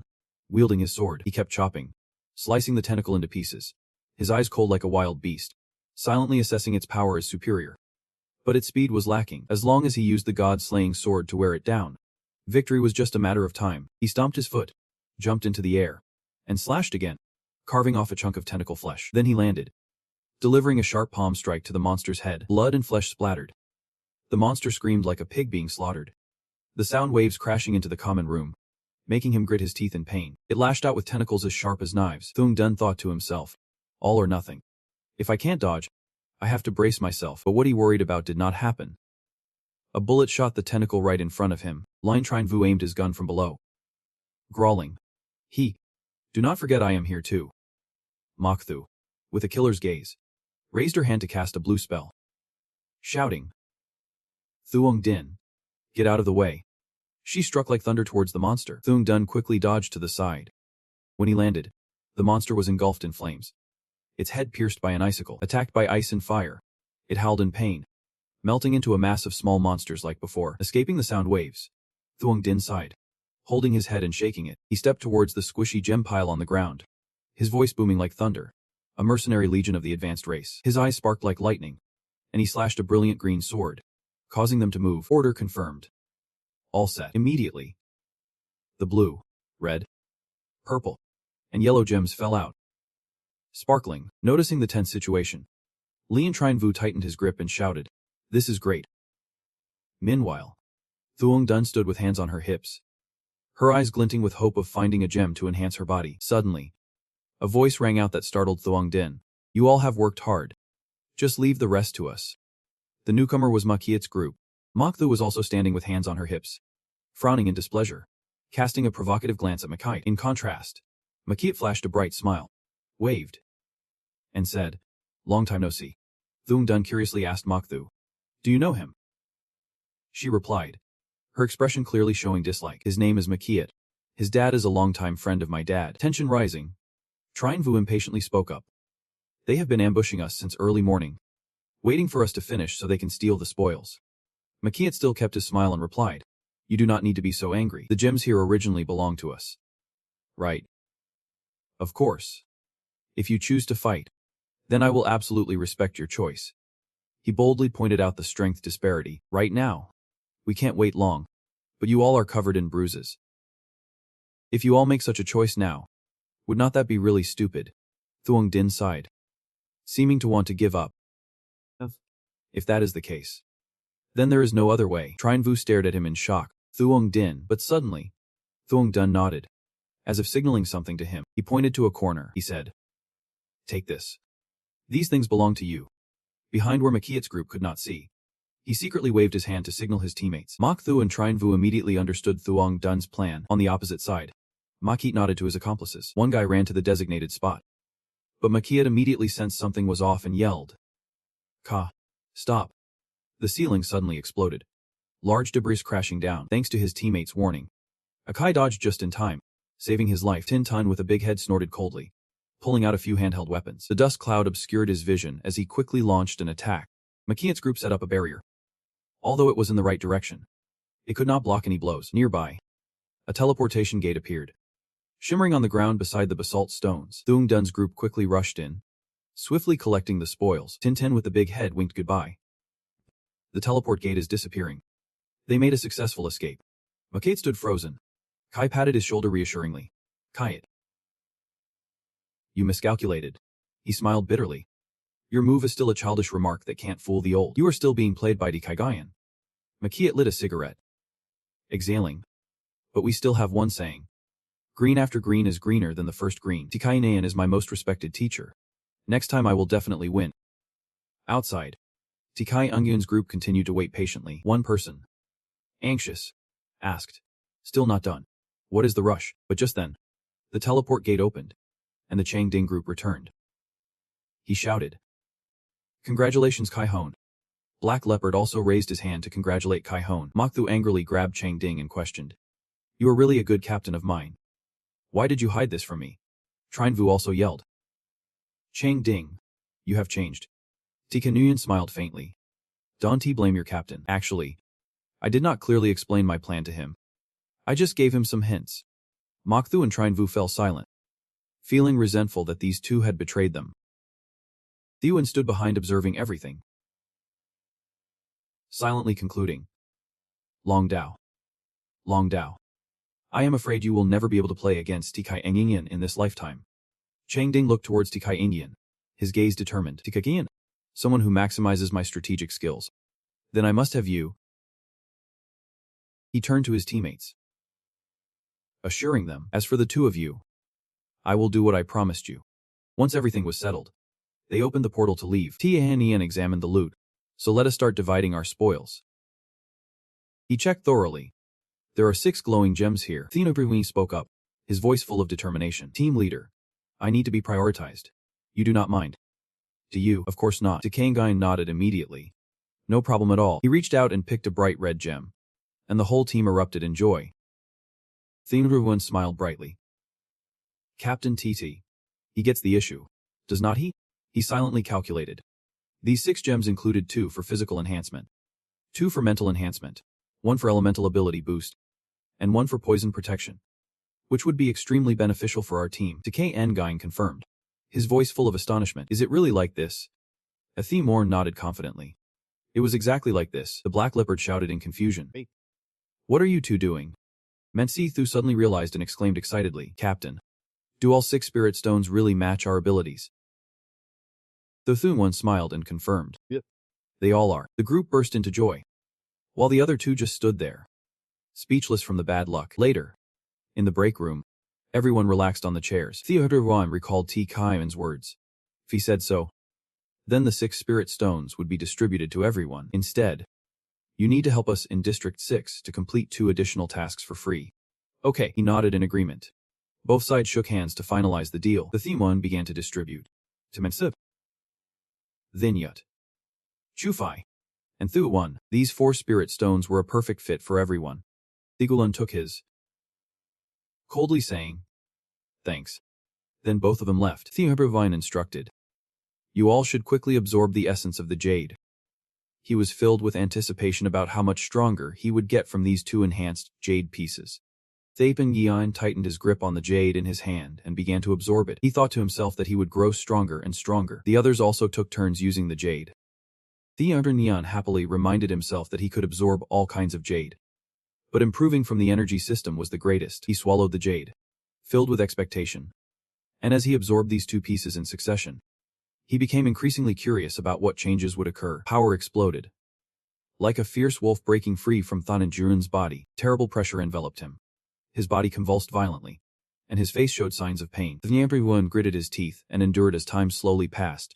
Mentestu slowly opened her eyes, and the gentle blue aura around her gradually faded, leaving a still atmosphere. Trine VX focused intently on the bright red aura still surrounding Thepalian, pointing and judging.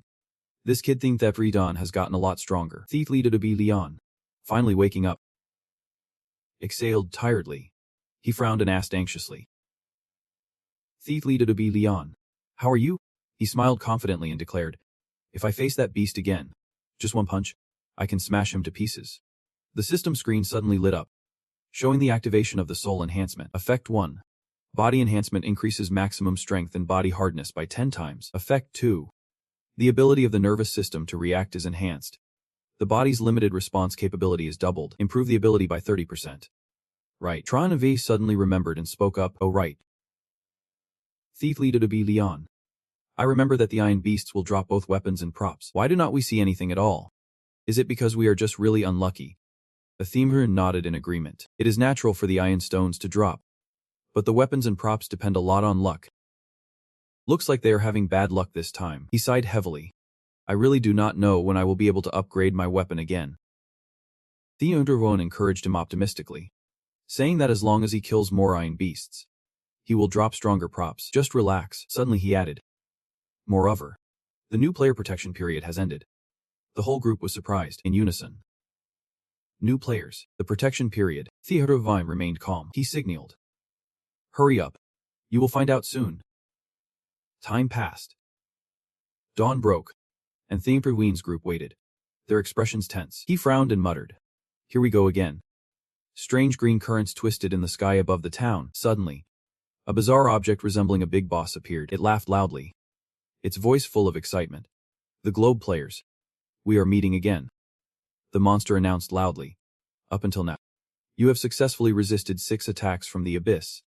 This also means that among you, a large number of capable individuals have emerged. At the same time, the new player protection period has now ended. The Black Panther sighed in frustration. Old Z. Being toyed with like this feels terrible. Zijiwan chuckled. Just wait and see what changes will happen after this so-called new player protection period ends.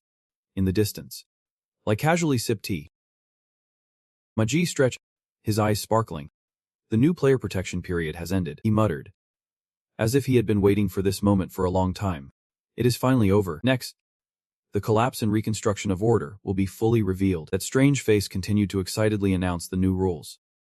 Rule 1. Starting today, all energy on Earth will be sealed. Rule 2. Outside the abyss, various kinds of abyss creatures with different abilities will appear and spread across the Earth. Rule 3. Any player who kills a capable person will have a chance to obtain the key to the abyss. Then it disappeared, leaving a message. Well then. Have fun. Players. Atron V was stunned, exclaiming, "Are there 3 new rules?" The group was confused and buzzed with discussion. All energy was sealed. Are there going to be even more abyss creatures? What is the abyss key? Theodore calmly explained. Rule 1. Literally. Means that all energy sources on Earth, like electricity, will no longer be produced. Vi interrupted. Are we going back to the Stone Age? Thuongdur reassured. Don't worry too much. A new energy source will emerge soon. That is the meaning of Rule 2. He speculated that, according to Rule 2, the beast would appear randomly. It might not drop meteors, but is likely to drop energy crystals. These crystals can completely replace all types of energy on Earth, functioning more efficiently and stably. Minsithu furrowed her brows, muttering, "Why do I feel like this guy is forcing the Earth to evolve or something?" Thuongguan nodded. I quite agree. Evolve? That is true. Then Ute leaned against the wall, arms crossed, asking, "Little bro. Captain. What is the key to Themian?" Theme quickly corrected him, his tone serious. The captain is the captain. Do not add little bro to it. He explained clearly. The key to Themian is an important tool for the instance. Through it, we can open a parallel testing area with Themian in the current world. The group listened in silence. Thungrim continued. The key to Themian is divided into 3 levels. Mundane, mysterious, and extraordinary. The higher the level, the greater the challenge from the beast. But the rewards are also more abundant. V questioned. Theorin. With our current strength, can we pass the extraordinary trial? Thumplun smiled confidently. Whether we can pass or not, we have to try to find out. Muxithu interjected. Theorin. Do you know where the trial location will appear? He pondered and replied. Trial locations often appear randomly. There is no specific location in the novel, but after the protection period for the newcomers ends, the city will refresh a super-level training area for the first time in this city. The book clearly states that this is our biggest opportunity. I have some clues, but the most urgent task is to get the Themian key first. He looked at Mviso, expressing his desire. Munsithu.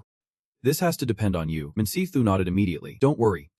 Just leave it to me. Suddenly, a little girl with pigtails ran over, shouting as she ran. The power's out. The power's out. Thongwang patted the girl's head, reassuring her. Don't worry. It won't be out for long. The little girl responded blankly. Yep, sir. Even though she clearly did not understand what was going on, while everyone was relaxing and discussing plans underground. 2 young men eager to show off climbed the mountain to enjoy the view. The guy with Tekang Guying cautiously said. Old T. So the so-called energy has all failed. Next, we might have to face unprecedented chaos.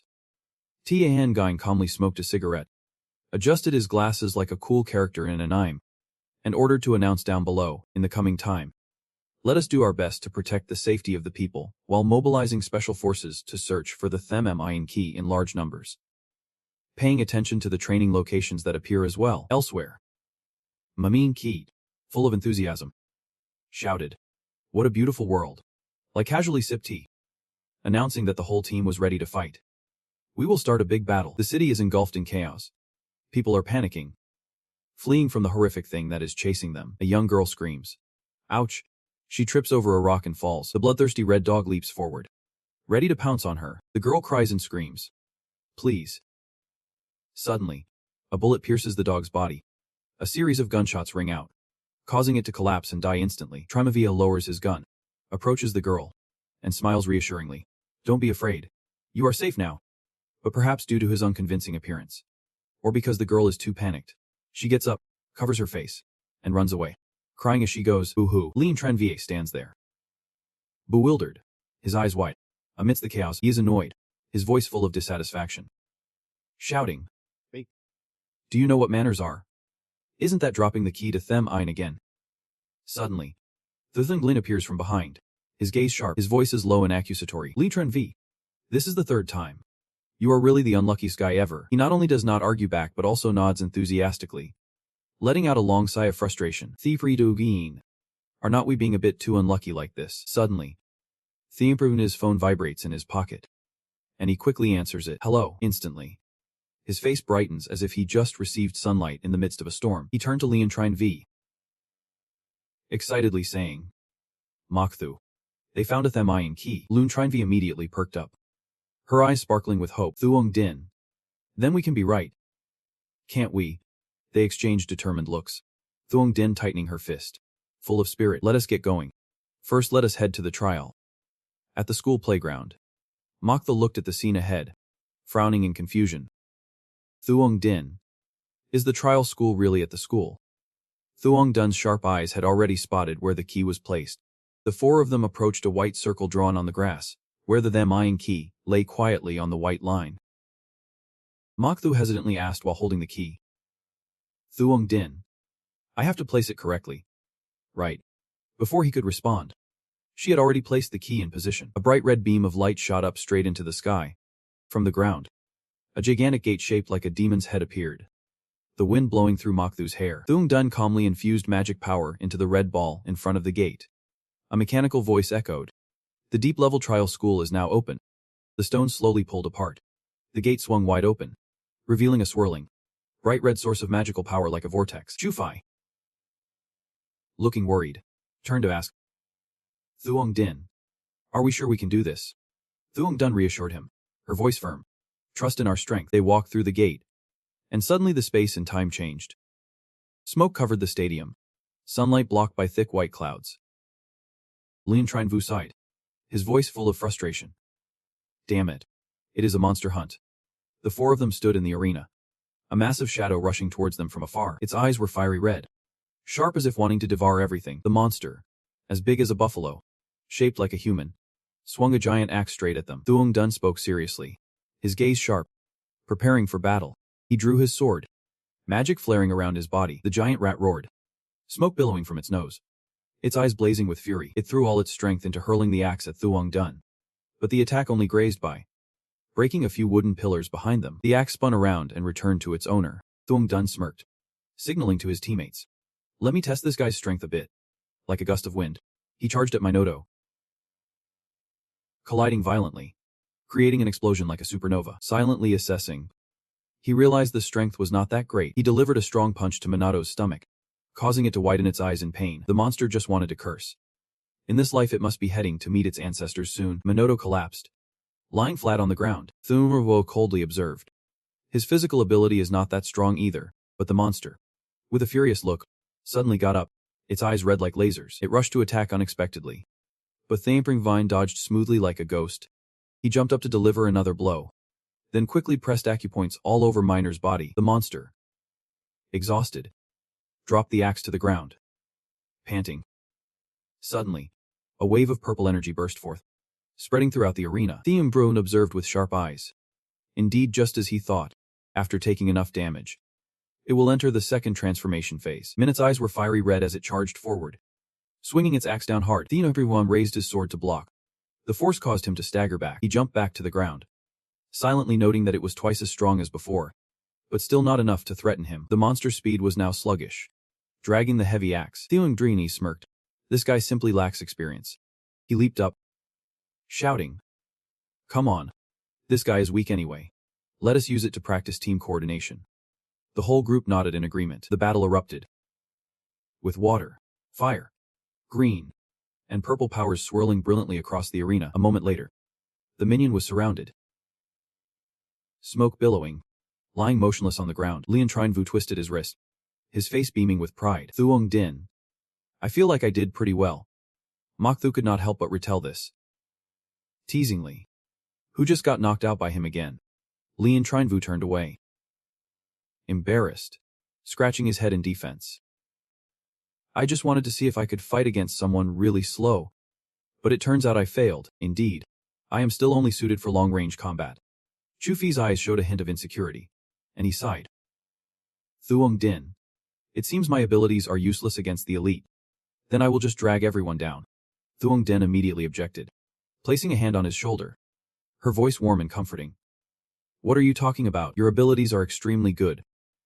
You could say you have strengths we lack," he explained meticulously, his gaze sharp. "The reason why it is ineffective against the elite is simply because, at this stage, The elite only have the simplest awareness and thoughts. In later stages, there will be more and more elites with extremely high intelligence. They will be like humans, able to speak, think, and have their own preferences, emotions, and of course, fears too. He confidently asserted that when that time comes, you will discover just how powerful your abilities are. Chufi felt like he was gaining strength, clenching his fist, his eyes blazing with determination. Yeah. The Emperor Vine held a dagger, stepping on the big min that was trembling on the ground, his voice cold. All right. It is time to finish off this poor guy. The creature knelt, looking up to the sky, letting out a terrible scream. Just then, a huge blue board appeared above everyone. Catching their attention, the words appeared. Congratulations to the human team for successfully defeating mine. Do you want your team name to be announced? Athemor replied without hesitation. I decline. The information board immediately displayed. Team number 1. Real-time timestamp 20 minutes 41 seconds. Ranking not included. Lean Tren V curiously raised an eyebrow and asked. Thief leader to be Leon. What does not included mean? Aren't we the first team? Thethun explained seriously, his gaze contemplative. After humans enter the arena and defeat these ancient species, they will be ranked. The shorter the time, the higher the settlement reward. Chufi frowned. The settlement reward. The Themehorn put his hands in his pockets, his deep voice chilling the air around him. The so-called settlement reward takes place at noon on the last day of each month, and will be rewarded according to ranking. Not being included is because we were the first to kill, so there will be a first kill reward, which means there won't be a settlement reward. Lin Trun V came to his senses, clapping his hands together. So that is how it is, Theering Yuliliine. So where is our reward? A heavy chest fell in front of the whole group. Lin Trun Vu was excited, eyes shining brightly, mumbling like he was casting a spell. Go ahead. Go ahead. Mokthu is not any less. Mumbling. Armor. Armor. Armor. If the rose does not give in. Whispering. Poison system. Poison system. The chest opened slightly. A blinding golden light emitted. And when the lid fully opened, inside was a small gun resting on a cloth. Lun Trinvu's eyes sparkled as he exclaimed. Look. A gun. The item introduction board displayed a level 3 fierce effect with unlimited bullets, firing 3 shots per second. Lin Trinvu held the gun, striking a cool pose, excitedly rubbing the weapon while the board continued to show effect 2. With each point in rage increasing weapon power by 1%. Capped at 1000%. Effect 3 deals basic attack damage along with the growth of the user's attributes. You happily raise the 2 guns in your hands. From now on, call me the dual gun rogue. Thuong Den helplessly went along with it. Dual gun rogue. Mokthu pouted, annoyed and confused. Thuong Din. Is there any other arena where I can get a shield? Right now I still do not have any equipment. Ho Hong nodded in agreement. Thuong Den asked back, his voice deep. The position of each arena is fixed, unless a new position can be taken over. But is this too difficult for you?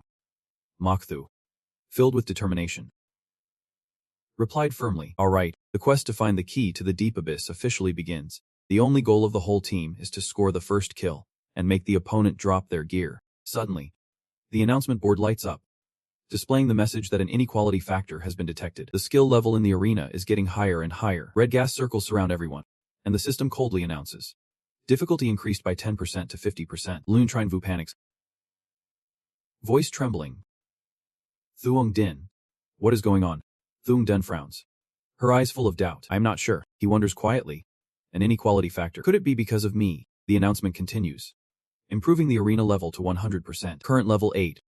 Counting down to the arena starting in 5, 4. Thuong Din opens her eyes wide, exclaiming in shock. Level 8 already. In an instant, it has leveled up twice. Violent energy clashes create a storm that whips dust everywhere. Thuong Din yells. Here it comes again. The ground shakes violently. A small lava pit appears, billowing smoke. From there, a gigantic hand emerges, pulling along a massive creature with sharp teeth, his body glowing like lava. The 3-headed hellhound growls, rising from the fire pit, its eyes glowing red with menace. Mokthu cautiously steps back, her voice trembling lightly. Is this the legendary 3-headed hell dog? One of the 3 heads opens its mouth wide, taking a deep breath, red flame slowly forming inside. With a roar, the fireball erupted, rushing forward at breakneck speed. MSC quickly stood in front of the group, raising her hand to create a wall of ice to block the flames. But she suddenly panicked when the fire easily pierced through the ice layer, exploding and sending the entire group flying into the air. The 3-headed dog was still fierce, drool dripping down, its eyes glowing bright red. Everyone landed on the ground, trying to steady themselves against the strong wind. Thieneringling drew a dagger, his deep voice resonating. Everyone. The real battle has begun. He stared directly at the monster, wildly spewing fire everywhere, firmly declaring the target. The Hellhound. Team.